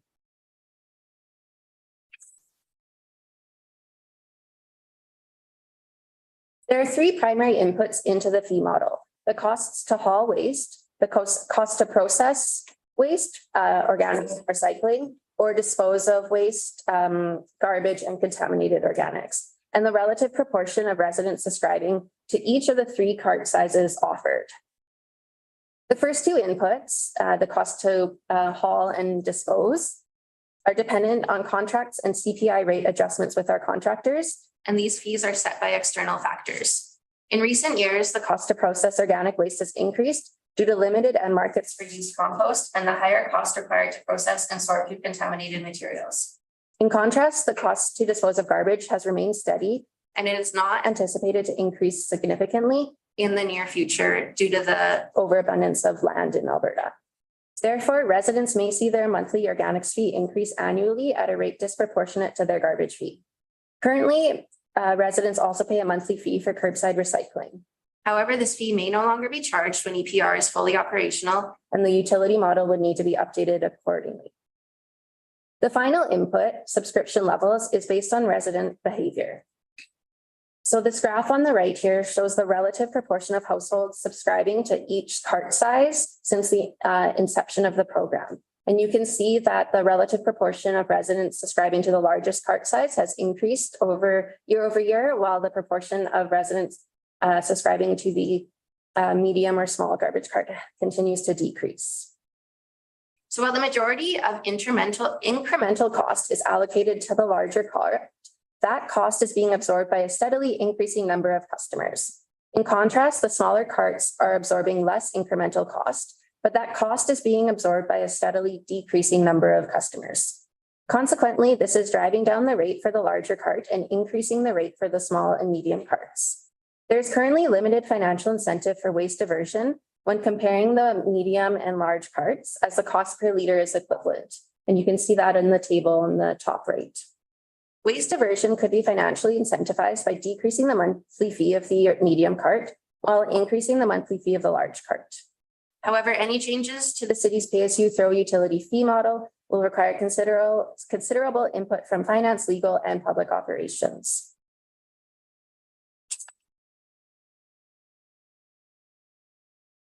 When the city introduced the automated cart collection program, all single-family homes received free stream collection, while multi-family complexes that were receiving city collection services were given the option to opt in or out of organics collection.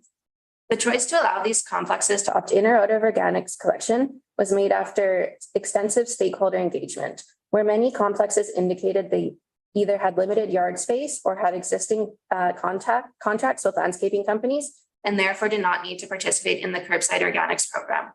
As of 2023, the city provides curbside collection services to 41 properties and 95 properties are privately serviced. To participate in the program, multifamily complexes must have curbside real estate, and there must be an area to store 2 carts when not set out for collection. Since 2020, the Waste Branch has worked closely with engineering and legal services to be included on community development plans and schematics and establish the guidelines for multifamily waste collection document that is distributed to developers and planners in the early stages of building a new complex. Beginning in 2019, any new complexes that would like to receive city collection services must subscribe to 3-stream waste collection. So only 10 of the complexes that we provide curbside collection to subscribe to organics collection. The residential solid waste bylaw does not currently oversee or mandate waste collection at multifamily complexes in St. Albert. In 2020, the Waste Branch completed a visual scan of all existing multifamily complexes to understand what level of service they are receiving. Of the 95 privately serviced buildings, none provided curbside organics collection. About 2/3 provided commingled or cardboard recycling only, and all provided garbage collection. But the majority of the complexes that provided garbage collection provided it as front load bins. To mandate three-stream waste diversion at multi-residential complexes and have the city provide this service, significant capital investment may be required. We currently do not have the fleet or staff capacity to empty front load bins or manually collect garbage set out in bags. Many municipalities across the country have mandated three-stream waste diversion at all multifamily complexes and have made this diversion the responsibility of the property owner. If the property chooses to make the city the collector and we have the capacity to do so, there is a potential for revenue generation. However, some challenges with multifamily collection include the lack of individual water meters and therefore utility bills, inconsistent snow clearing schedules in those properties, and roads not capable of bearing repetitive heavy loads. Mandating three-stream collection helps the city improve its waste diversion rate and contributes to council's strategic priority number 4. As described in the curbside waste composition study, up to 29% of the garbage stream is divertible organic waste. It can be assumed that in complexes with no organic diversion options available to them, that the percent of organic waste disposed of in the garbage stream would be higher than in single-family homes. Extended producer responsibility is slated to come into effect for multifamily complexes not currently receiving curbside collection services by 2026. There remain some unknowns with respect to mandating three-stream diversion, but right now administration supports updating the bylaw to mandate diversion at multi-residential complexes and make it the responsibility of the property manager. So in summary, there are 3 recommendations. So the Standing Committee of the Whole recommends to Council that the attached report entitled Final Report Residential Curbside Waste Composition Study dated November 2022 be received as information, that administration be directed to present an operating business case for waste disposal cards for consideration in the 2024 budget process, and that administration be directed to amend the residential solid waste management bylaw to include a requirement that the property owner separate waste, organic, and recycling for collection from multiple dwelling developments by Q1 of 2024. Awesome. I will now open it up for questions. Billy? Thank you. Thank you for the presentation. The questions I had, and you didn't refer back to glass. It was suggested in the report that there could be like grocery stores or places to drop glass because you're not collecting it, with the garbage much anymore, and people don't want to drive these or don't have means to get it to the recycling site. So is there options suggested for that, or? At this point, that would involve working with the ICI sector to implement glass recycling at their facilities, but glass will also be included in the first phase of extended producer responsibility and will become the responsibility of the producers to ensure it can be recycled and collected in the curbside program. So that would go back to like a separate bag or the blue bag, or because it's contaminating if it breaks, right? Yes, so that does remain an unknown with EPR, what the producer responsibility organization will mandate for glass collection. But in jurisdictions like British Columbia that have EPR, you can set glass out at the curb in a separate container. Okay, and why does shredded paper have to go in the brown bin? So essentially when shredded paper makes its way to the materials recovery facility, it acts as confetti and goes everywhere, and it can get stuck in the sorting equipment and get stuck in the belts, the conveyor belts that move the material along, and it can actually cause significant damage. So you can bring shredded paper to the Mike Mitchell Recycling Depot and dispose of it there because that material is already sorted and bypasses the materials recovery facility.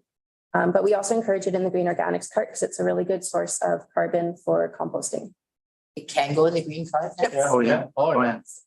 Okay, and then the other question I had, that the soil, sod, and clay is definitely a problem, right? Because people really don't know where to put it. And your data is showing that it's more spring when people are doing the cleanup and they're new repotting and, fixing the yard up, so to speak. But between the soil, sod, and clay and the paper and the glass, that's like 10% of your brown bin, right? So, is there a place, to avoid the the soil play without somebody having a truck to get it to a facility. That's the problem at hand. One of the opportunities for soil, sod and clay disposal that was provided in the curbside waste composition study is to kind of encourage it within community groups for reuse. So similar to how if you're in a neighborhood group and you say, hey, I have an extra leaf blower I don't need anymore, come pick it up for free, to encourage that with soil, sod and clay as well. So one person's waste might be really useful to another contractor. Okay, that's all my questions. All right. Go ahead. Okay, hi. So the styrofoam, I know that I was going to put forward the styrofoam thing a long time ago, but I also understand that to actually process the styrofoam, we have to use some pretty strong chemicals or some pretty harsh materials. Is that correct? Or how does it get down to? It's heat. Just heat. Yeah, so it's fine. Yeah, it's exposed to heat. On our website, we do have a video for when we expanded our styrofoam recycling program, and we actually film the styrofoam being melted down, so you can see it in real time. Right. Okay. I just tweeted it. Wanted to look at it. And then even with the heat, it's not releasing a bunch of like poisonous gases or something. No, so our contractor reports to the AEP, and everything is within regulations. Okay. So you mentioned about the Freon and the fridges. So don't we have somebody on site at all times, or like, so when someone, but you can't casually drop off a fridge. So we do, but what often happens is when they're driving through the site, there's kind of a blind spot. Right. And so they park their cars, throw the fridge out, and then scoot out the other end of the depot. I see. Cameras. And so how, forgive me if I forgot, but how would we address this to prevent them? Because even if they carted their way in, they could still go to the blind spot and drop off their fridge. If we were to implement waste disposal cards, we would have somebody kind of at the gate checking the disposal cards, and they'd be able to look at what's in your vehicle. That's what other municipalities do. Okay. So the cards would be for everybody, not just the is it like, if Red Beal has houses right now, they're not the concern, right? It's the multifamily. So are we only planning to give cards to multi, or is it's everybody? So if you lose your card, it's like additional. Yeah, so we still need to look at what other municipalities are doing, but the concept would be that, yes, everyone would receive one. So whether you receive that as part of your utility fee, and so you just receive the card, and yeah, sure, there's a cost for replacement, or you purchase the card as a multifamily resident or a contractor, we're still not sure about. Okay. And I'm just wondering, because the thing I'm wondering, and like, I know that you're just seeing the logistics, whether, and like, this is something to think about, is just whether or not just showing that you actually are a resident, like if you have photo ID of a driver's license that shows it's clearly a house address versus, because since it's multifamily, it's still inside with that, like number 11-60, right? So that would be a thing, but if you could show with photo ID that it's you, like live at whatever, Chewater Crescent, then it's clear that you're not multifamily and that you're a resident. So I'm just, there might be an option to accept either or in case someone forgets it. I can just see people getting really ticked off that they forgot their card, right? And then they get all the way there and they're like, I don't know where it is, and I got to go ask for it. Meanwhile, I got all this stuff in the back of my trunk and I'm unhappy with all of you people. And then the person who has to receive all that negative feedback, and then they go on stress leave because act 100. So if there might be a way to work around, that's just a suggestion. So why is it that sod is not allowed to go in the compost? I think that people are putting it in there don't know. I don't have a bunch of sod to put in there, but like it looks green, it looks like natural material. IR just on that. There's an old IR that we do. Yeah. Okay. But yeah, so sod is primarily mineral soil, or else at least more than 50% mineral soil. And so it's already at the end of its decomposition process. It won't decompose into organic material because it's not made of organic material the way a banana is. And so it doesn't decompose. It's already at the end of its process. It's 1,000 to 5,000 year old soil. And what it does is it will compact when it's at the compost yard compost pad, and it will prevent aeration. It will prevent water flow and percolation, and it just reduces the ability of the compost to actually aerobically compost or that material to aerobically compost and produce compost. Are we putting that out there widely to people? Yeah. Yeah, what's Yeah, the big, yeah. big issue last Multiple- year? As a human being, I didn't know this. So Multiple just times. like, so for whatever reason, I'm not throwing out all my stuff. So I'm not the offending party. You're gonna solve it with me. But it'd be helpful, I guess. I'm not sure where to put that. In the Maybe brown on, bin. it's on the calendar. It goes in the brown bin. Oh. Like, but you know how we have, because everyone refers to the calendar. So maybe there's something there where we can use that space to further provide education as to what they can and can't do. Because it's on my fridge. Garbage day is exciting, man. The other thing was, you guys talked about the changing of carts. So and I'm just thinking about unintended consequences, which could be that even if we encourage people to go to the middle-sized cart, if for financial reasons, then they're more likely to start using the organics to cover their overflow. So it's also like we solve one problem just to create another. So it could be a thing, right? That we make it even worse for ourselves. So I thought you probably already thought of that, but just so you know, I agree with you with that thought process that you have. I think that's it for now. Thank you. Large amounts of sod must go to the city of Edmonton drop-off facility. Yeah, sure. On the compost, definitely. With the waste disposal cards, could we sell that? Would that apply there as well? So we would potentially allow somebody in Sturgeon County to bring in and apply for it. I know that has come up numerous times in relation to that, is why can't I dump there? And also our contractors who work within our city who do yard and whatever, they come back and say, why can't I deliver even though, because it's my customer is a St. Albert resident. So that would apply. Yes. So that I see a real big possibility there in relation to that. In relation to the mandating the multifamily units, have you identified some of the problems that I foresaw? Because some of these they're just not set up, and it would be big dollars for some of them to like the one that I didn't catch was some of the road conditions don't support large vehicles. So they go in there and then potentially our city truck causes damage to their facility, So I sense that there's, I don't even know what the number would be. Do you guys know what that number would be in relation to what would have to be, who would have to be like some sort of not compensation, but some sort of accommodation? Numbers yet? So if something like that would have to come after or be part of a decision to move this direction, right? So part of the guidelines for multi-residential collection that we set together with MARTA actually was it outlines the weight restrictions and requirements, and it also outlines the property manager has to sign an agreement that the city will not be held liable for any damage to their roads because we've stated the weight of our vehicles already. Something like a seniors facility would have potentially higher number of medical.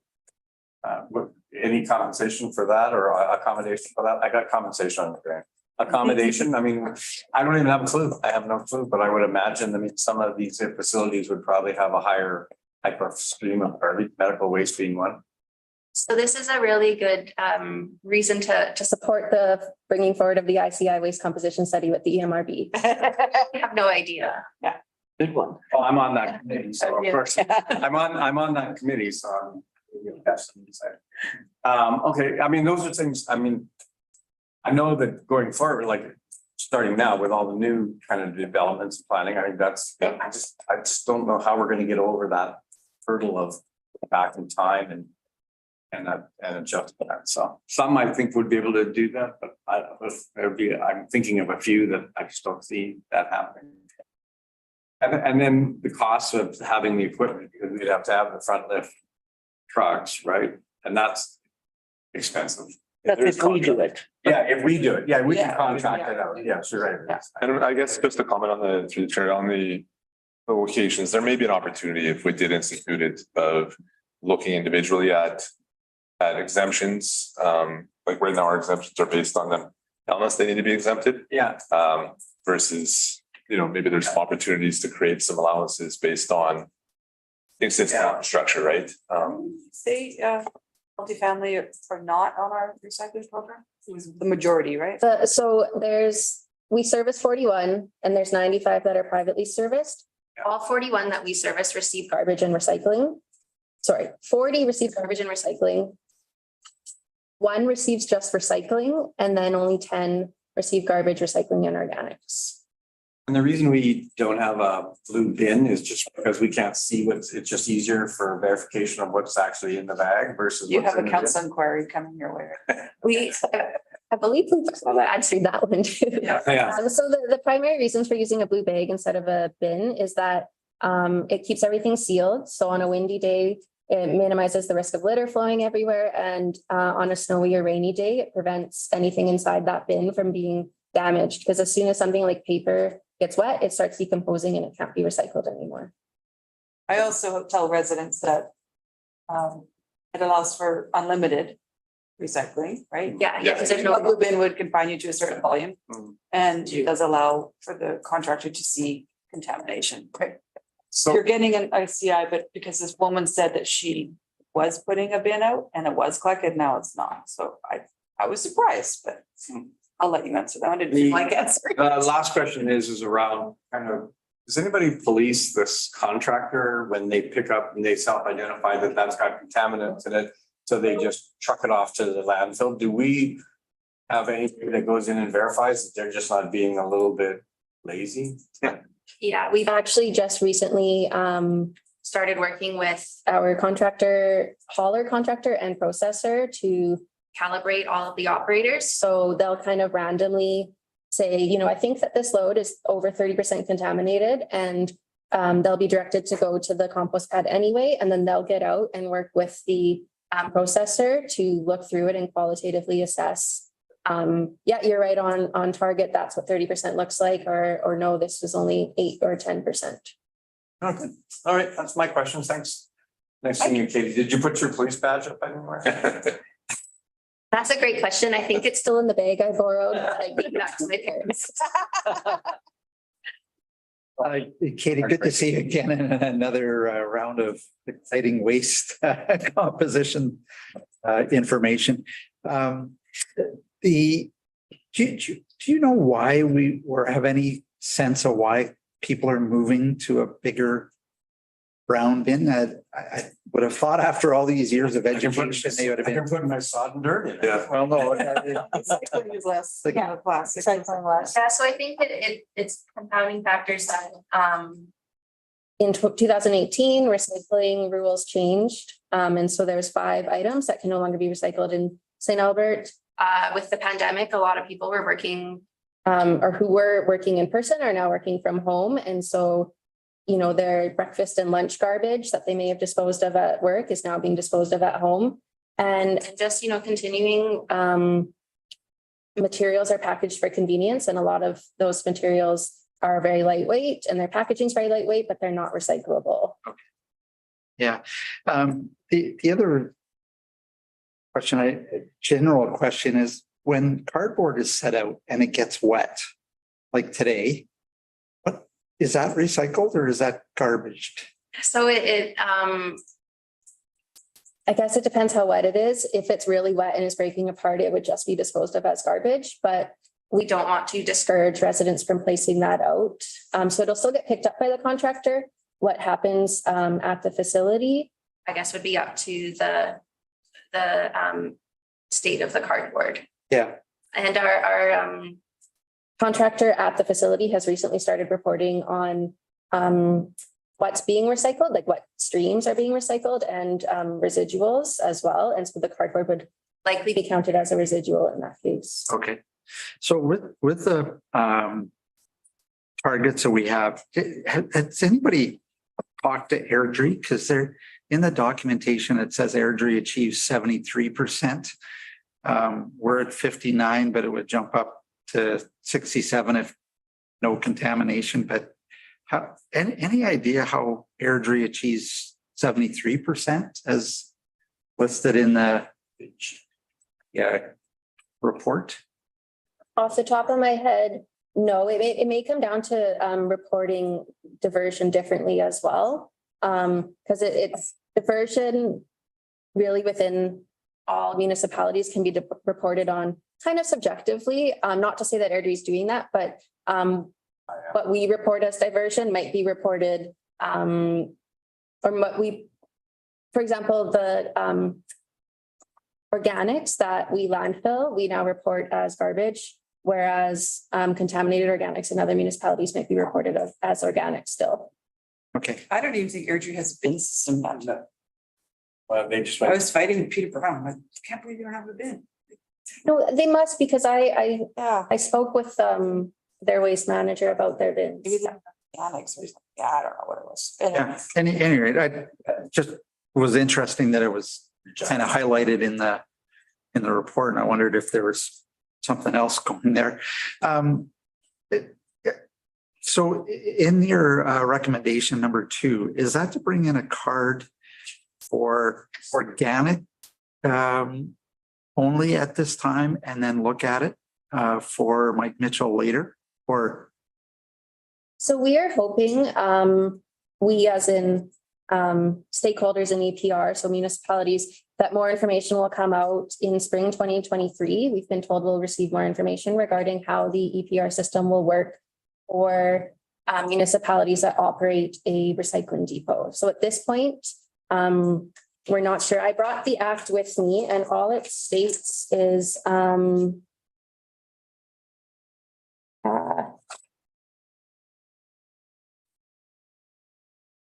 a producer must provide at no charge by April 1st, 2025, a common collection system to single-family dwellings in communities registered with the authority that are receiving recycling service from a community authority as of the date that this recycling regulation comes into force. So it doesn't say how they will provide that, whether we will continue to operate the Mike Mitchell Recycling Depot or if the Pro will take that over, and if they do, how that would impact waste disposal cards. so, but again, to what's up on the board right now, it would actually be just for the green organic yard, The compost depot.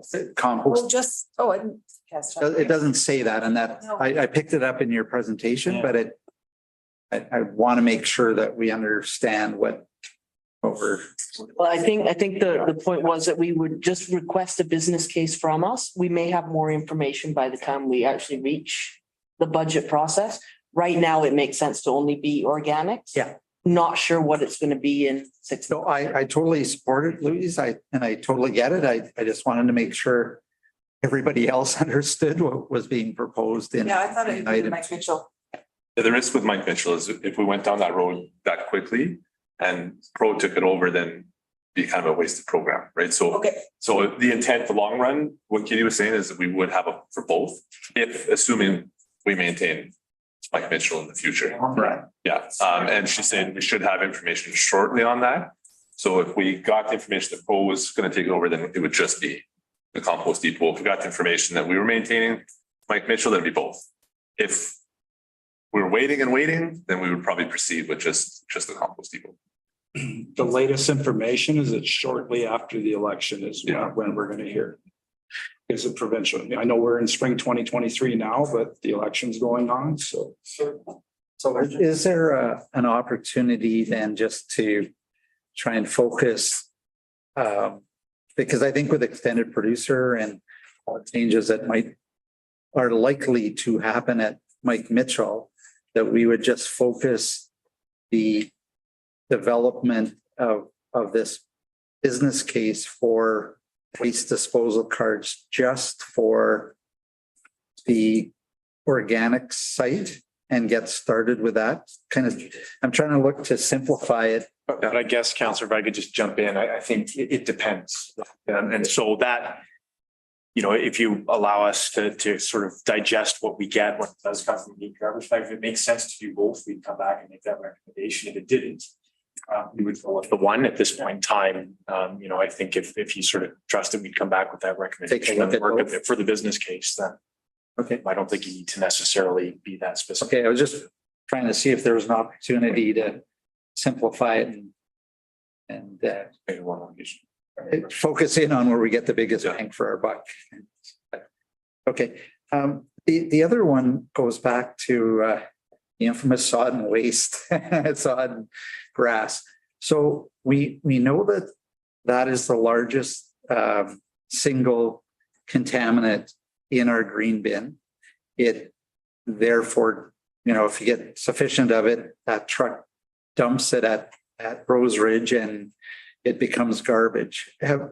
Is it possible to get a high-level business case kind of cost of saying, we know that sod is the biggest contaminant, the cost difference of dumping a truck into the organic stream versus diverting it over to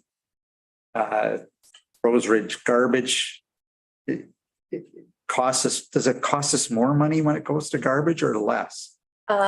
So if we dispose of it as contaminated compost, it costs the same that we would pay for garbage disposal, which is with the CPI this year, it's because the cost of garbage has remained steady and organics increased. I think it's around 12 or 13% higher to dispose of as garbage than organics. So there's actually, it actually costs us less when we divert a truck to the garbage side that's contaminated. No, sorry, other way around. Yeah, so it costs, it's kind of a three situations. So if you're a garbage truck, you'll pay to dispose of it as garbage. If you're an organics truck and you self-declare that it is contaminated, you'll be directed to dispose of it as garbage. And then if you're an organics truck that says it's less than 30% contaminated, you'll be directed to dispose of it as organics. And that fee is about 12% lower than the garbage fee. Okay. So what I'm getting at is that there would be some cost savings that we could accept sod and dirt back at the organic site, even though we know we would have to pay to dispose of it, but it's costing us money to put it in the dump versus how much would it cost us if it was just pure sod and dirt at the organic site, and then that contaminated load would now be going on the cheaper side of organics. There's got to be a benefit. A fourth situation in which our operators say their contamination is less than 30%. They take it to the compost pad and it's determined that it exceeded 30%. We get charged an even higher rate because they then have to process it, put it into a 40-yard bin and drag that over to the landfill. The other thing to mind too is it's not a transfer station, right? So we're a temporary permit as an organics facility. So we can't accept garbage at the compost facility. Essentially, is that what we'd be saying we'd be doing, right? Is accepting what is considered garbage, which is sod at our compost facility and then hauling to the dump from there. It's not a garbage transfer facility. So that would be a challenge for us to work out with the province to create a spot to dump sod because it's considered a garbage. Yeah. So, but it's a transfer site in any case for all of our big branches and stuff. We grind it. Compost yard where we don't, or sorry, compost depot where we don't accept sod or sod. That's what I'm. This is in the green cards.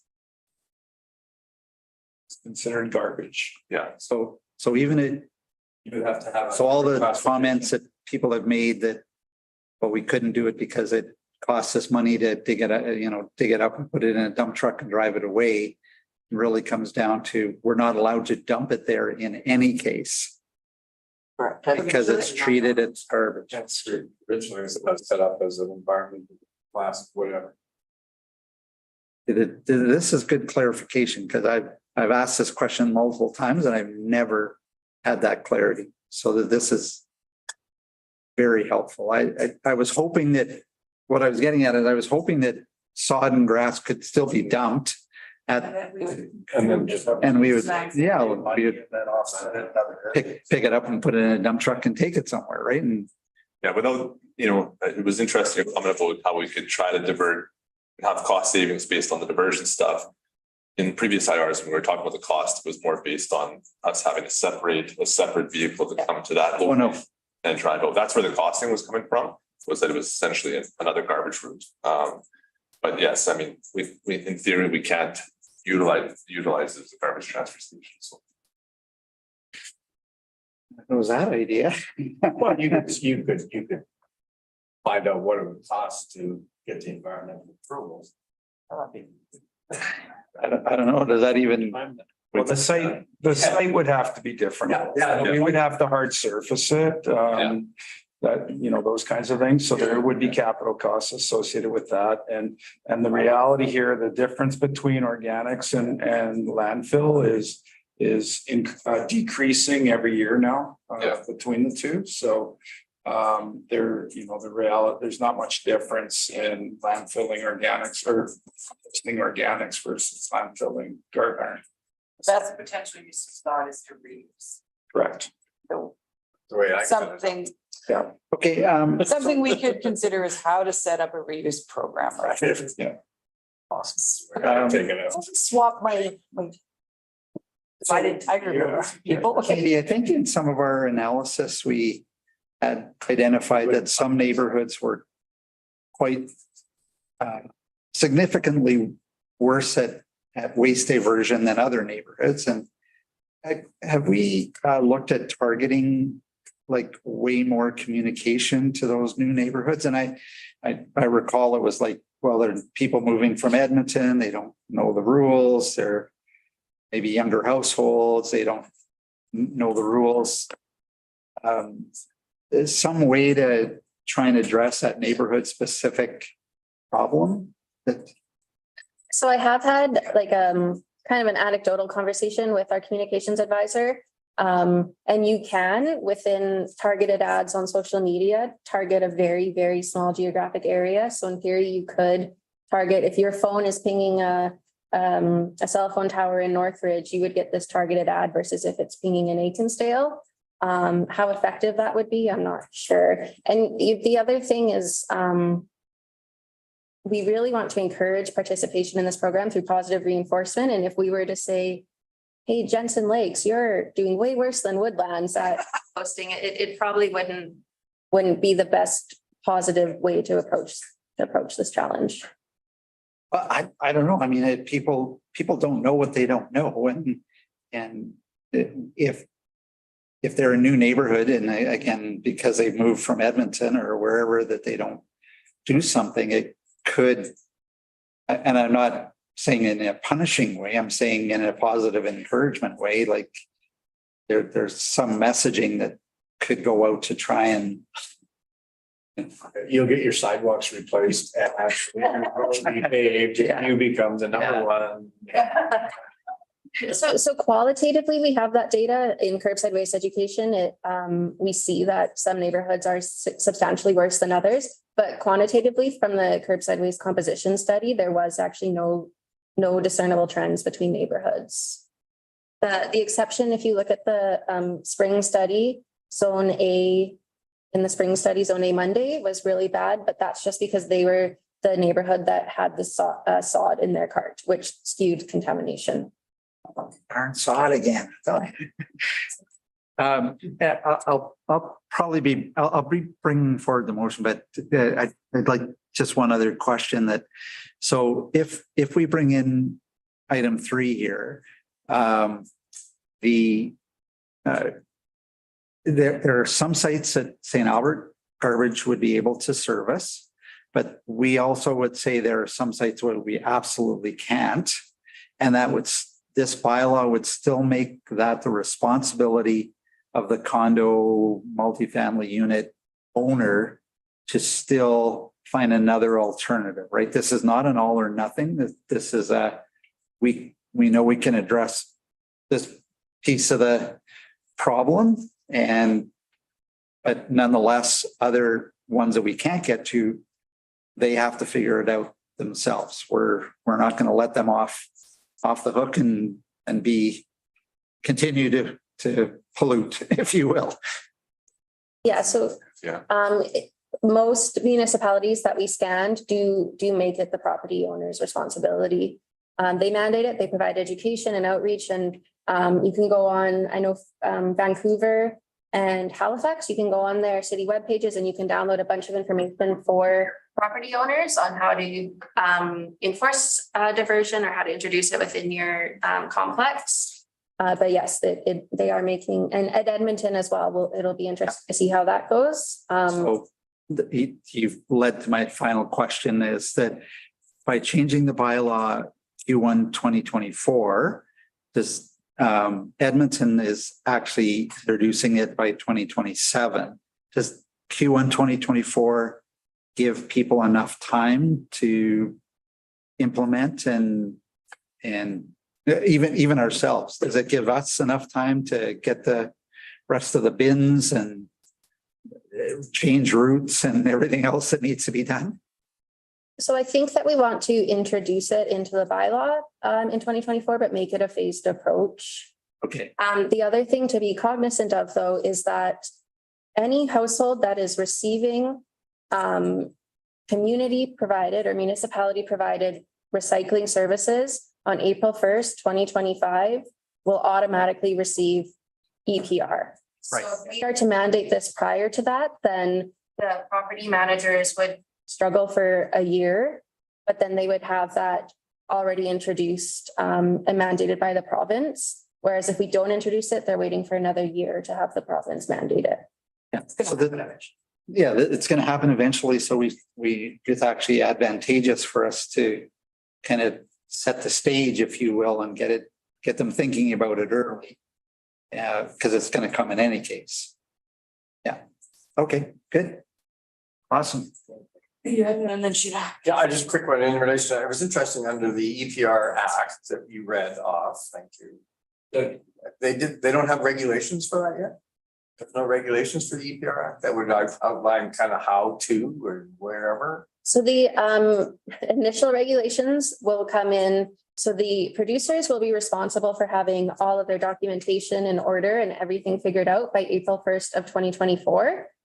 And then the municipalities will be required to register with the program at the end of 2023 and then will participate in 2025. What those regulations and parameters for participation look like is uncertain. All we know is that the oversight body will be the same body that oversees our existing stewardship programs. So like the ARMA one, like oil and batteries and tires. Yeah, so it will be ARMA as well, who's overseeing EPR. So ARMA will oversee all of that. So potentially ARMA would take over Mike Mitchell? Yeah. They're just oversight. Yeah, so they're the oversight body that kind of mends the bridge between municipalities and the producers. So the producers can choose to participate or to kind of have ARMA delegate everything and control things, which in British Columbia, it's Recycle BC, and most producers have chosen to have Recycle BC oversee everything, do all of their data collection and reporting, and then they just give them money. Wow. Okay, so let's just talk about the number 3 motion. My concern is that, and we talked to the apartment owners, for example, that about how they could implement this, because they have their layout. They don't have more land. Some of these guys built these things 50, 60 years ago. They have their garbage area. They don't have extra area for 2 or more bins in addition.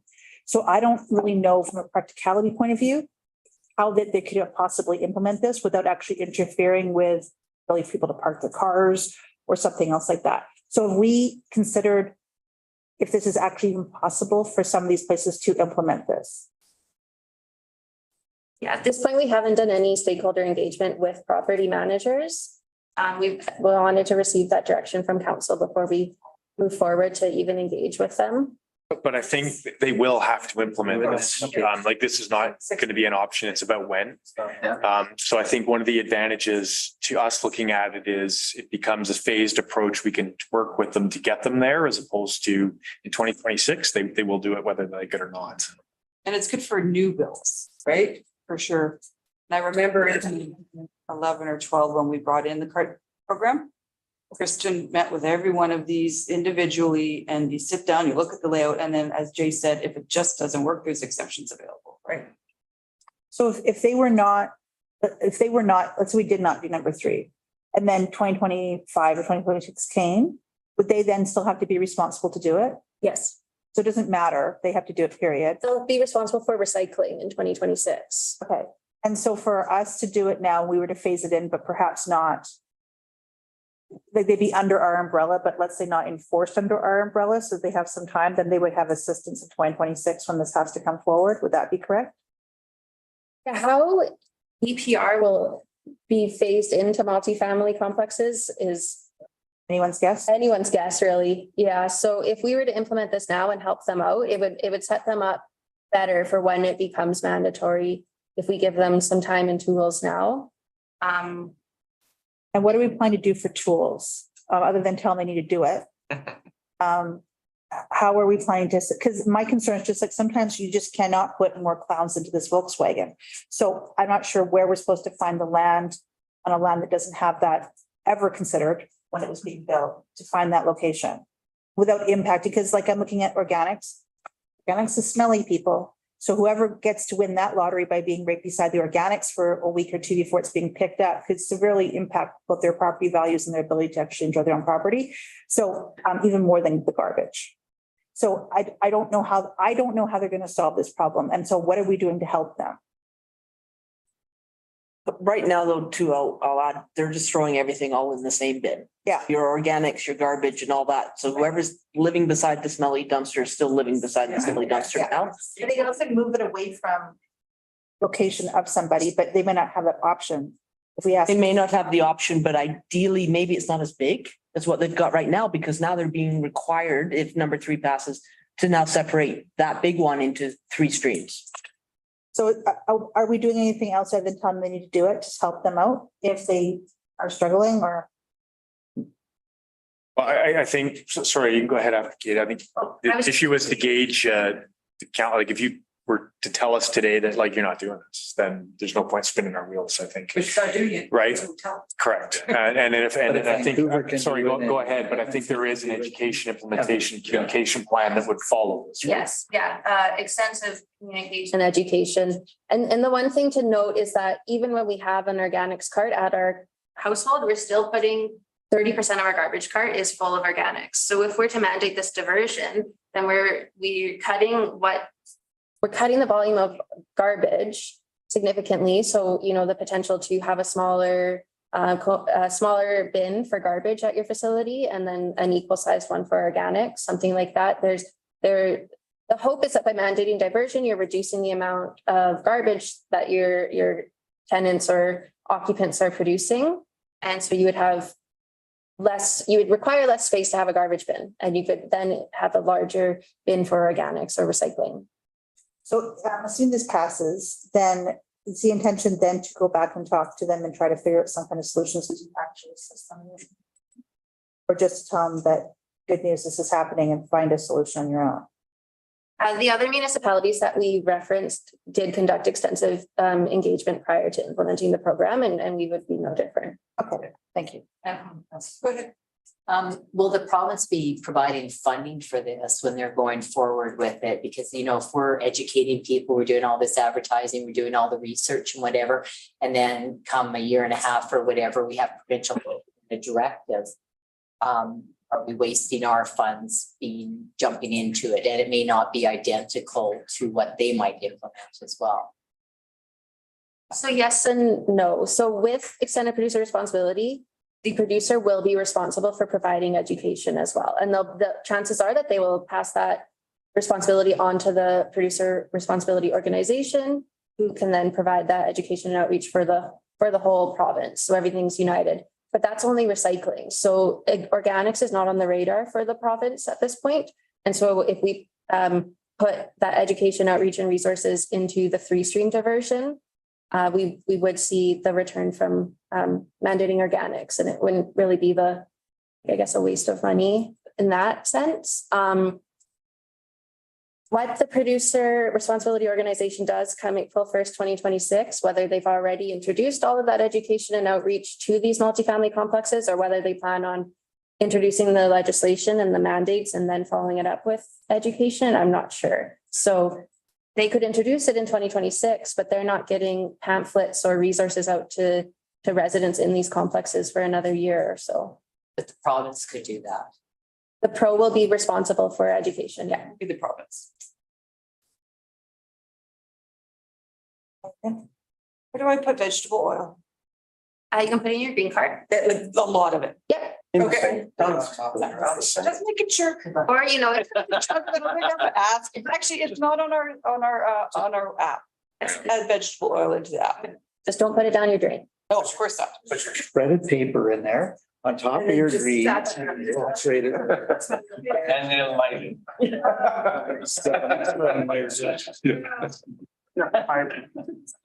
We talked about the different size cards.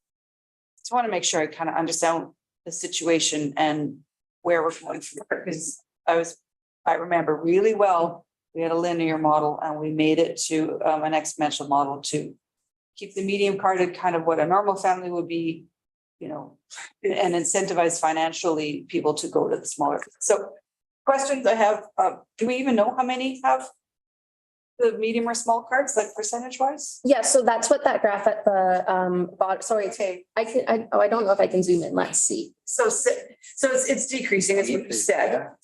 Yeah, so for example, in 2011, when we brought the program in, 50% of households requested a 240, or sorry, 57%, 240, 31%, 120, and 12% 80. And at the end of 2022, we were at 6% 80, 19% 120, and 74% 240. So new build in Jensen Lakes, do they automatically get a 240 or do you ask? They get to pick. Yeah, so they can either apply online to set up their utility account, or they can phone utility services. Utility services will walk them through cart prices, card options, everything like that, and they get to choose. And then you get one free swap a year. So if you say you choose a 120 liter of both, and you decide that you actually have way more organic material than you thought you would and way less garbage material or garbage than you thought you would, you can use your one free swap if you request it at the same time, and we'll come swap both carts. So, and if you buy a house and it has the smallest cart? Yeah, same thing. So if it's a new account, when you go to set up your utility account, you'll phone utility services and they'll say, the household currently has a medium cart. Do you want to keep that, or do you want a bigger one or a smaller one?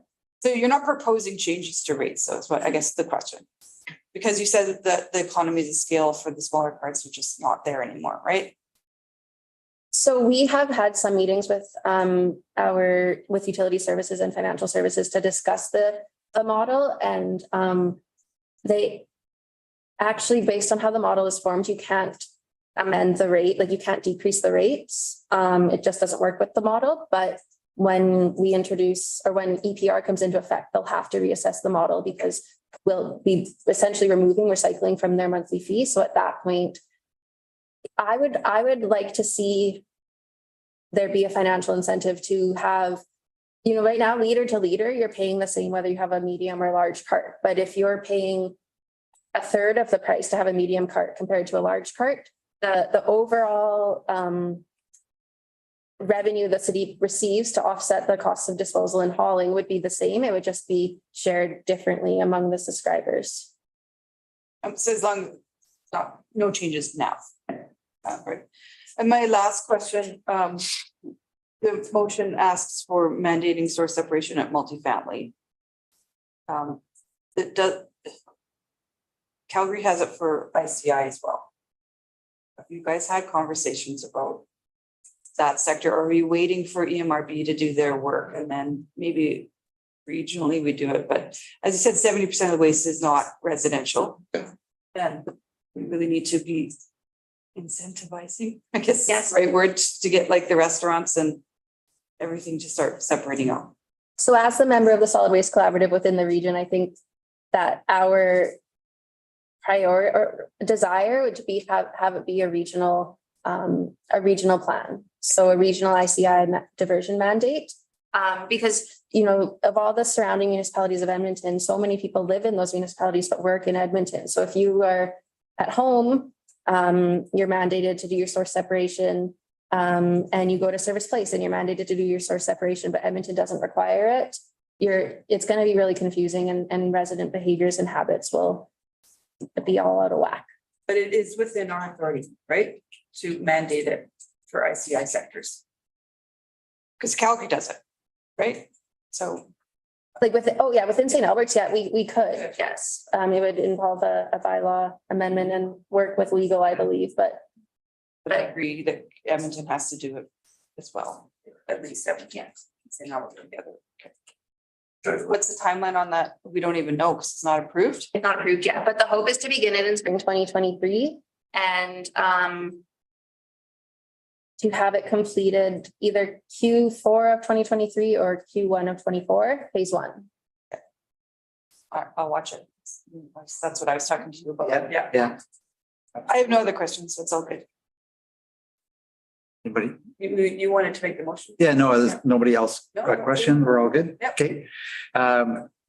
Make the motion that the standing committee of the whole recommend to council, one, that the attached report entitled the final report residential curbside waste composition study dated November 2022 be received as information.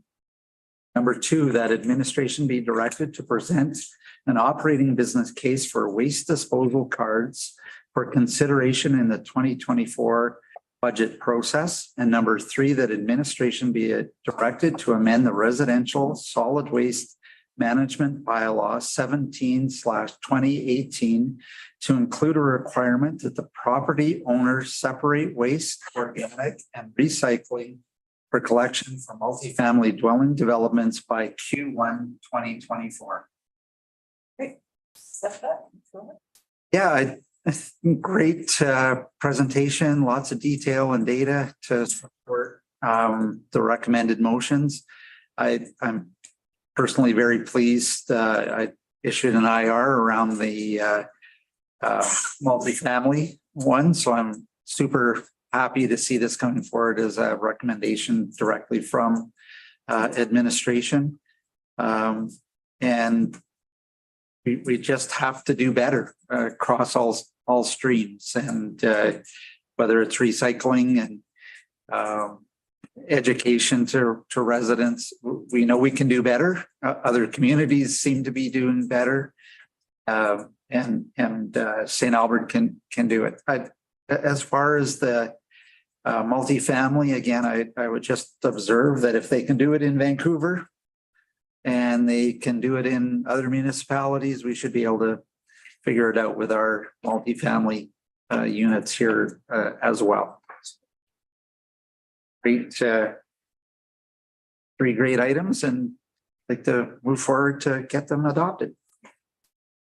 Also, go ahead. Yeah, so just for the public or if the press is watching, from what you can nod if or tell me I'm wrong. I understand it's coming in Q1 2024, but it's with a phased-in approach so that anybody who is currently owning a property, who may be currently panicking by this motion, they understand that we're bringing forward the bylaw, but not necessarily making everything be 100% as of that date, that we are just going to start introducing it through. Right? Just so people know we had the discussion, but I just don't want people to misinterpret what we just recommended here today. And that it will be brought through understanding that there'll be some time for growing pains for these people to accommodate it. Yes. I posted the video on Starfom on Facebook and I just went to see if there was getting action and my memories popped up and Councillor McKay and I were out looking at our organic bins in Northridge 12 years ago. Wow. It's a coincidence that showed up. New bins, everybody was so excited. And that's is already just. That's a medium bid. They don't do medium bins. That's this thing. So I would just say that, personally, I'm very happy to see this. I know Councillor Permansky asked about glass, and I personally have volunteered in my neighborhood through our kind of neighborhood block party to put out a bin on my front porch at the end of every month so that my neighbors can come and drop off glass. Wine bottles, you mean? And Solar empty. Full wine bottles are appreciated, or vodka or dark rum or whatever you want to bring. But I think just personally, it's something that everybody can do a little bit, and it will make a big difference. And this is all. I mean, the discussion has always been about waste, but this is about protecting our environment and at the highest level. So I'm very happy to see these three things brought forward. And Katie, thank you very much for, all of the detailed breakdown of what goes where. Of the vote. Passes unanimously. Thanks, guys. Thank you. Because that picks up on some of the stuff today. Writes a little story. Yeah. Okay, bio break time. 5 minutes. Yeah, we're almost done here.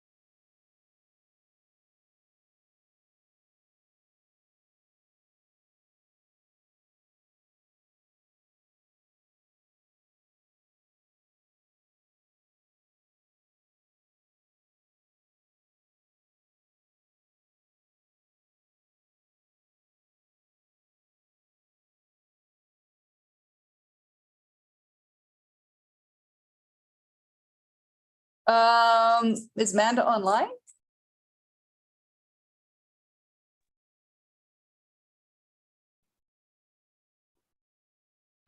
Hello, yes, I am. Sorry, Mayor. Forgot where the camera was.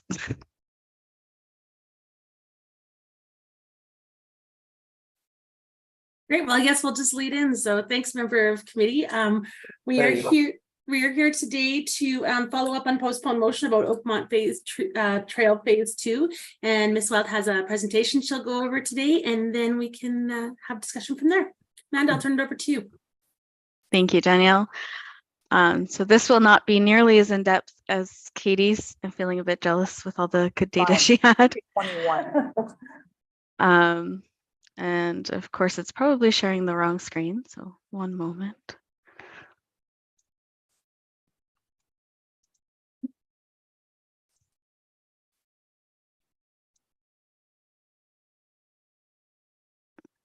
There, you should be just seeing a cover page. Yep. Beautiful. One day I'll get it right. So thank you very much, committee. My name is Amanda Wild, as the interim manager for Recreation Facility Development and Partnerships. I'm pleased to present to you today on Oakmont Trail Phase 2, Segment 1, which I will henceforth refer to as Old Belrose, so as not to add more numbers into the conversation. So just a little bit of a reminder, as it's been a while since we've talked about this project. Segment 1, or Old Belrose, is an old road currently used strictly as a maintenance access to the Sturgeon Reservoir. It is currently used by the public on an informal basis.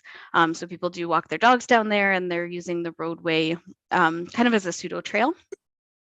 As part of our policy framework that informs this work, this area is identified as a proposed spine of the active transportation network within the active transportation strategy, and was brought forward as part of the Oakmont Trail project during the 2023 budget deliberations as a standard asphalt trail, meeting the Red Willow Park standards, with the removal of the road edges that are unneeded going into the future, as well as full naturalization of the corridor, just to meet our current policy and goals for naturalization.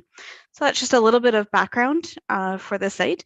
And as a reminder of the location, this is connecting to Belrose Drive, and in the active transportation strategy, it is identified as a potential connection area, and could specifically connect to future Sturgeon County trails along Belrose Drive, and then up into Erin Ridge through Coal Mine Road and Erin Ridge. You move through the Erin Ridge neighborhood. So it is one of those connector areas for the city. A little bit of background related to the Northeast Servicing Project. If you will recall, we did talk about in the project charter how this project aligns to the Northeast Servicing Project. In particular, the Northeast Servicing Project has identified that they do need to use the old Belrose corridor for future servicing of the Northeast area of St. Albert due to the construction methodology, which is still in flux.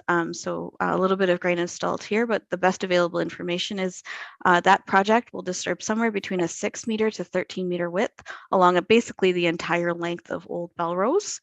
Under our current project status and current practice, once the utility project is complete, they would restore the maintenance access to its current state, so to basically a gravel road, absent further direction or other direction. So they'd follow normal practice under the Northeast Servicing Project. And what we have identified as administration is there are extensive efficiencies, primarily financial, as well as timing, between the Northeast Servicing and advancing trail development along Old Belrose. I will be providing a brief kind of overview of the options that were explored during, as a result of the motion that was approved during the 2023 budget deliberations. And just pointing out, so I don't have to repeat myself a dozen times, all options explored do include our construction management costs. That's mobilization, demobilization, project signage, tree protection, all that kind of stuff, environmental management, benches every 400 meters as per our municipal engineering standards, waste receptacles every 400 meters, signage needed for traffic control and potential interpretation, as this is an important area, a historic area of the city, as well as access control, specifically T-bollards. So as I go through the options, all of those are included. So to introduce more numbers, sorry, apologies for that. As a result of the motion, we do want to note the motion directed us to look at a standard that would be similar to what you see on the ATCO right-of-way in the Grey Nuns White Spruce Forest. As indicated in the AR, there is no direct comparison there because the ATCO right-of-way does have naturalized edges. There's vegetation along the entire stretch of that corridor, so there's no old road. What we do see very, very similarly is the Hogan Road alignment within the Grey Nuns White Spruce Forest. So those that may have been here this spring and got to see it without any snow, this option in front of you is very similar to that. So the dark gray you see running kind of through the middle of the page or the slide is a gravel trail surface. The dotted area that you see would be bringing topsoil on top of the road structure to allow naturalization of those edges and seeding with grass. So it would be a gravel trail within a grassed area maintained in that naturalized grass would be maintained more of at a naturalized standard. So it would be mowed 3 or 4 times a year, but not extensively. The total cost to do that, recognizing efficiencies with the Northeast Servicing Project, is $652,000. We did also look at an option that really aligned to our understanding to the intent of the motion, and that would be to create a gravel trail to the same standard that the ATCO right-of-way is built to. So that's a limestone crush kind of mounded trail on top of the surface of the gravel roadway. So you would retain the gravel roadway, and essentially it would be a gravel trail within a gravel road. And that option is at $283,400 with the efficiencies of the Northeast Servicing Project. As part of the process and as we went through our standards, we felt like there were other options that maybe we could have found that were less costly, which we felt was kind of council's direction is this is a good project to do and aligns to our policies, but was too costly. So we did look at asphalt options in the same kind of framework. So the first option has the asphalt trail in the light gray with seeded area in the dotted area. So still allowing the naturalization of the edges. I will note to council that this option is $724,000, which is more costly than the original full naturalization of the edges proposed in December. And that's simply a matter of construction escalation. And we have just recently updated these costings, so we do know them as they're as true as we can possibly be, but it has raised the price even beyond a full naturalization of the edges.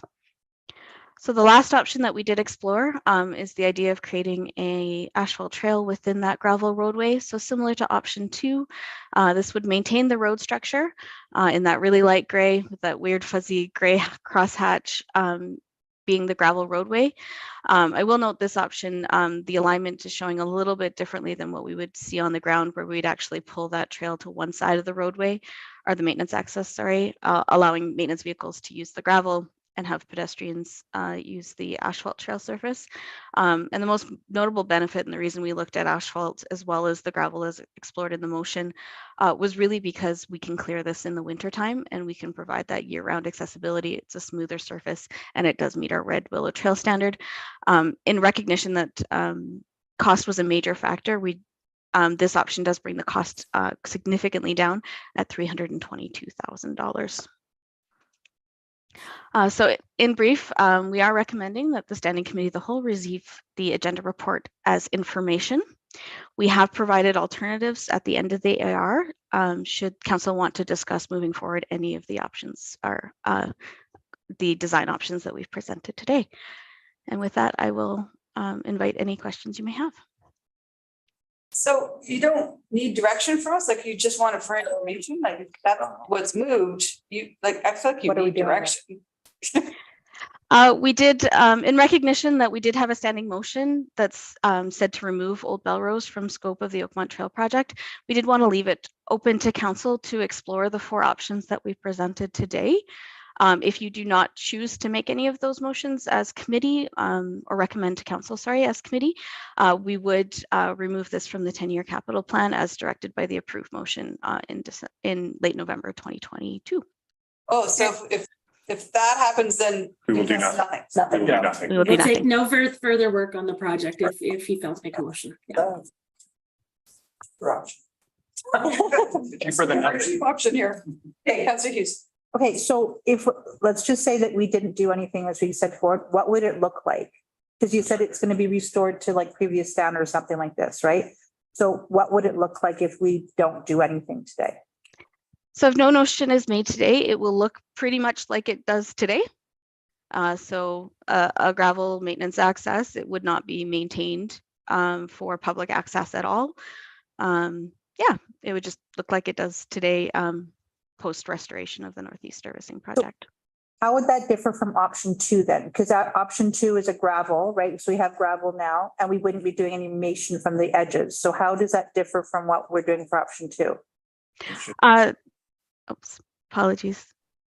No, I just spoke up. I apologize, Amanda. I just was saying, would that assume that there'd be no benches, no garbage, no things like that, right? Yeah, that's not 283,000. So yeah, so the main difference, a couple differences would be obviously there be no access controls, no benches, no waste receptacles, as Councillor Mackay. It also wouldn't be maintained to a trail standard, so that because it's only required for city vehicles, it will degrade over time. So in the start, it will be, you know, a nice stable surface, but it will degrade over time. It's actually not required for city operations. It's more of a convenience at this point from our understanding. So it would never, in a gravel trail scenario, it would be monitored, it would be compacted, gravel topped up as it needed to maintain that stable travel surface. If I can give an analogy, Hogan Road leading into Grey Nuns White Spruce gets quite rutted out in the springs because it hasn't been maintained in a number of years. And we could anticipate Old Belrose reaching that condition again. It would take a long time to get to that, to the condition that Hogan Road is now. But you could see rutting, soft surfaces, mud in the spring and those kinds of things. But Amanda, I think the other piece of it, right, option 2 actually puts on a gravel trail on top of the road surface, right? And that's the point. Yeah, so we'd maintain it with and it's a limestone fine, so it's a different product that kind of separates out the two different gravel. It would look in the summertime, it would look like a gravel on gravel, essentially, but it would be maintained appropriately as a trail. So it would be defined as a trail. And basically what we're doing is we're formalizing this as a trail if we do it that way, where before it's sort of like a goat path that we just, whatever happens to it. But here we'd be saying we are adding a trail to our network system. Basically what I'm hearing, right? And so yeah, it would be it would meet our gravel trail standard and be maintained as such. Yeah. So the 283, I know that the other stuff you mentioned, I'm just going to ballpark it, but I'm guessing that's no more than 50 to do that. So the other 200,000, is that really just from the crushed rock that we're looking at and just the bed to make the crushed rock? That's what the intention is for the 283,000? Yeah, so we do obviously have project startup costs and things like that to get our contractors on site. Then it would be just recompacting that. So the Northeast Servicing Project will bring it to existing standards. So we do have a little bit of money set aside to recompact, make sure it's nice and stable. We do have a little bit of things like we need to remove a little bit of asphalt trail. And then of course, benches, garbage, signage, all those things. And it just all kind of adds up to that. But the actual supply and install of a granular path is approximately $100,000 of the cost. And the other thing, so when I look at option 1, sorry. it's okay. So one more thing. So when we look at option 1 and 3, like the difference between that, it looks like we're putting almost $300,000 into seed for grass seed. And I'm just trying to wrap my head around why it costs so much for grass seed. Has it gone up? I just don't know. Or is it just, I don't understand the size of this area or. Yeah, it's largely related to the fact that we have to bring in topsoil as well. So the Northeast Servicing Project would leave gravel. We'd need to bring in topsoil to even it out and to provide that base for the grass to grow. So the amount of topsoil required is quite expensive. But and this is just, first of all, before I go any further, Matt, I really appreciate how you guys took the motion and the intention of the motion and tried to figure out solutions. So thank you for that. I'm just trying to figure out one more thing. So if we didn't put topsoil, but you were to put, I don't know, poplar trees or something, or do we need to have that open for the trucks to go down? Like, do we need to have it available for the trucks? Or what if we were to put shrubs or something that wouldn't require additional topsoil? Or would we require it no matter what? Yeah, so we don't need the travel surface. We need a 3-meter width is typically okay for our trucks to get down. We're not bringing anything too extensive back there. Although I will note that trucks on the granular surface, trail surface, they're not really built for truck travel. So they will get rutted out over time due to vehicle access. We actually, because it's a road structure, it's quite deep. And the roots can't establish on top of gravel. So we do need the topsoil, and it's actually quite a bit deeper for tree planting than it is for grass. It's about 650 mil depth for a tree planting bed versus 150 mils for topsoil. So it's quite a big difference between the two. Okay, so if we were to do option 4, we would have the asphalt so you could use it year round. And then that other space, we could just allow that, you were saying that the trucks could go down that other space over to the side so that it wouldn't actually hurt or additional, I'm kind of trying to think of the word here, but damage or prematurely age the asphalt. Is that the intention? If we were to go Yeah. for? Yeah, either 2 or 4, we'd look to align the trail surface so that it was out of the travel path. And it also gives us an opportunity to look at the alignment with the Northeast Servicing Project and move any trail surface away from any pipes that are underneath as much as possible, so that if the pipes need repair, it gives utilities the opportunity to not interfere with the trail and still do the work they need to do. Leaning towards 2 or 4, but if the 1 for 1 and 3, if we were to do that and you were to put the grass, then the trucks would actually be going on top of the trail in some component. So wouldn't that actually potentially cause additional repair sooner than otherwise because of that? Yeah, so for option 1, that would be a concern. We would make sure it's a nice stable base, and as long as they're not going in when it's significantly wet, it should be all right. Option 3, our trucks regularly travel, are just our regular trucks are regularly down the asphalt trails. It's not as significant of a concern. Okay, that's it for questions. Amanda, I'm trying to go back to your very first slide, or first or second one, to understand when we put the pipes in, we're not ripping up the whole road and then putting it all back as a road where the pipes are off to the side. Is that correct? Or maybe I'll start, and I do see Donnie or Tim online if they want to jump in. Our understanding based on the current project is there are a number of servicing lines that will use this alignment. So they will be essentially using the width of the corridor as it exists now, and maybe even a little bit beyond the cleared surface, to enable all of the lines that they need to go down Old Belrose to fit. But maybe Donnie or Tim, if you wouldn't mind explaining that a little bit more technically than I can. Through the chair to Councillor Killick, yes, Amanda gave the high level brief. There are 3 pipelines that will go sanitary, storm and water, quite deep as well. So it has to pretty much has to be dug deep enough to allow the pipes to be in. Mostly the width of the gravel surface will be affected. The whole stretch of the trail will be affected. That's kind of the high level update that we have. The design is still in progress. I'm not sure if team is online. Maybe you can add a little bit more detail to that. Donnie, that's okay. I don't want to labor the point. I want to just we're going to dig up the road, put the pipes in. Why are we returning it to a road surface with gravel on the sides when we could just say, or put topsoil back and put a paved path in the middle of it? I'm struggling to say why we're returning it to a road surface and then we're going to put a trail on top of the road and we're going to let naturalized grass come in to the edges. Why are we even bothering the step of returning it to a road? Why not just fill it in with, topsoil or at the edges and a paved path in the middle? What am I missing? To answer the question, yeah, that's the whole point of, I think, the bringing back this discussion. If council desires to put it back into a naturalized form, we can definitely do that as part of the project. But in general, whenever capital projects initiate a project, our principle has been to bring it back to the current state as it exists today. If that can be changed or reduced to, that's a scope that we can consider. But again, I think there's an expectation out there from the trail users and whatnot that the hard surface is yet to be maintained, but that's something that we can bring back for discussion. I just want to make my question clear, is that I still can't understand. We have a motion. We have a motion to keep it Yeah. There's a motion. So we have to reach When this the first ways. came over, and that's what there's, so that's what administration has done, is bring it back to these other options.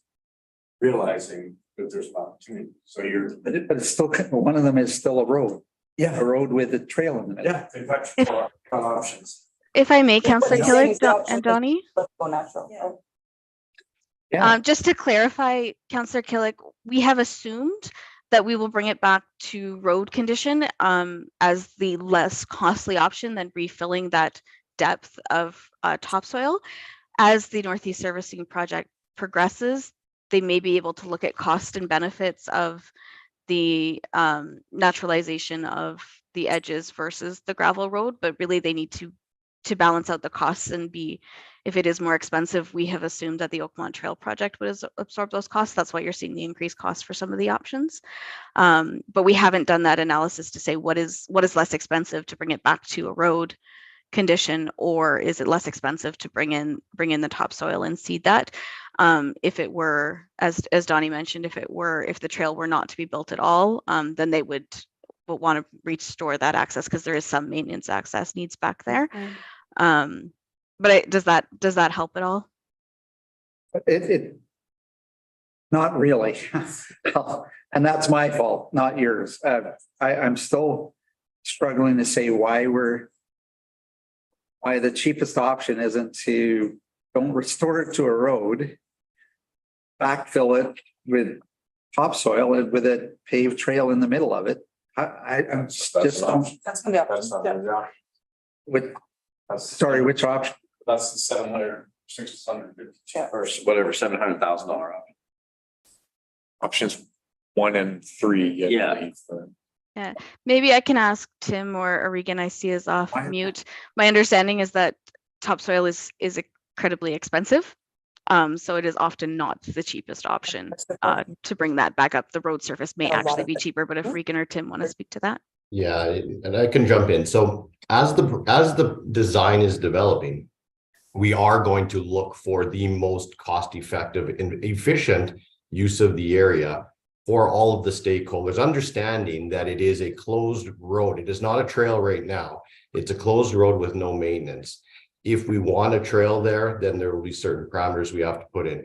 There's going to be compaction if we're going to be putting a road back over top of the pipes to ensure that the pipes are protected. There's a lot of different variables for it, but understanding that it is just de facto use at the moment. There is no trail designation. There's no public road designation. And then, so it's not even meeting a road standard. So that's going to be part of the discussion. If a road is desired for utility operations access, what's a solution that is going to be acceptable? It's not going to be a road standard, but what would a driveway need, or that public access or that private access? So a lot of variables. I understand what you're saying, Councillor Killick. But yes, you're correct. There is going to be, as Northeast Servicing is developed, an evaluation of the design options to make the most cost-effective decision for that particular segment 1 of phase 2 of the Oakmont Trail.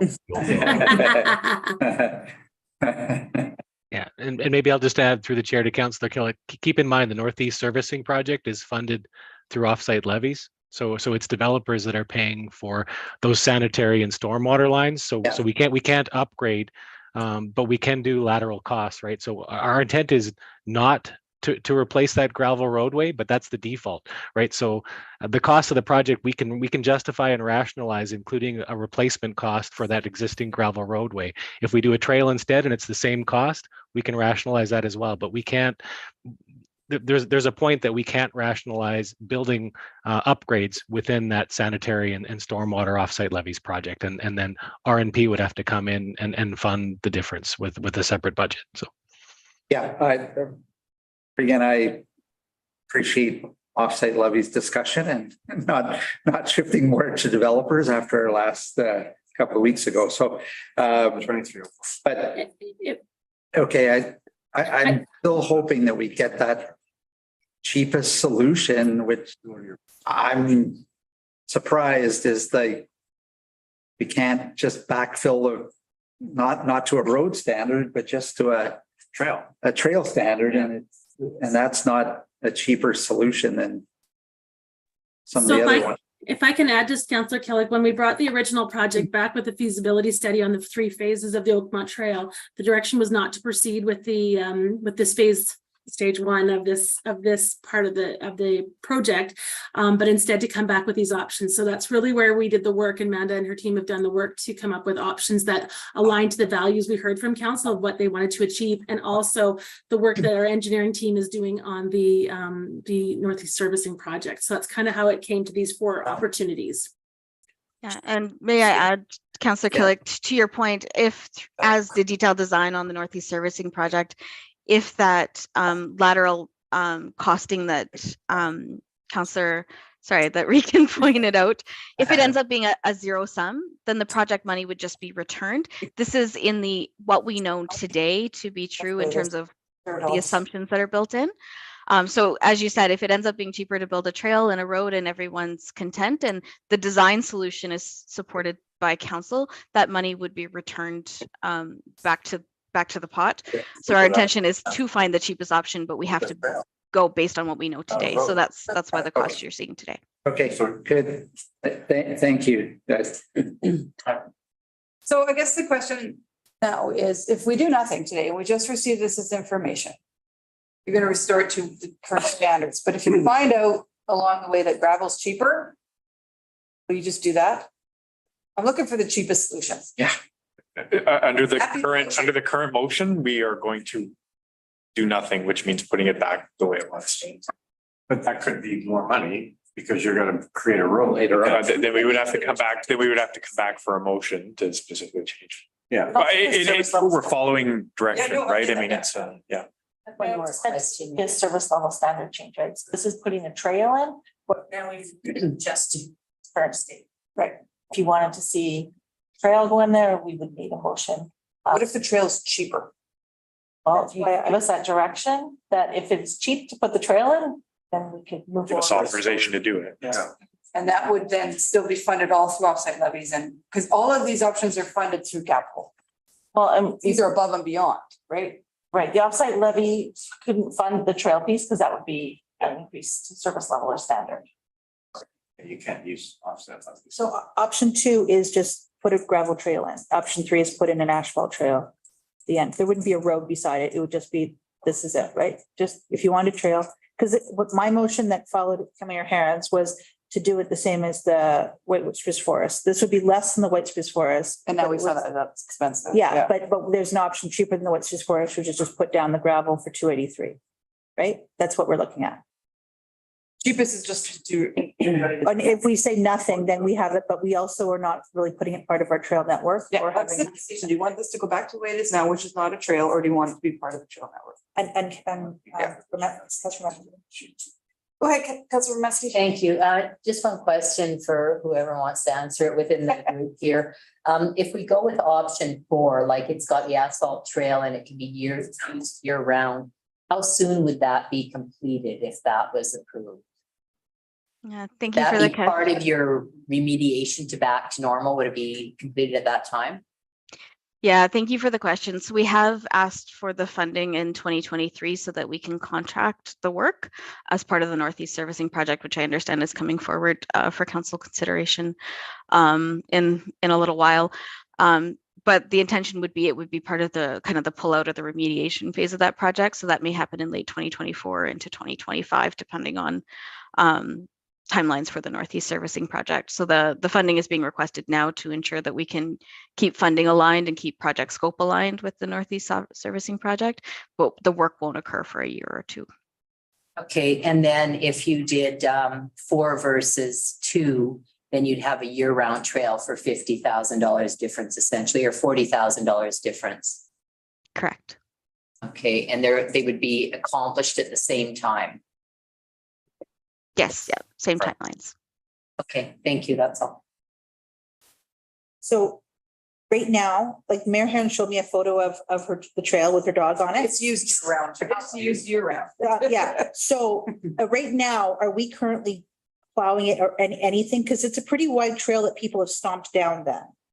So if we just left it as is, it would still be like someone's making a path because it's too straight for me to be able to do it myself. So no, it's like a little guide going on it. Like, I don't know who's doing it, but some guy's got a little thing going on. So, if we just left it as is, as we have it currently unfunded, we could have whoever's currently making the little trail continue to make the little trail and it would still be sort of usable year round, right? Yeah, so the current access is maintained as needed by, I believe it's utilities, and Jay can jump in, or Reagan, just when they need to access in that area. It is not part of our regular snow plowing program. So it does get cleared, but it's as the city needs it. It also does not, it's not cleared to gravel, it's just cleared to a snowpack. So when we talk about accessibility and year-round use, there is no hard surface.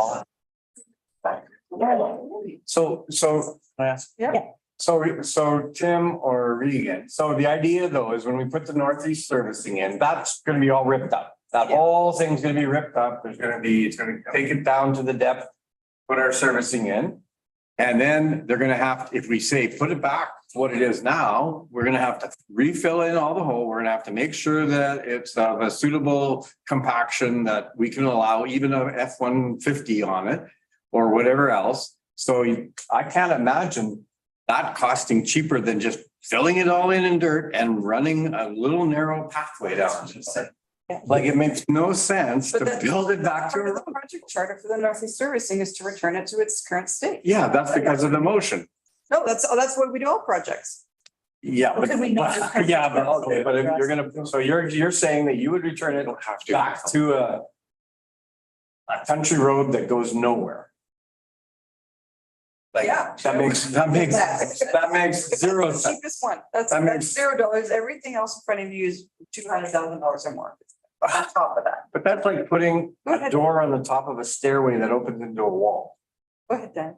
Maybe I'll just jump in and then I'll look to Tim or Regan. So when they put all the servicing in, they still have to put the gravel on top to compact it to protect the servicing. So it would be the same standard as what it is now, is what they'd have to bring it back to protect all of the utilities that are underneath there.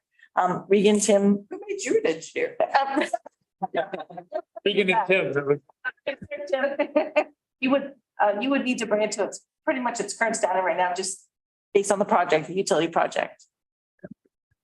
Through the chair, as I stated, that's the default option. If we want something different, we just need a way to fund the incremental costs if there are incremental costs, right? We'll rely on our engineering consultant to tell us this is what it would cost to replace the existing gravel roadway. If there are incremental costs, we're going to need a source of funding for them. And we've got some, and Matt has presented some cost estimates for what those incremental costs might look like. So just in follow up, so the utility trucks go down the road to do what? I What's believe- at the end of that? What's at the end of there? Is that the old lift station, that water thing? Is that? The Oakmont Reservoir is there if they need to get at, there's a meter chamber for the Oakmont Reservoir. So I would say it's infrequent that we need to access back in there. So. I mean, it just. So, but if I could, so I think what I'm hearing is that the cheapest option is the best option, right? But That's what I'm thinking. we're looking at it sort of in isolation of the trail piece. If you, I think, bring it together and I stand to be given the Heisman by anybody on the screen here, right? But if you bring it together with the Northeast servicing piece and we look at it holistically, the cheapest option might be the creation of a trail instead of the creation of a road. I don't know. That is correct. We And haven't that will be- looked at those two elements. So if you are willing to let us do the homework, we can come back and tell you what, no kidding, the cheapest option is. It may be returning it to current state, or it may be actually not returning it to its current state, but putting in a gravel or an asphalt trail. I don't know. So how would we do a motion to reflect that, or do we need to have? Or just information? If we just take this information and then you guys come back and find it a cheaper way, you'll just come back and talk to us, right? Councillor Hughes, could I say that we should at least say we want to have it as a asphalt trail, so it's 4-season cleaned with. No, I recognize that, but they may, I don't want to just let them wander off and go cheapest is the best, and then find out it's just asphalt that it can't be cleared in the winter and used year round. We want to make it part of our trail system. That's the question. Wow. Because right now, it's unfunded. So if we don't do anything, it's not a part of the official trail system. So, Yeah, we don't. so I'm not saying that's where we're going. I'm just saying that's where we're at. Can I, May add- I? can I, sorry, can I interest you? Because I guess Wanted what part of the this. process would be is that if you put forward a motion today based on one of the options we've provided, we would work through the design with Tim and Reagan's team. And then if there was, to Amanda's point earlier, if it didn't cost as much, that money would be returned, but we would work through the process with Tim and Reagan in terms of the northeast servicing. And if it was more cost effective to put a trail in, we could do that based on that fact and return the funding if it was unused for the trail project. But at least that would be aligned at this point. We'd have clear direction of what council wants, whether it's asphalt or gravel, and if you want us to advance on that work. Yeah, That and may I makes just sense.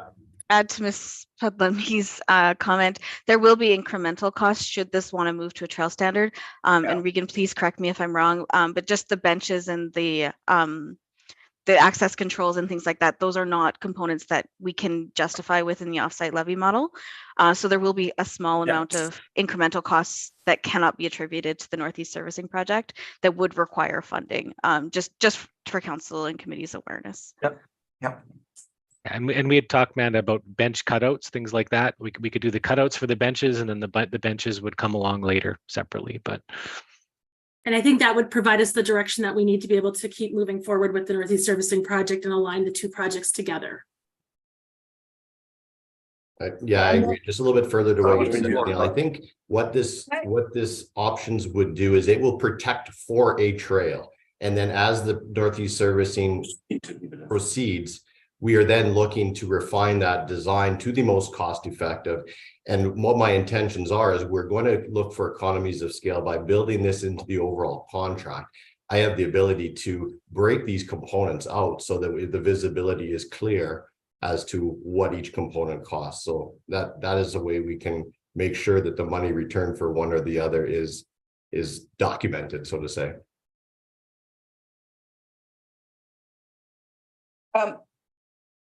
Before any motion gets put forward, I'm gonna give you my perspective as a resident in the area.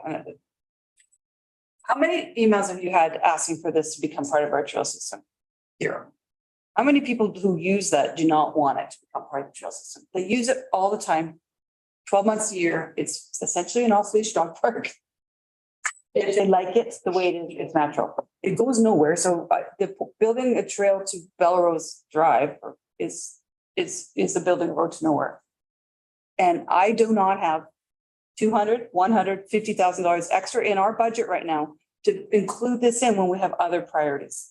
This is not a priority for us. That's my thinking. I think we just let the Northeast Servicing go, return it to what it is, and we're fine. Just leave it as. There's Red Willow Trail that goes right beside it. There's access for people who need the disability access there. We don't need to upgrade this road. It's very well used and liked as it is. That's my thoughts. I'm in debate and I'm sorry, but yeah. Just as you consider what we're doing, we have a tight budget. We don't have hundreds of thousands of dollars. Oakmont Trail's supposed to be about Shopton Joe, not this.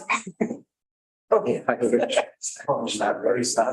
Raise that one. Like you can see it here. It's just. Oh, okay. And there's people that live back onto there that I'm sure don't want it because of the nice part of it, right? It's just a good old road that people go walk a dog on. There'll still be space to walk your dog, right? It'll be as is today. Go ahead, guys. Make a motion if you want. Or receive as information if you want. I'll make a motion. I'm going to make a motion for option 4.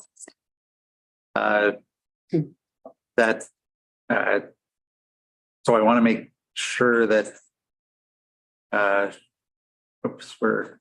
is it there? Page. Screen is. Up on the screen there.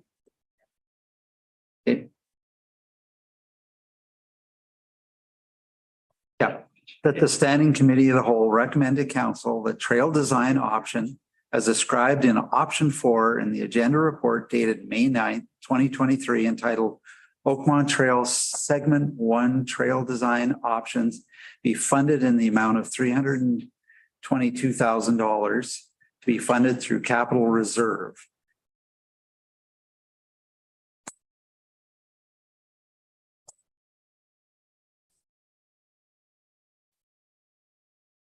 All right, I don't think we have any more questions.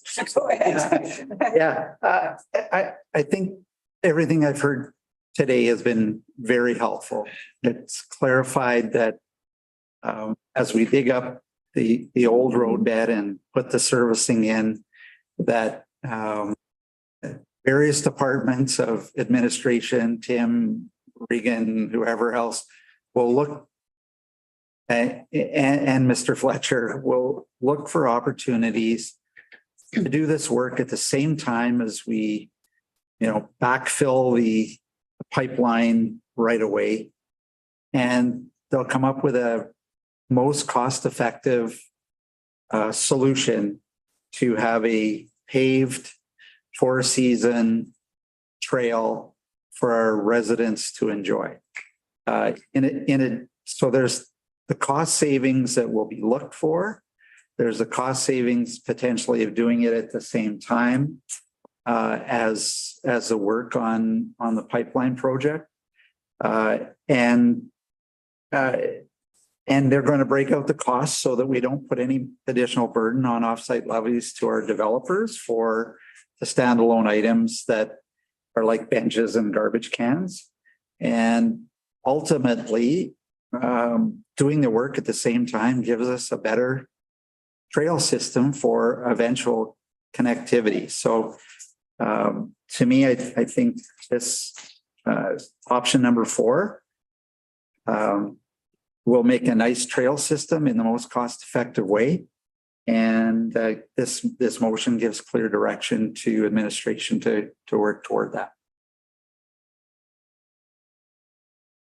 Anyone else on debate? I'll just say, can I jump in? I mean, the only thing I'll just say is I understand the mayor's comment, and actually I kind of support the mayor's comment. But at the same time, you're right, it may not be used now, or it may be used as the general area by the residents. But what about in 10 years? Or 12 years, or even not even going on that far? What about in 5 years? When we look at this and somebody does start to look at saying, hey, how come there's not a trail there? And then why didn't we put a trail in there when we had the opportunity to put a trail in there? And it's sort of like, building a road and then digging it up again to put utilities under. So I'm kind of like saying, we have an opportunity, so why not take the opportunity while we have it?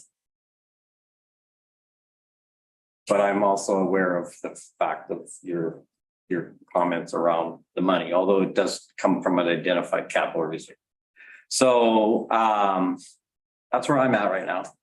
I'm really in the middle, but I'm really just saying is we have an opportunity now. Yep. Why not take the opportunity? Because coming back in 5 years, the costs are going to be ridiculously expensive to build the same trail.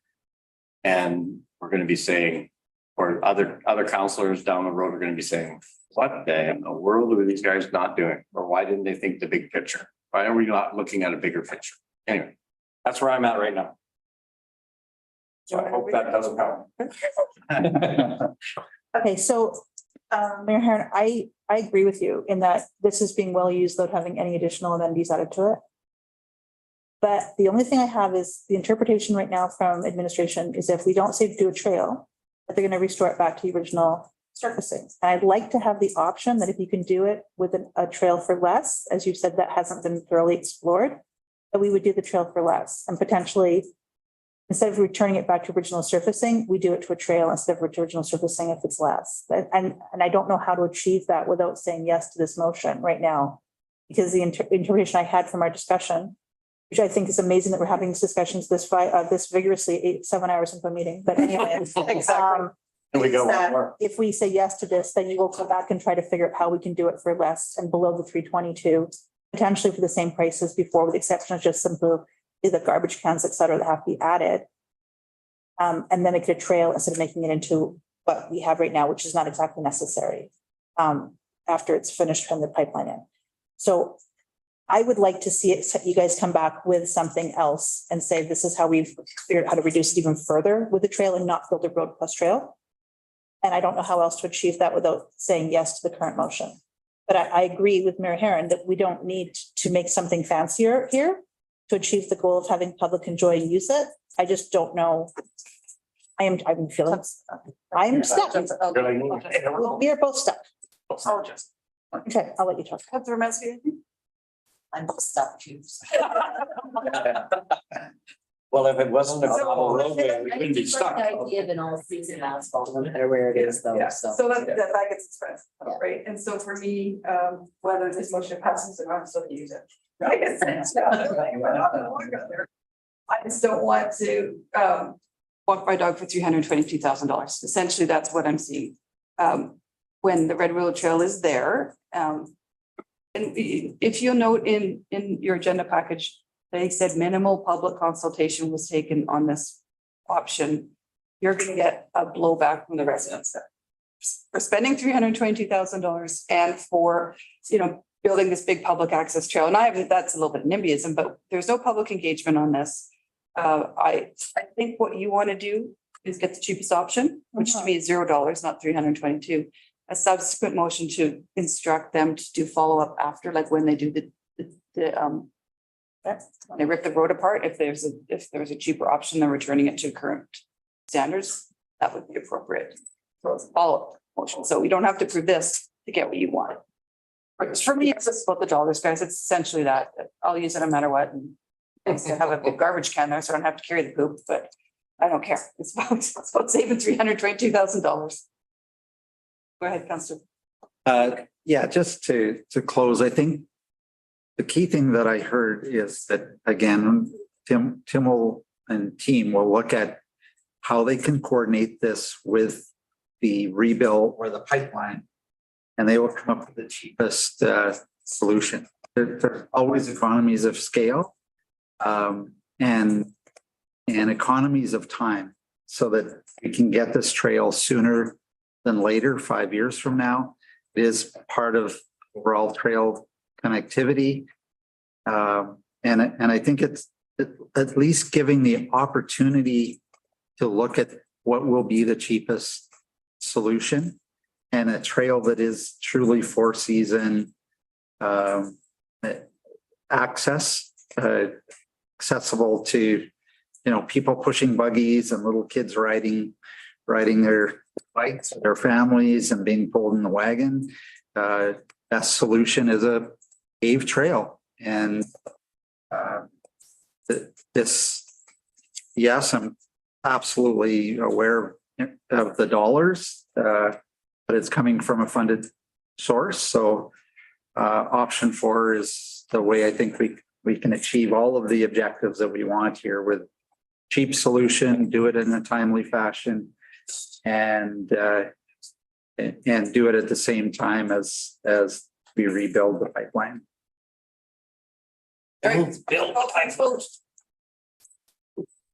Oh, man, I just don't know. There's a swing, my dear. I gotta go. I'm sorry. All right, my motion fails. You need one to say accepted information? I was going to the follow-up motion, Mayor. Oh, you got. I have a follow-up motion I was going to send up you right now. I just sent it. So, because I was just typing it while everyone was talking. I didn't know how it was going to go. And it would be that the Old Belrose Trail, that's the correct wording, project is revisited and there's a more affordable option to restoring to the previous stat, restoring. Okay. If there's a more affordable option, then restoring to previous standard while still providing a trail space that is brought forward for council's consideration. Okay. So. Yeah, I'm prepared to, I think it's germane. Yeah, So I think so. that would be the intention is if we can still do it, that we can do it. For less than zero. Yeah, like we're looking for, like, if it's less than what it costs to do the previous standard. Right, yeah. Then we bring it forward for consideration. Yeah, so, I'm just gonna buy portable garbage can. I have that, and it should be vans, please forgive me, guys. Okay, read it in again, one more Okay, time. so it's at the Old Belrose Trail It's in your project inbox, if ever- revisited. I guess it'd be like revisited as you're planning is my intention, not immediately. And if there's a more affordable option, then restoring to previous standard while still providing a trail space that is brought forward for council's consideration. And I think that after this discussion, you guys know what I'm trying to say here, right? Is if we can do a trail, it will cost us less than trying to make it back this to a road standard, let us know. If it can't That be, makes sense? if it can't be, then give us a slot memo and say it can't be done. But if it can be done, It does. I think the danger is there's a million and different options of trail, right? So I think we're talking about the cheapest Yeah. trail-like open space that is ultimately. whatever it costs right now to do it right now is baseline. If you can do it for less and make a trail as was brought forward by my other two gentlemen over here, or my counterparts, that said, why can't we just do a trail without having to make it to a road standard? If that's an option that can be accomplished. But paved. Okay. Right? You know what? No. We don't have to, No, we don't have to, that's. no, Anyway. we don't have to do this today because Northeast Servicing hasn't been approved yet either. So why don't we wordsmith this a bit and we'll get the right wording. to your Sure, attention. and if you guys have something, you know what I mean, so you guys can fix it. And we could bring this forward perhaps the same time as the Northeast Trail servicing. So you would need to know if you want a trail, to what standard, do you want benches? We just need to know that. That's gonna be. Yeah, so it's just looking at if there's something during the technical work of the sewer. Of storm, sorry, suppose.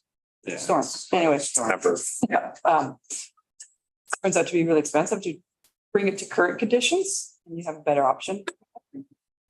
That's all she's saying. The intent is clear. That's. Yeah, well, we'll wordsmith it a bit. Yeah, and obviously, if we were to move it into a trail, there would be some cost for the benches and the maintenance and also just the garbage cans, but that would be a minor compared to $300,000 cost. So those are, I'm gonna call those accessories. So the accessories are obviously born from capital, but if the base.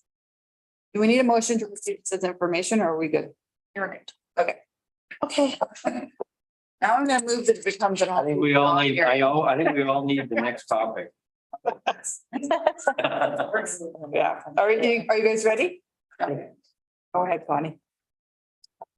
If you don't mind, I'm just going to intro her because I think Connie deserves an introduction. We don't know who she is. No, I know, but so over the last 2 years, through council orientation, through updates and summary around community well-being, and through the budget process, we've really felt like there is a missed time and space to really sort of have a conversation around what family community support services is, the sort of the 80-20 split with the province and how it impacts our community. And, you know, how do we decide what programs and services are either being funded or offered? And so we had been wanting to come and provide that update, create that awareness, but knew that the province had been working on a new accountability framework. So we have that framework at the same time as our community social needs assessment is going out. So it seemed like the perfect place to talk about FCSS, to talk about community services, and to really sort of dig into what we're seeing right now and what we are anticipating we'll start to see more of over the coming months. And so take it away, Connie. Hey, thank you. And I honestly wish I had a really funny joke to bring up. But I'm not funny and I don't have jokes, so I apologize. So it's a pleasure because I don't get an opportunity to come and share information. So it's a pleasure for me to be here today. It really is. I'm going to go through a series of information. This really is for council to receive as information. So no debate, no ask, not asking for money, just not asking for direction, just to give you some information and move forward. But we'll see how that goes. Maybe that's the joke. First. Okay, so again, thank you. I'm going to provide a really brief overview of the FCSS provincial program, which for a lot of you, it's going to be something you already know. For some of you, there'll be some new information. I want to highlight the FCSS accountability framework because there's some really new information in it, which is going to be something that will be new, I think, to all of you. And then talk a little bit about our community social needs assessment. So a little bit of background. FCSS has been in St. Albert since 1968. There are 300 municipalities and 8 Métis settlements that participate in FCSS, organized into 201 local programs. FCSS programs support the delivery of comprehensive community-based prevention social programs. Almost all 4.33 million Albertans can access an FCSS program. Less than 2% of the population lives in a community without an FCSS program. The FCSS funding allocation in 2022 was less than 0.5% of the total provincial budget. And research has shown that for every $1 invested in preventive services, $7 to $12 in future spending is saved. FCSS programs contribute to Alberta's economic prosperity. Many communities provide a free income tax filing service, including St. Albert. Of the 48 programs that were surveyed in 2021, there were 12,414 tax returns filed, impacting 1,443 children, 6,388 seniors, and 3,682 low-income individuals. And my mother uses that service as well. I'm very proud of it. The types of programming offered in each community are reflective of the needs, circumstances of those communities. The provincial FCSS grant program is intentionally flexible to allow FCSS programs to use a variety of prevention approaches in responding to social issues and building resilience. FCSS is responsible for assessing the needs of the community and developing a comprehensive social community plan that meets the needs of the community. This is a requirement of our FCSS program funding.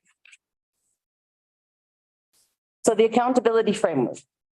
Since FCSS was introduced in 1966, the core principle behind the program is to prevent social issues from worsening to the point of needing intervention, requiring immediate direct support, such as food, shelter, or other supports to deal with an existing or imminent crisis. The working definition for both local FCSS programming and provincial FCSS grant program includes taking a proactive approach and viewing prevention as a process rather than an event or an occurrence. Released in 2022 in just December, the accountability framework includes a new definition of prevention, current provincial priorities, and how FCSS can pivot in a public health emergency. So this is brand new for the FCSS world. So with this in mind, for the purpose of both local programs and the provincial FCSS grant program, prevention is defined as a proactive process that strengthens the protective factors of individuals, families, and communities to promote well-being, reduce vulnerability, enhance quality of life, and empowers them to meet the challenges of life. That was really exciting for me. I'm a bit of a nerd with it. Like, yeah, there's some new definition. And so what else is new? The current provincial prevention priorities. So Albertans demonstrated great resilience in the face of the economic and social challenges, which were exacerbated by the COVID-19 pandemic. These challenges continue to pose hardships for many individuals, families, and communities. The government of Alberta identified the following key social issues affecting Albertans. These social issues are the basis for provincial prevention priorities and should be considered when local FCSS programs are planning their community programming. And when these were first released, there was a lot of pushback in FCSS because when you read them, they don't seem like you're headed down prevention. These are really housing and addictions is more around crisis. But if you get to the soul of the work that we do, we really are working to ensure that people are not homeless, are not dealing with mental health, are not running into addiction. So again, being the FCSS nerd, I was so excited about all of these because it truly is the work that we're doing to lead to a prosperous world for all. So a little bit of data. Homelessness and housing insecurity in Alberta. At least 11.4% of Alberta households are unable to afford the housing they need. Under mental health and addiction, a recent survey found 1 in 3 Canadians were struggling with their mental health, and 1 in 5 Canadians will experience a mental health problem or addiction in any given year. Employment in 2020, the income support program supported an average of 52,397 cases per month in Alberta. Of the total numbers of average annual income support caseloads, 31,364 clients were clients who were expected to work, and 21,033 cases represented Albertans with barriers to full employment. Under family and sexual violence across the lifespan, in 2019, Alberta had the 6th highest rate of police reported family violence compared to other provinces, and the 4th highest rate of police reported sexual assault. And aging and well in community, it's estimated that 22% of people that live in long-term care could be avoided with the right community-based supports in place. So what is our impact? I just wanted to share a few stories with you. Every FCSS program conducts evaluations submitted annually to the Ministry of Community and Social Services. Through these evaluations, we learn about what works, what can be improved, and we gather stories of participants who have benefited from the FCSS programs and services. So I'll share very quickly 4 examples, and they're all local. A strong, courageous woman who, along with her young children, left a toxic relationship. She had previously been a stay-at-home mom, but upon becoming a single parent, needed to find employment in order to financially support her family. Through our community liaison program, we connected her with the rental assistance program, financial literacy, and a Christmas hamper program and the food bank, and other community resources to support her through to transition. She went on to not only secure full-time work, but also to begin part-time post-secondary studies, which will allow her to pursue her career path. And then a quote from a participant in Menship. Menship is helpful for my mental well-being and gives me a sense of community connectedness. And then one from a stakeholder, our working partnership has made more of a positive impact on the social issues in our community. And lastly, from a parent, I have confidence in my parenting skills. So that's all from the work that we've done, which is a really feel-good story. And then the last thing with the accountability that I wanted to share, again, somewhat new. So FCSS programs are vigilantly striving to respond to community needs. During the COVID-19 pandemic, FCSS quickly responded to support Albertans. FCSS programs were able to promptly mobilize to assist in meeting the needs of their community, especially our vulnerable populations. FCSS supported the process to distribute the emergency funds from Community and Social Services to support vulnerable residents and will continue to be called upon in future public health emergencies. And that's because we already have that funding program in place. So it was really easy to knock on our doors, funnel the money through, and get our vulnerable people supported almost immediately in the pandemic. So post-COVID, what have we been doing? It's been really important for us. And again, the social needs assessment, I'll talk about in a minute, but it was just trying to find ways to get our residents out of the homes and be connected. And so one of the first things that we did was the Healing Project, which I believe everybody had a chance to see downstairs. It was an opportunity to bring residents together to support their connection and healing. 1,000 residents left a message on the leaf. 1,000. It was a very successful project.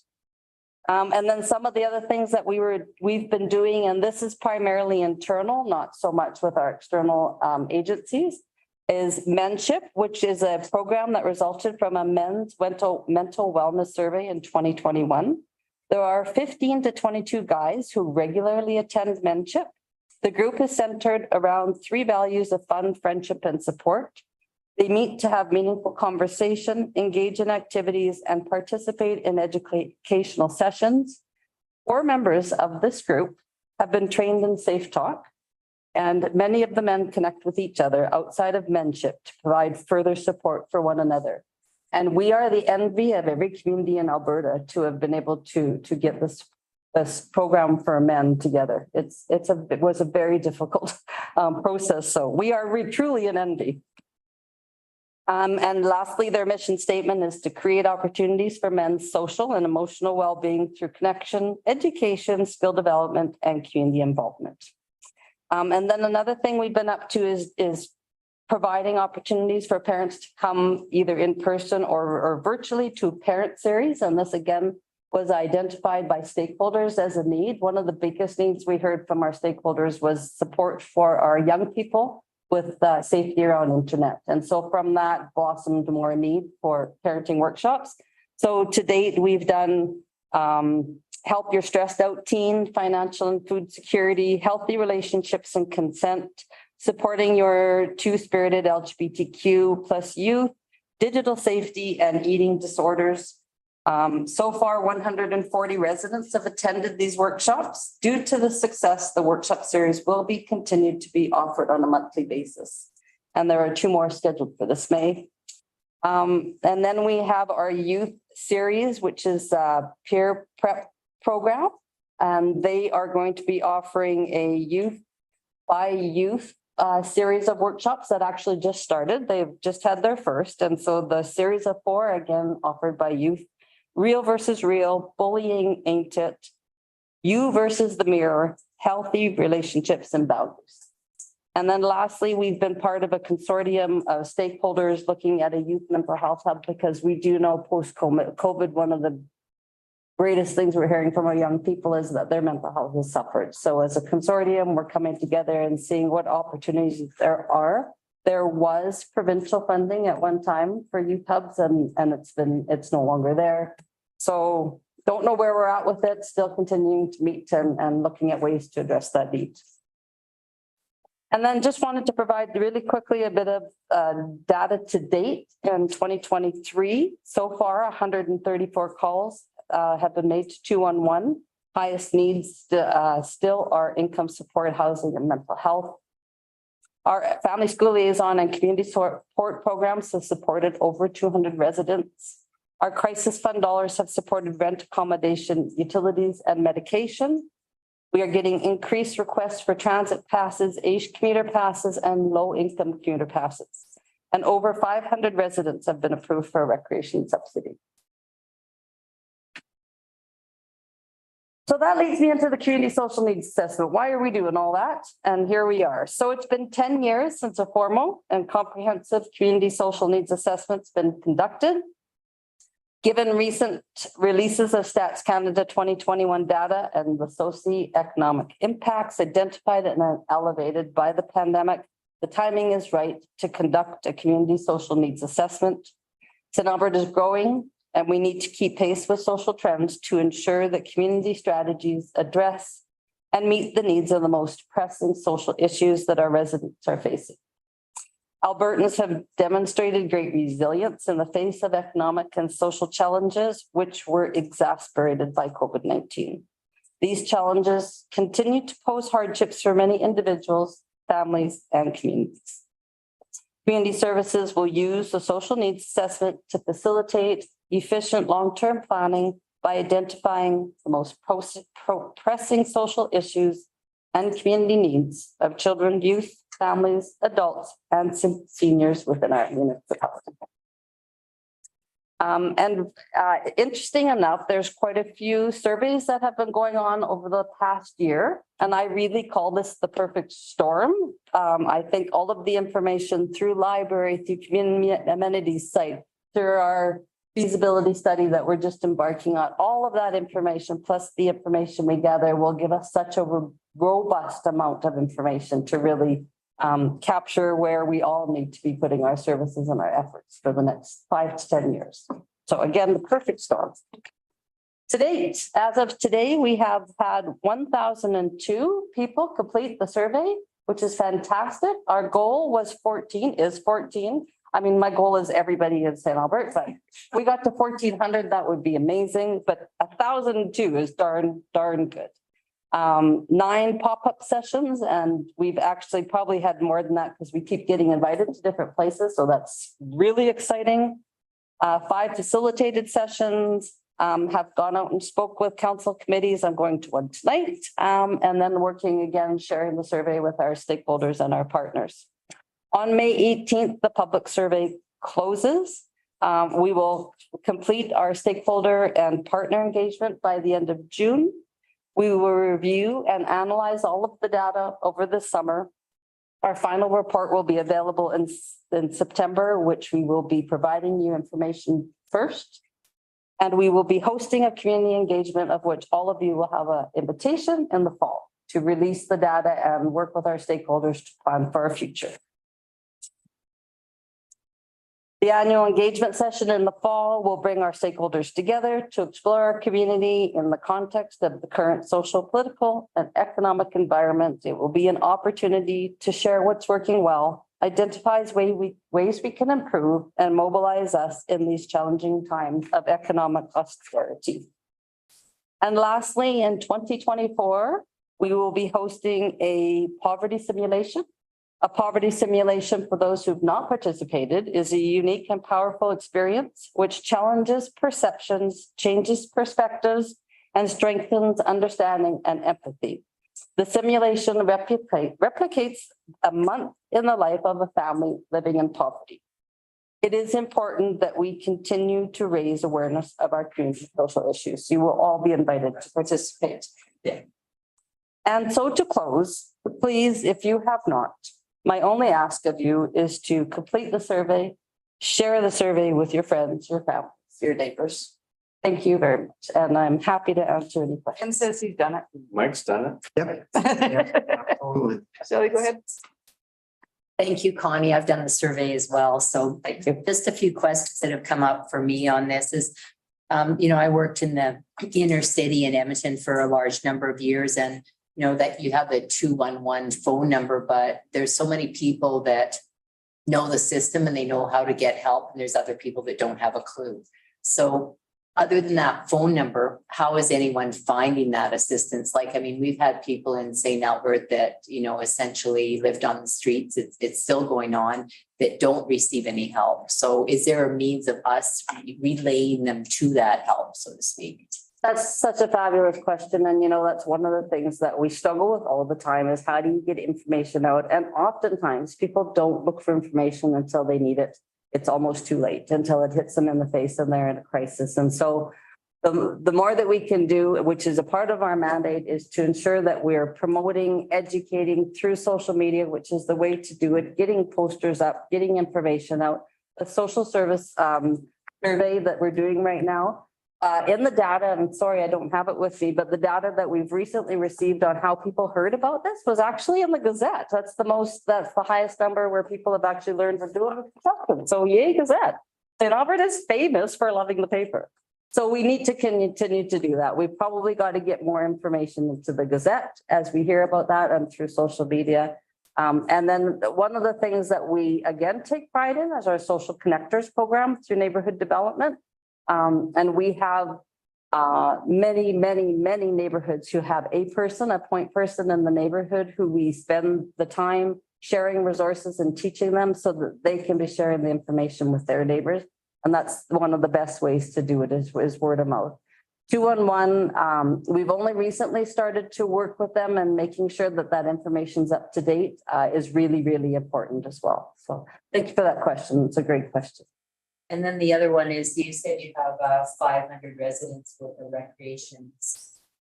How did so many find out about that, and who qualifies for that? Yeah, so the subsidy program, we've had that in the city of St. Albert for quite a few years, as long as I've worked here, probably almost anyway.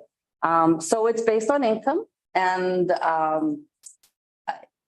there's been limited advertising for the program because we through all of our stakeholders, we have almost, I would call it a lifeline. We have our liaison workers, and we're helping everybody in the community from 0 to 100. And so when they call in and we identify that somebody's in need or at risk and or financially vulnerable, we will share the information with them and let them know that these things are available to them. And so the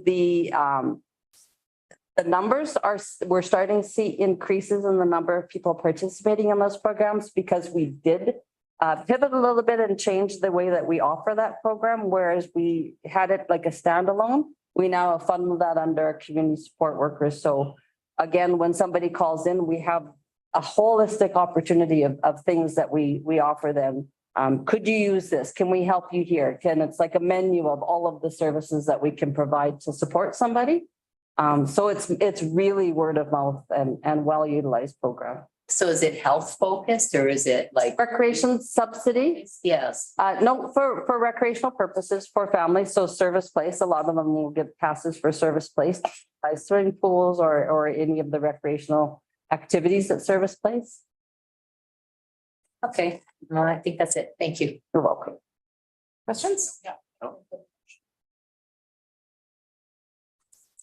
Yeah, I see no more questions. Okay, thank you. It's not the content. I did it's have, the con- I do have maybe like a glimmer of hope for increased FCS funding. Yeah. Yeah, so it doesn't matter what political party wins. Rachel Notley committed to doubling it. No, increasing by half. So it's at 105, so it's another maybe 50 or 60,000. Yeah. And when my conversations with the premier was she's very supportive of it as well. So my question was like, why did we only get $5 million in the budget? And she's like, she needs to commit some of her MLAs. I'm like, well, we can help with that. So it's nice that the two leaders are very supportive. Yeah, that's very nice. And see the value in prevention. What is it? $1 spent in prevention saves That is a lot of money. We already know that. That's right. I just recently attended the FCSS AA conference of Family Community Support Services Association of Alberta. And there was a lot of discussion around the potential of changing the provincial reporting, possibly to not include any of the top-up funding that gets allocated by municipalities or counties. So the province would have a better way of seeing what isn't getting funded, but is still a need in the communities that they're supporting. So there was some discussion about potentially bringing that forward as a resolution at a later point. Cool. Yeah, awesome. All right, who's gonna make? I can do it. I have one question. Okay, go ahead. So, has there been any thought about putting in like cards, information cards like in the schools? I know that like the youth homelessness is definitely a concern.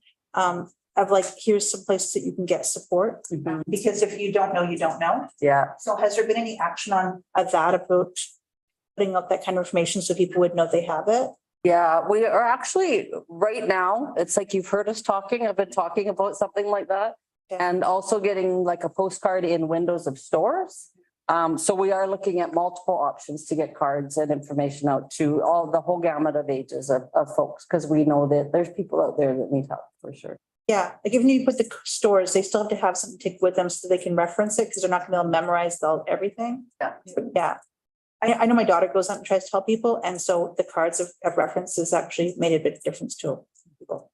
Through the chair to Councillor Hughes too. So we have been, we have business card size resource cards that have the QR code to all of our websites and all of the information. And we have been going through those business cards so quickly, and we've dropped them off with any of the partner organizations that we work with. So that includes the schools, any of the, like the library has them available and also. So we're trying to get the easiest way to make sure that even when our information changes or expands, it's current.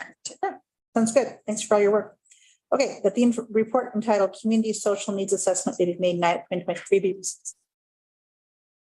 Just want to thank you guys for the report. It's been a long day for everybody. I don't even think we all remember 9:30 anymore. And your enthusiasm for providing this. This is a need that is easy to forget for people who don't need it, and is so valuable for those who do. So thank you very much for everything you've done. Anyone else? Let's get the end of the day on a positive. Is. Be unanimous, I'm sure. Yeah. That's unanimous. Next on our agenda. Adjournment. Adjourned next. We don't want more. I'm finished already.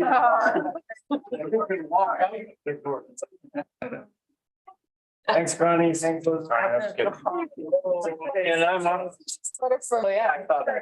I'll read it. I was thinking. Find out. If we. How many. Yeah.